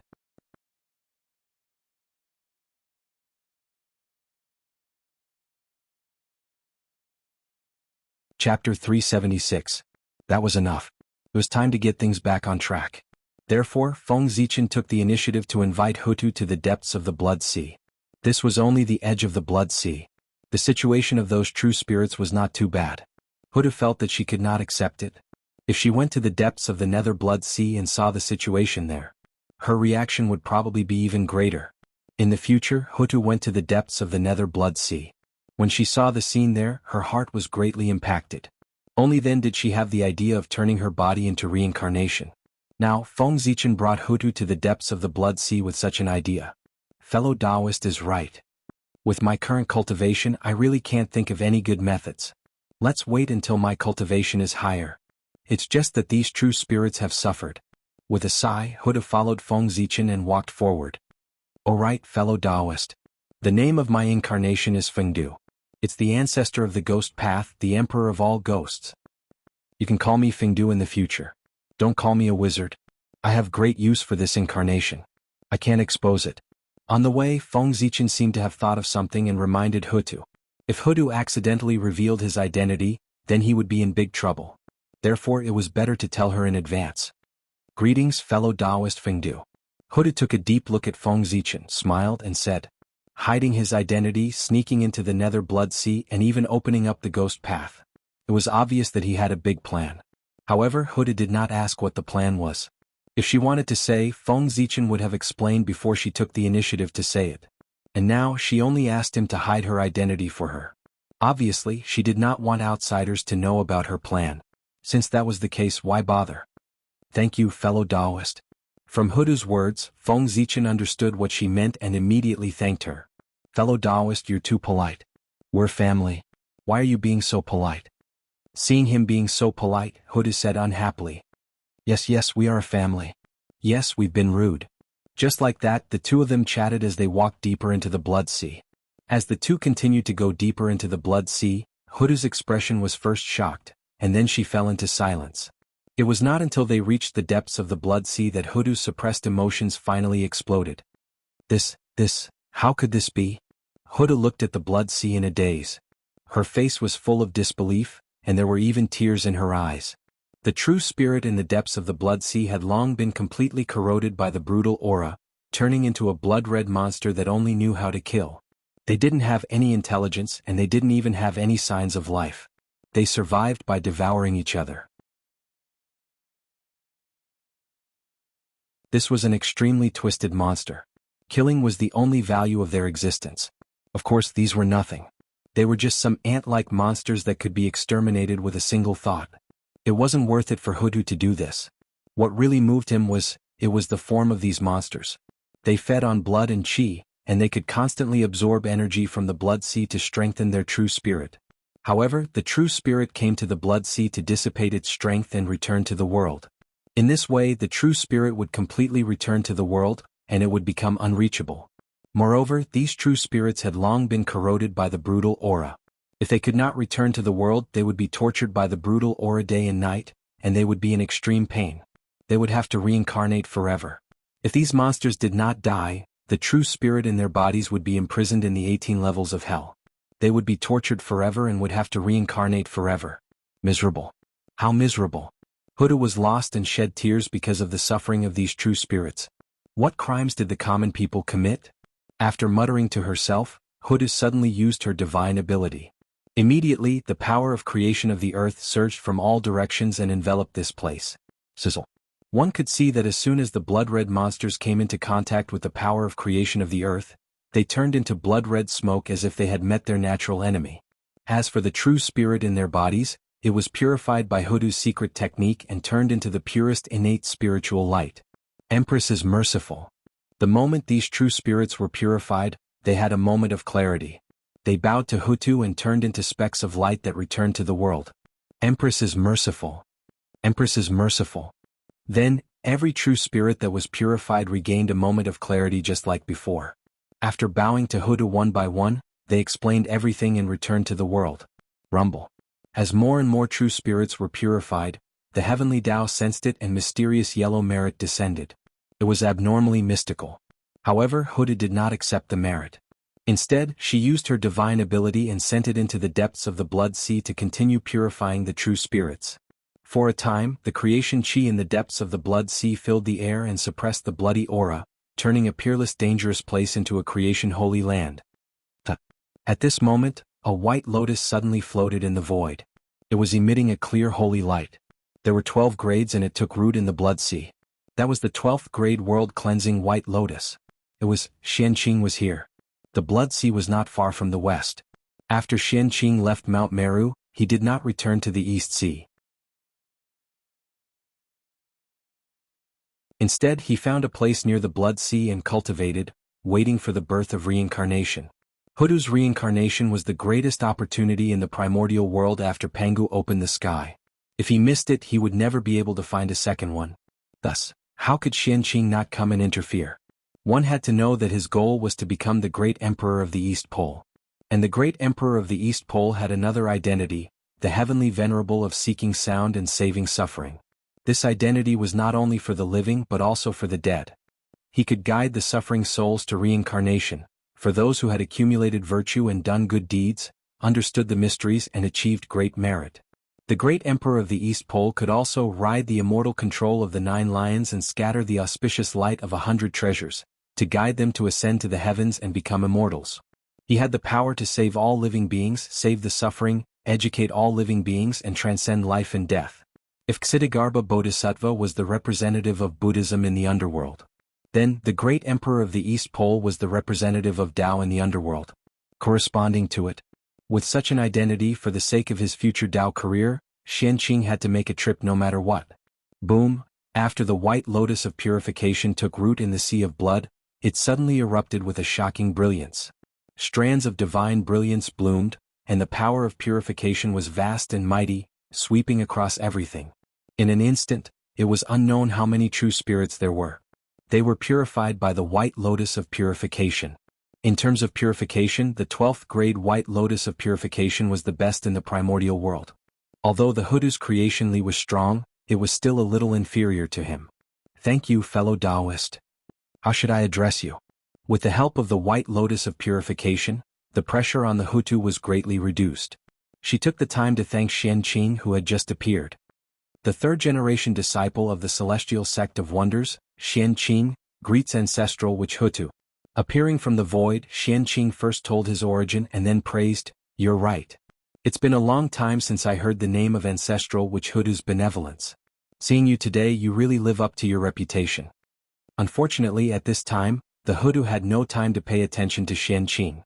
It turned out that when she saw that someone was helping, the Hutu suddenly increased her strength. The power of creation surged out, wanting to envelop the entire netherworld blood sea. The Hutu actually planned to purify all the true spirits in the blood sea at once to help them be free. Seeing this scene, the corner of Xianqing's mouth twitched. The Hutu had the cultivation of a perfected quasi-saint.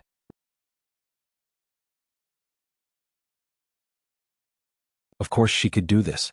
However, he was only Daluo Jingxian. Being able to purify the true spirits in this place was already his limit. He could not help much more. At the same time, he also understood the Hutu's plan. Purifying all the true spirits in the blood sea might not solve the root cause, but this was the only way the Hutu could think of. There was nothing more he could do. The blood sea was boundless. There were countless true spirits in it. Although the Hutu was strong, she also had a limit. It was a little difficult for her to purify all the true spirits in the blood sea by herself. After a while, the Hutu could not hold on any longer. However, she did not intend to give up just like that. She wanted to forcefully activate her origin and continue to purify the true spirits regardless of the risk of her strength falling. It's already so late. Why hasn't the Hutu comprehended the meaning of reincarnation? Could it be that it's really because of my appearance that things have changed and are heading towards the unknown? At this moment, Feng Zichen could not help but feel a little anxious. If the Hutu really consumed her origin, would she still be able to create reincarnation? And if the Hutu could not create reincarnation as the culprit, she would definitely not have a good ending. The more anxious he was, the faster Feng Zichen's mind spun. In the blink of an eye, he thought of a way. "Ancestral wizard Hutu, let the poor way help you." Xianqing suddenly roared and activated the pure white lotus with all his strength.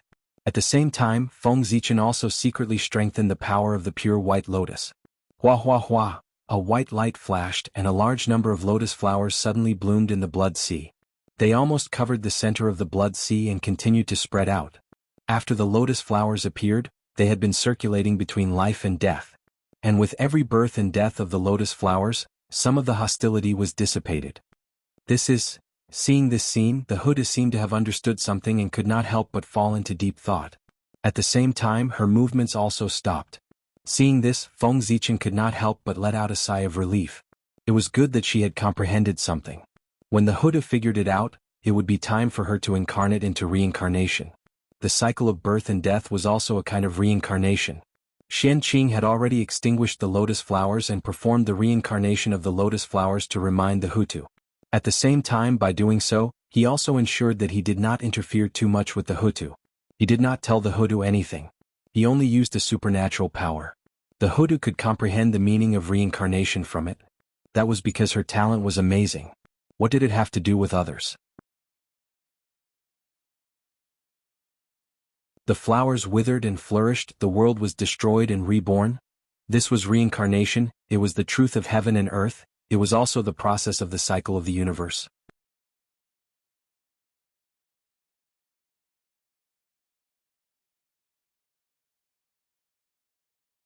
Chapter 377. But why, when people died, was there nothing left? Where was the reincarnation that belonged to people?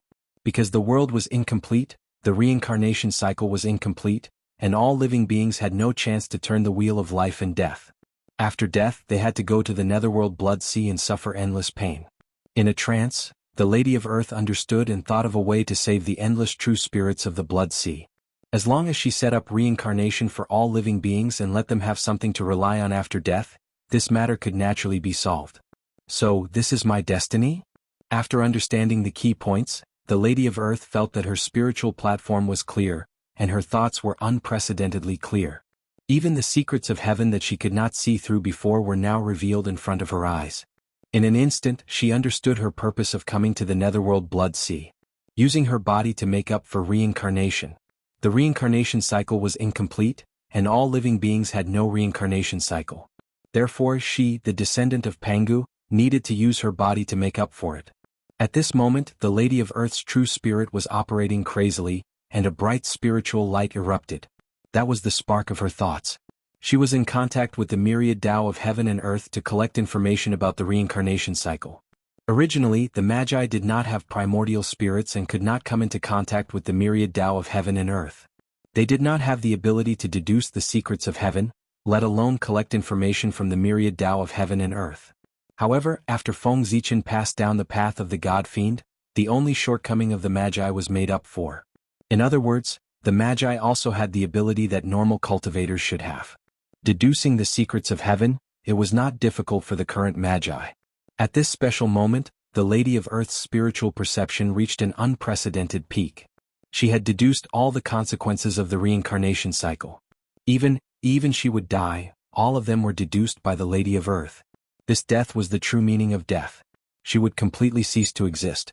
She would use everything she had to make up for the reincarnation cycle and disappear forever in the primordial world. The price was not small.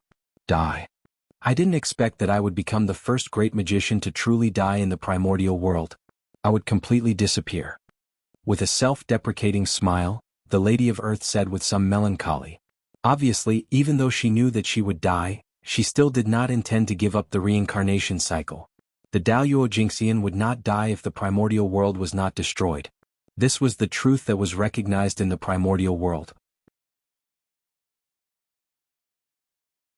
However, if the Lady of Earth transformed into reincarnation, she would break this truth and become the first Daoyuo Jingxian to completely die since the creation of the primordial world. Reincarnation was the most powerful treasure in the untainted land. In order to make it be born, Hudu had to sacrifice everything she had. Complete death.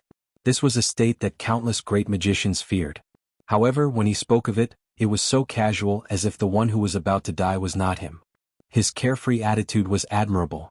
If the death of a single person in the future of Earth can be exchanged for the peace of the primordial world after death, well then, Hutu is willing. No regrets, no resentment. With great love in her heart, the Lady of Earth had long ignored life and death. She was willing to sacrifice herself for the living beings of the primordial world. However, there was still a hint of hesitation in his heart that made him unable to make up his mind. This hesitation was not because he was worried about his own life, but because of the shaman tribe. He was the ancestor of sorcery. He was one of the 12 ancestral sorcerers of the sorcerer tribe. The ancestral shaman who should have led the shaman tribe to glory. If he died just like that, what would the members of the shaman tribe do? Especially now, the shaman tribe was about to have a decisive battle. If they lost their top-notch combat power, there would definitely be a flaw in the 12 divine wraith formation. In that case, in the war with the demons, the advantage that the shaman tribe had maintained for a long time would disappear. They might even fall into a disadvantage because of this. Then, the shaman tribe would be in danger. It was because of this that the Lady of Earth had not made up her mind about whether to transform into reincarnation. If she transformed into reincarnation, she would be facing all living beings in the world, but she would be letting down the shaman tribe that she was born in. The common people were important. The shaman tribe was still important. The Lady of Earth had to weigh it herself. At the side, Feng Zichen also felt the Lady of Earth's dilemma. After thinking for a while, he understood what was going on. However, he did not know how to persuade her. This matter could only be decided by the Lady of Earth. For the sake of the primordial world, the Father God transformed his body into all living beings. As his successor, I should follow his will and prioritize the primordial world. I want to come. This is also what the Father God wants to see. Big Brother and the others will also understand me. After a moment, the Lady of Earth made a decision in her heart.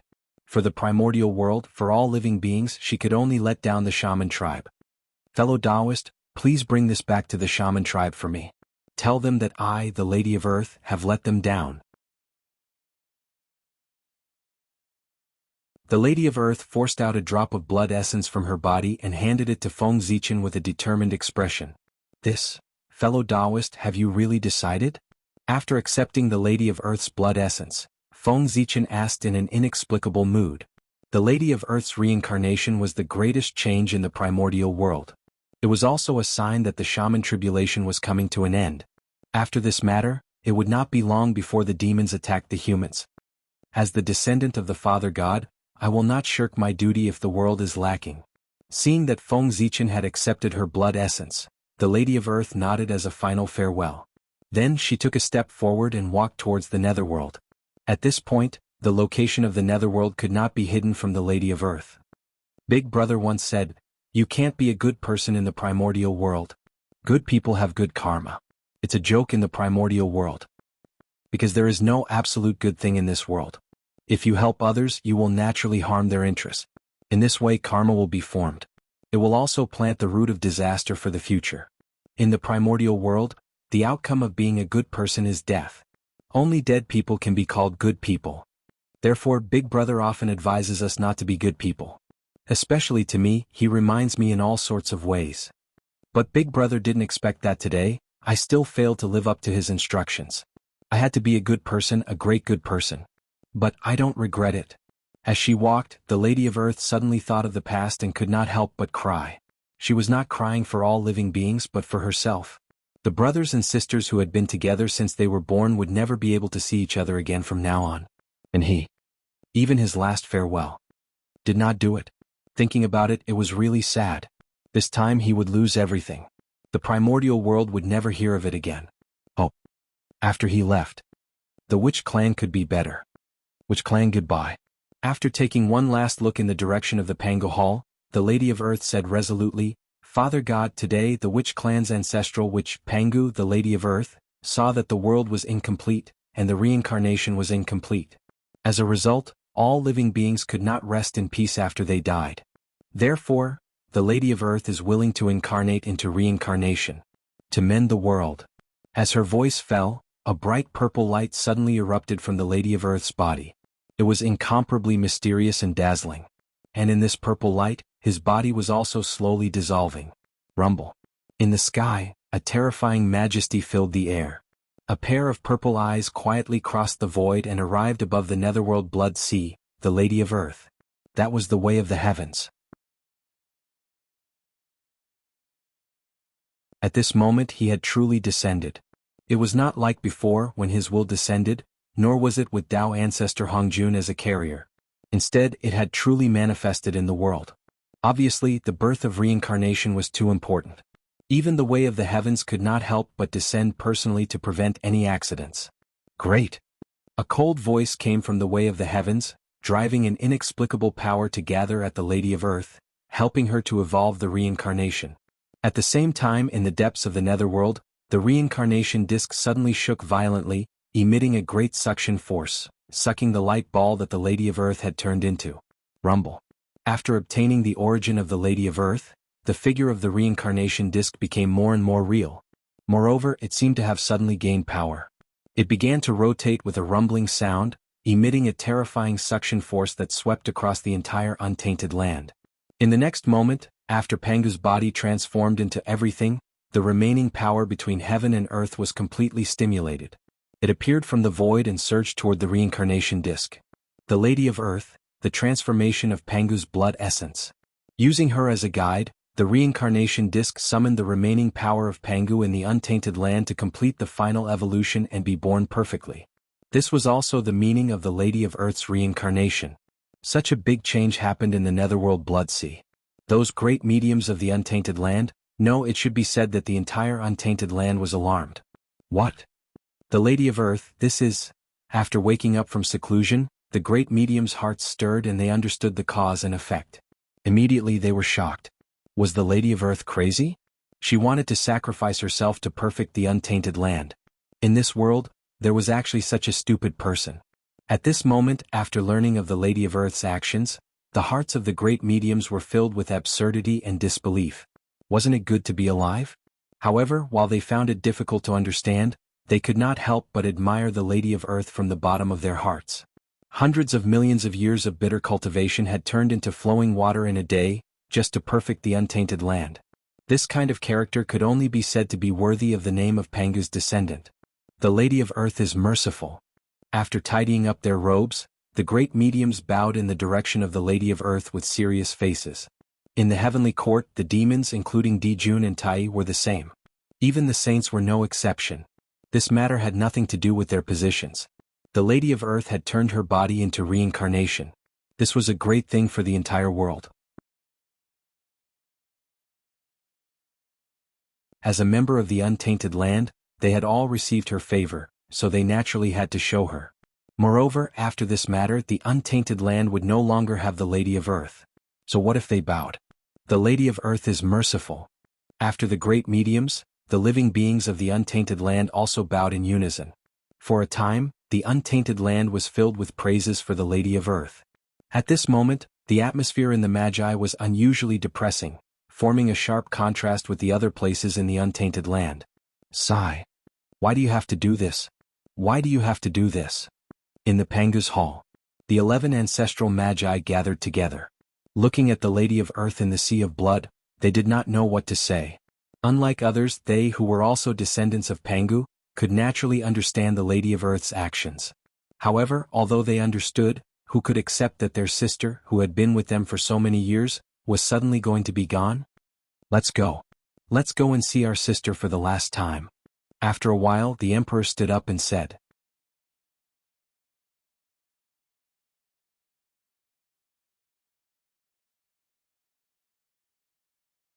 Chapter 378. Remember. See your sister. No one is allowed to cry. Before leaving, Dijiang warned sternly.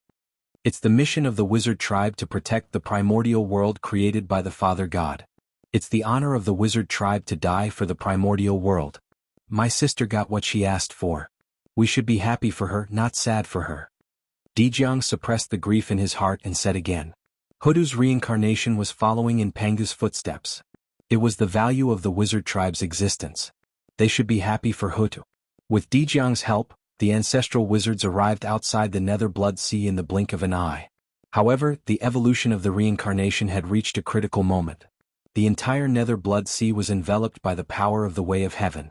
Except for those who were here from the beginning, no one else could enter. Dijiang and the others were no exception. Sister, why do you have to do this? Outside the Blood Sea, Dijiang looked at Hutu, whose body had completely disappeared. His face was full of sadness. He said that he was happy for Hutu and was not allowed to be sad. But in the face of this scene, who could bear it? Even a heart of stone would melt, let alone the wizard tribe, who was known for their straightforward temperament. Seeing that Hutu was about to disappear, how could Dijiang hold it in? Brother, Hutu is not bitter. I'm willing to die for the primordial world. Seeing Dijiang and the others, Hutu could not help but smile. The last trace of her obsession disappeared, and she integrated into the reincarnation wholeheartedly. It could be seen that under the power of the reincarnation disc, Hudu's innate indestructible true spirit was constantly becoming illusory. When the true spirit completely disappeared, Hudu would completely disappear. Sister. With a loud roar, Dijiang's heart was filled with powerlessness. At this point he could not change anything. As Hudu's last obsession disappeared, the speed of the reincarnation disc's evolution accelerated. At the same time, there was a boundless momentum converging here, accelerating the process. The Way of Heaven could not wait any longer. It borrowed the power of the origin of heaven and earth to help Hutu. With the help of Feng Zichen, the reincarnation disc was stronger than before, and the difficulty of evolution naturally increased. Without the help of the origin of heaven and earth, it would take Hutu a long time to complete the cycle of reincarnation by herself. With the help of the heavenly Tao, in just a few years, the evolution of the samsara disc had reached the final juncture. It was only one step away from being born. 6 paths. This was the last step. Poor ones. It was the 6 paths. He only needed to open up the 6 paths. The reincarnation of the primordial world would be complete. Rumble. At this moment, the heavenly Tao moved. A purple brilliance hung down from his body and merged into the reincarnation disc. Was that the origin of the heavenly Tao? He wanted to use this to create the 6 paths. Unfortunately, the samsara had already changed. The person who controlled the 6 Tao was no longer the Tao of heaven, but the god of creation of the untainted land, Pangu. After the essence of the heavenly Tao fused with the wheel of samsara, before the heavenly Tao could do anything, the thought of Pangu, who had disappeared in the wheel of samsara, suddenly appeared. Suddenly, a majestic power filled the air as if it could twist everything. The origin of the heavenly way, which was known as the most powerful force in the untainted land, could not resist at all. It was distorted and changed, becoming part of Pangu's thoughts. Whoosh! Whoosh! After Pangu's thoughts devoured the origin of the heavenly Tao, they first circled around the wheel of samsara before suddenly rushing into the Lady of Earth's true spirit. The Lady of Earth was enlightened and knew what to do next. Today I, Pangu, the Lady of Earth, will use my body to transform into reincarnation and perfect the primordial world. Reincarnation has been established. From now on, life and death will be separated. From now on, in the primordial world, anyone whose cultivation level is lower than Daluo Jinshin's can enter reincarnation if their true spirit does not dissipate after death. Judge whether they were good or evil when they were alive. According to their merit and negative karma, they will enter the path of reincarnation and undergo reincarnation again. The Lady of Earth's clear voice reached the ears of every living being in the primordial world. Immediately they were filled with respect. This was a matter of great mercy. It could relieve them of the pain after death. They could not help but kowtow. Goddess is merciful. Praise the Goddess Hutu, the Goddess Hutu, the Goddess Hutu. At this moment, all living beings in the primordial world were shocked. Previously, they only knew that the Lady of Earth had transformed into reincarnation to complete the world. Of course, it was a good thing to complete the world. However, they did not know what the benefits were. They only saw that even the saints had bowed to the Lady of Earth. That was naturally a great thing. Therefore, they also had to bow to the Lady of Earth. Now, after hearing the Lady of Earth's words, they came to a realization. It turned out that this was reincarnation. It could allow them to live another lifetime. How could this not be exciting? Who would be willing to die in one lifetime? Who would be willing to live forever after death? If they could live another lifetime, they would have more hope of attaining the Tao. A glimmer of hope of transcendence was of course excellent. If they could reincarnate again and again, they might be able to achieve a different kind of eternal life. As such, all living beings naturally respected the Lady of Earth, who had opened up the reincarnation for them. However, their thinking was wrong. Reincarnation could allow them to reincarnate, but it was not without a price. The reincarnation cycle of heaven and earth was to retrieve the true spirits of all living beings and make up for their own origins. It was not to increase the strength of all living beings. It was impossible to reincarnate without any price, and to reincarnate again and again. All living beings are divided into good and evil. There is a difference in merit and there is a difference in karma. To show the fairness of reincarnation, I will use my true spirit to establish the 6 paths, to distinguish the reincarnation of all living beings. Just as all living beings were bowing to her, the Lady of Earth continued to speak. She wanted to establish the 6 paths of reincarnation to determine the future of all living beings. At this moment, purple Tao runes flowed on the Lady of Earth's body, emitting a great majesty that suppressed the heavenly Tao until it kept retreating. It was abnormally terrifying. That was Pangu's power. He was deducing the future and rebuilding the 6 paths. If the world was incomplete, the heavenly Tao would naturally be incomplete. The 6 paths that he had arranged would naturally be imperfect. Therefore, Pangu had to correct it. This was a situation that had never happened in his previous life. It was the result of Feng Zichen's risk. The future of the primordial world would change here.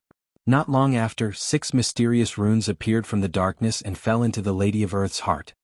This is the 6 paths of reincarnation. Without hesitation, the Lady of Earth ignited her remaining connate indestructible true spirit and used the secret technique passed down by Pangu to shake the vast chaos outside the realm. She swore to the Great Tao, "The Great Tao is above." Today, Pangu, the Lady of Earth, wants to establish the 6 paths of reincarnation for the primordial world. I hope the Great Tao will bear witness to it. That's right, it was the Great Tao. How could the 6 paths of reincarnation led by Pangu be witnessed by the heavenly Tao? Was he worthy? In this world, stronger and nobler than Pangu, there was only the Great Tao. Moreover, the 6 paths of reincarnation was a treasure of chaos. Without the baptism of chaos and the blessing of the origin of the Great Tao, how could it be truly accomplished?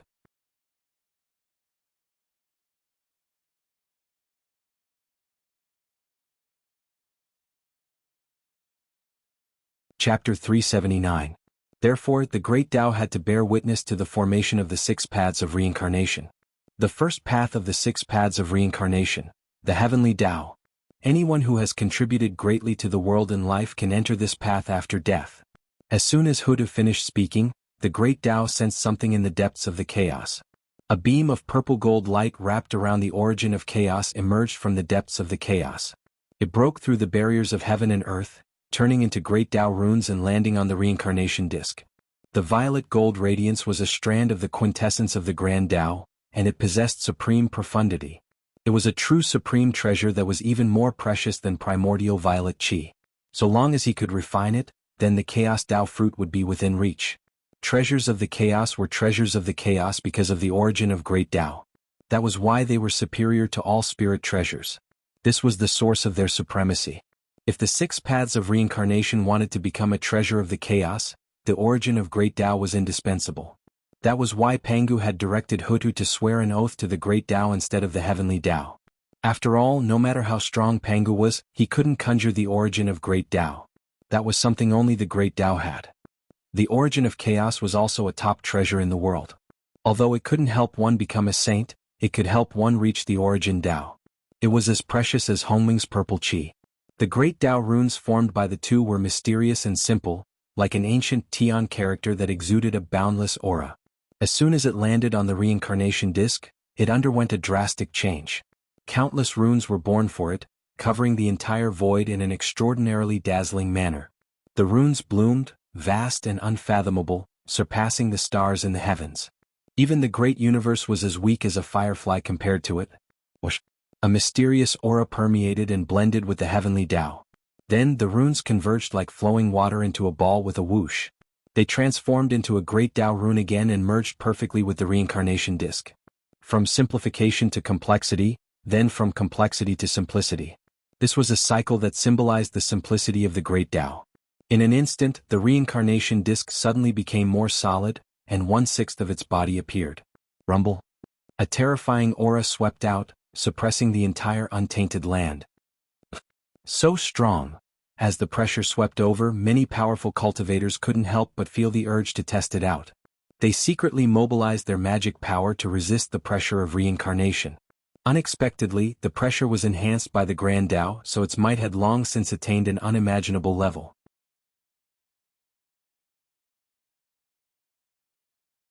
All of them were momentarily unable to resist it, and they were shaken to the point of letting out muffled groans and suffering a slight loss. The great mystical abilities might be able to resist, but the living beings of the primordial world could not withstand the pressure of reincarnation. He was forced to kneel on the ground, unable to stand up. At the same time as that oppressive might swept out, an indescribable message appeared in the minds of the living beings, allowing them to understand what the heavenly way was. This heavenly Tao was not the desolate era's heavenly Tao, but the heavenly Tao of man. Upon entering this Tao, one would be a Xiantian life form upon birth. Moreover, one would be a top-tier Xiantian life form, second only to Xiantian fiend gods. It was the birth of pre-celestial Qi, the birth of the essence of heaven and earth. Such creatures all belonged to the Tao of celestials. Their Taoist physiques were naturally formed, they had all 9 orifices opened, and they even had heavenly luck. As long as he did not die, he was destined to become a Tai Jingxian. It was not an exaggeration to say that he was a celestial being. Is this reincarnation? It's really unbelievable. It can actually change our fate. After learning the function of the heavenly Tao reincarnation, the living beings were first stunned, then ecstatic. In this world, there were many Xiantian fiend gods and countless top-tier Xiantian life forms. However, that was in the past. In the current primordial world, there were more ordinary Xiantian life forms. Top-tier Xiantian life forms. Heaven and earth rarely gave birth to them. The existing Xiantian fiend gods and the top-tier Xiantian life forms that were still alive were like dust compared to the sea of stars when compared to all the living beings in the primordial world. The ratio was too small. The appearance of the heavenly Tao reincarnation gave these ordinary Xiantian life forms hope to change their fate. As long as they accumulated enough merit, they could go through reincarnation and change their birth. The more noble their background was, the greater the hope of becoming Daluo Jingxian. On the other side, no matter what the living beings of the primordial world thought, the Hutu continued. The second path of the 6 paths of reincarnation, Tao. Anyone who has contributed greatly to all living beings when they were alive can enter this Tao reincarnation after they die. As soon as she finished speaking in the depths of the chaos, the great Tao once again lowered a wisp of essence, enveloping the essence of chaos and fusing into the reincarnation disc. Immediately, on the reincarnation disc, another great Tao rune appeared. Another 1/6 of its body had manifested. Tao, the Tao of earth creation. The essence of the mountains and rivers took form. The essence of the earth condensed and was born. Such natural spirits of the world could all belong to the Tao.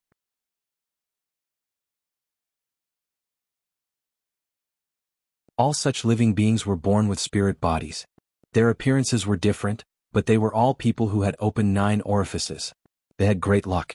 If there were no disasters or tribulations, they would definitely cultivate a golden immortal Tao fruit. From then on they would bid farewell to death and live forever. They would live as long as the world. If the divine Tao were to prosper in the future, they would be natural mountain gods, water gods. They would be able to control a divine realm. This was a Xiantian life form of the upper level, a spiritual seed nurtured by the world. It was a great creation and it was ominous to kill.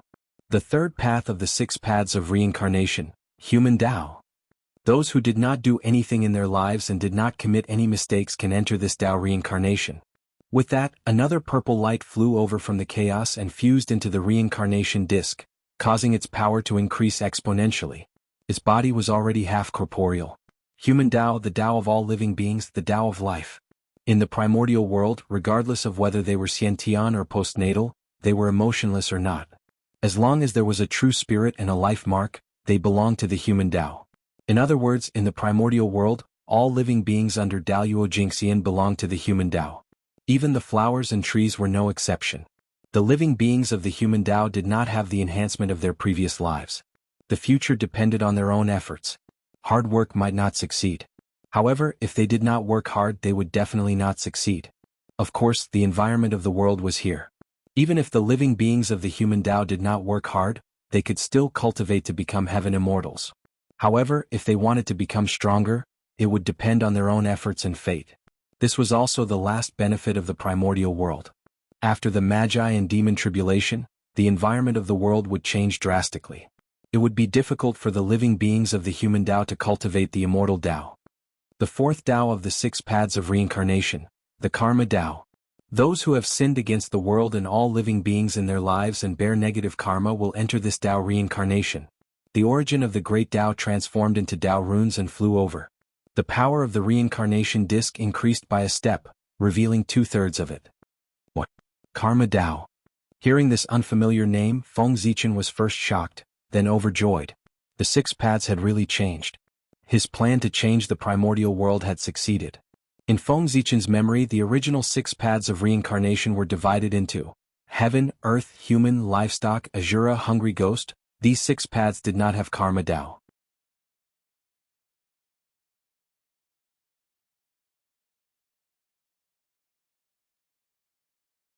Chapter 380. Karma Tao. Those with karma would sink into this Tao and suffer. Those with merit naturally had to be rewarded. Those with karma naturally had to be punished. Only then could it show that the heavenly Tao and reincarnation were fair. If good people and bad people were treated the same, then who would be willing to do good in the primordial world? And if one lost their kindness, the primordial world would not be far from sinking. In this world there was a difference between high and low. To put it bluntly, in the primordial world, Khanate god fiends were nobler than Khanate life forms. Khanate life forms were nobler than postnatal life forms. Speaking further, even if they were in the same clan, there were differences between clansmen. Those with good talent were nobler than those with weak talent. Those with high statuses were nobler than those with low statuses. The difference between people was already destined at birth. And when there was a difference between people, levels would naturally occur. The noblest, high and mighty. The lowest of them all was as low as the soil. Just like slaves, they enjoyed the worst treatment, but they did the most bitter, tiring, and dirty work. They were also despised, beaten, and scolded by others. They could be said to be tortured. It was as if they had come to the world to be tortured. No, it was not like that was clearly the case. They had come to the human world to suffer. Because they had come on their own. They were plagued by negative karma when they were alive. They still wanted to write it off after they died. How was that possible? After those with negative karma died, they had to go to hell and suffer all kinds of torture to offset their negative karma. After that, they could go to reincarnation. This reincarnation was, of course, the karma Tao. Just because the negative karma was gone did not mean that the sins were gone. The suffering of the death realm was over, the suffering of the life realm was still waiting for them. Otherwise, who would be the lowest? They could not let those who had not done anything, right? They did not make any mistakes, so why should they?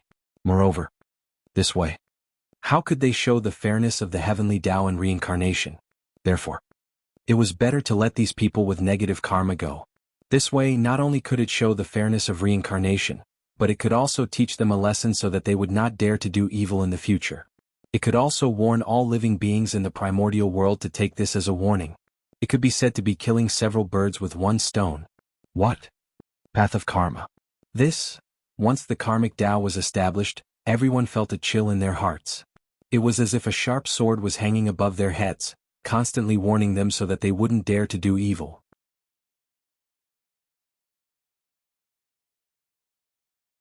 Believe, with the path of karma, the living beings of the primordial world would be much more restrained. In the future, the primordial world would be much more stable. They thought that the appearance of the 6 paths of reincarnation would only bring them benefits and no harm. The birth of the 6 paths of reincarnation was to complete the untainted world, not to help all living beings in the world benefit. The 5th Tao of the 6 paths of reincarnation, Tao of Asura. Those who are tainted with the murderous fate can enter this reincarnation cycle after death. After the path of karma was the path of Asura. Feng Zichen wasn't surprised by the appearance of the realm of Asura. The 6 paths of reincarnation was established in the Nether Blood Sea. His appearance had invaded an unknown amount of the Nether Blood Sea's origin. Taoist Mingi had been staying at home, but disaster had come to him out of nowhere. How could he not be angry? How could the Asura tribe not be resentful when their homeland was destroyed? Therefore, in order to compensate Taoist Mingi, the Asura Tao was going to be established. Moreover, the Asura Tao represented. It wasn't just the Asura tribe. The Asura Tao was also the killing Tao. In the primordial world there were countless living beings. Among these living beings, either for their natural enemies or for their own interests, wars often broke out, causing the primordial world to be in chaos. At this moment, someone needed to be born with the luck of killing, kill to stop killing, violence to curb violence, kill until the primordial world was peaceful. Moreover, there were too many cultivators in the primordial world. It was also a burden for the heaven and earth. It was also very good for some people who were born with the luck of killing to clean up some cultivators for the heavenly Tao to maintain the stability of the primordial world. These people had committed endless sins of killing when they were alive. After death, they naturally had to go to the 18 levels of hell and never be reincarnated. However, as they massacred cultivators wantonly, the pressure of heaven and earth was reduced, and the world was developing in a good direction. According to this calculation, this was meritorious to heaven and earth, and should enter the heavenly Tao. However, massacring cultivators was a great sin to all living beings, and was now in the 18 levels of hell. For these people, the heavenly Tao did not reward. They had lost their hearts of fairness and justice. The human Tao did not punish. They had lost their hearts of protecting all living beings. These two were the foundation of the heavenly Tao and the human Tao in the primordial world. They could not be lost. Therefore, in order not to damage the harmony between the heavenly Tao and the human Tao, the Asura Tao was born to settle these living beings. I'm sitting at home and fortune comes from the sky. At this moment, Taoist Mingi, who was originally unhappy because the Huda did not greet him and establish the 6 paths of reincarnation in the Blood Sea, suddenly smiled. The way he looked at the Hutu was no longer filled with hostility, but with surprise. The Huda had given him a big gift for free. At this moment, if there was a word to describe Taoist Mingi's mood, it would be surprise, an incomparable surprise. In this mood, his good impression of the Hutu in his heart could be said to have reached the extreme. Even his good impression of the Magi had reached the max. With the Asura Tao, the Asura clan's prosperity was just around the corner. As the Asura ancestor, he might be able to use this to glimpse the secrets of the primordial chaos Tao realm. Moreover, these were only the benefits that could be seen. Those benefits that could not be seen might be even greater. The birth of the 6 paths of reincarnation had caused such a huge commotion that even Pangu and the Great Tao were alarmed. One could imagine how extraordinary it was. It was not that Taoist Mingi could not recognize the origin of the Great Tao and the origin of chaos. He also knew a thing or two about their mysteries. Becoming the Taoist master of the Asura was not far from the primordial chaos Daluo Jingxian. Setting up 5 paths in a row almost reached the limit of the Hutu. Setting up 6 paths consumed her true spirit. The damage caused to the Hutu by setting up 5 paths could be imagined. Her innate indestructible true spirit had completely become illusory, leaving only a thin shadow that was almost invisible. It was obvious that if she set up another path, the Hutu's true spirit would completely disappear. Enough. 5 paths of reincarnation are enough. Sister, stop. Outside the Blood Sea, the candle dragon suddenly shouted at the Hutu. As the ruler of time and the #1 sage of the Magi, his wisdom was definitely not to be underestimated. Just now, the moment the Azura Dao was set up, the Candle Dragon had a feeling and used the path of time to deduce. He suddenly realized that the 5 paths of reincarnation were already very perfect. The good and evil of the primordial world, life and death, retribution, and the endless living beings, everything that he could think of was already included. In this way, this 6th path seemed a little redundant. The 5 paths were already perfect. What was the point of the 6th path? Therefore, the Candle Dragon came back to his senses and hurriedly said to the Hutu. He persuaded her to give up on opening the 6th path so that he could save her life. You're tuning in to the Han Li's Wuxia Chronicles YouTube channel. We're so grateful for your support, and don't forget to subscribe to join us on this incredible journey through captivating stories. Your generosity through donations truly makes a world of difference, as it's the primary source of revenue that allows me to expand and enhance this channel for you. Thank you from the bottom of my heart for being a part of this adventure.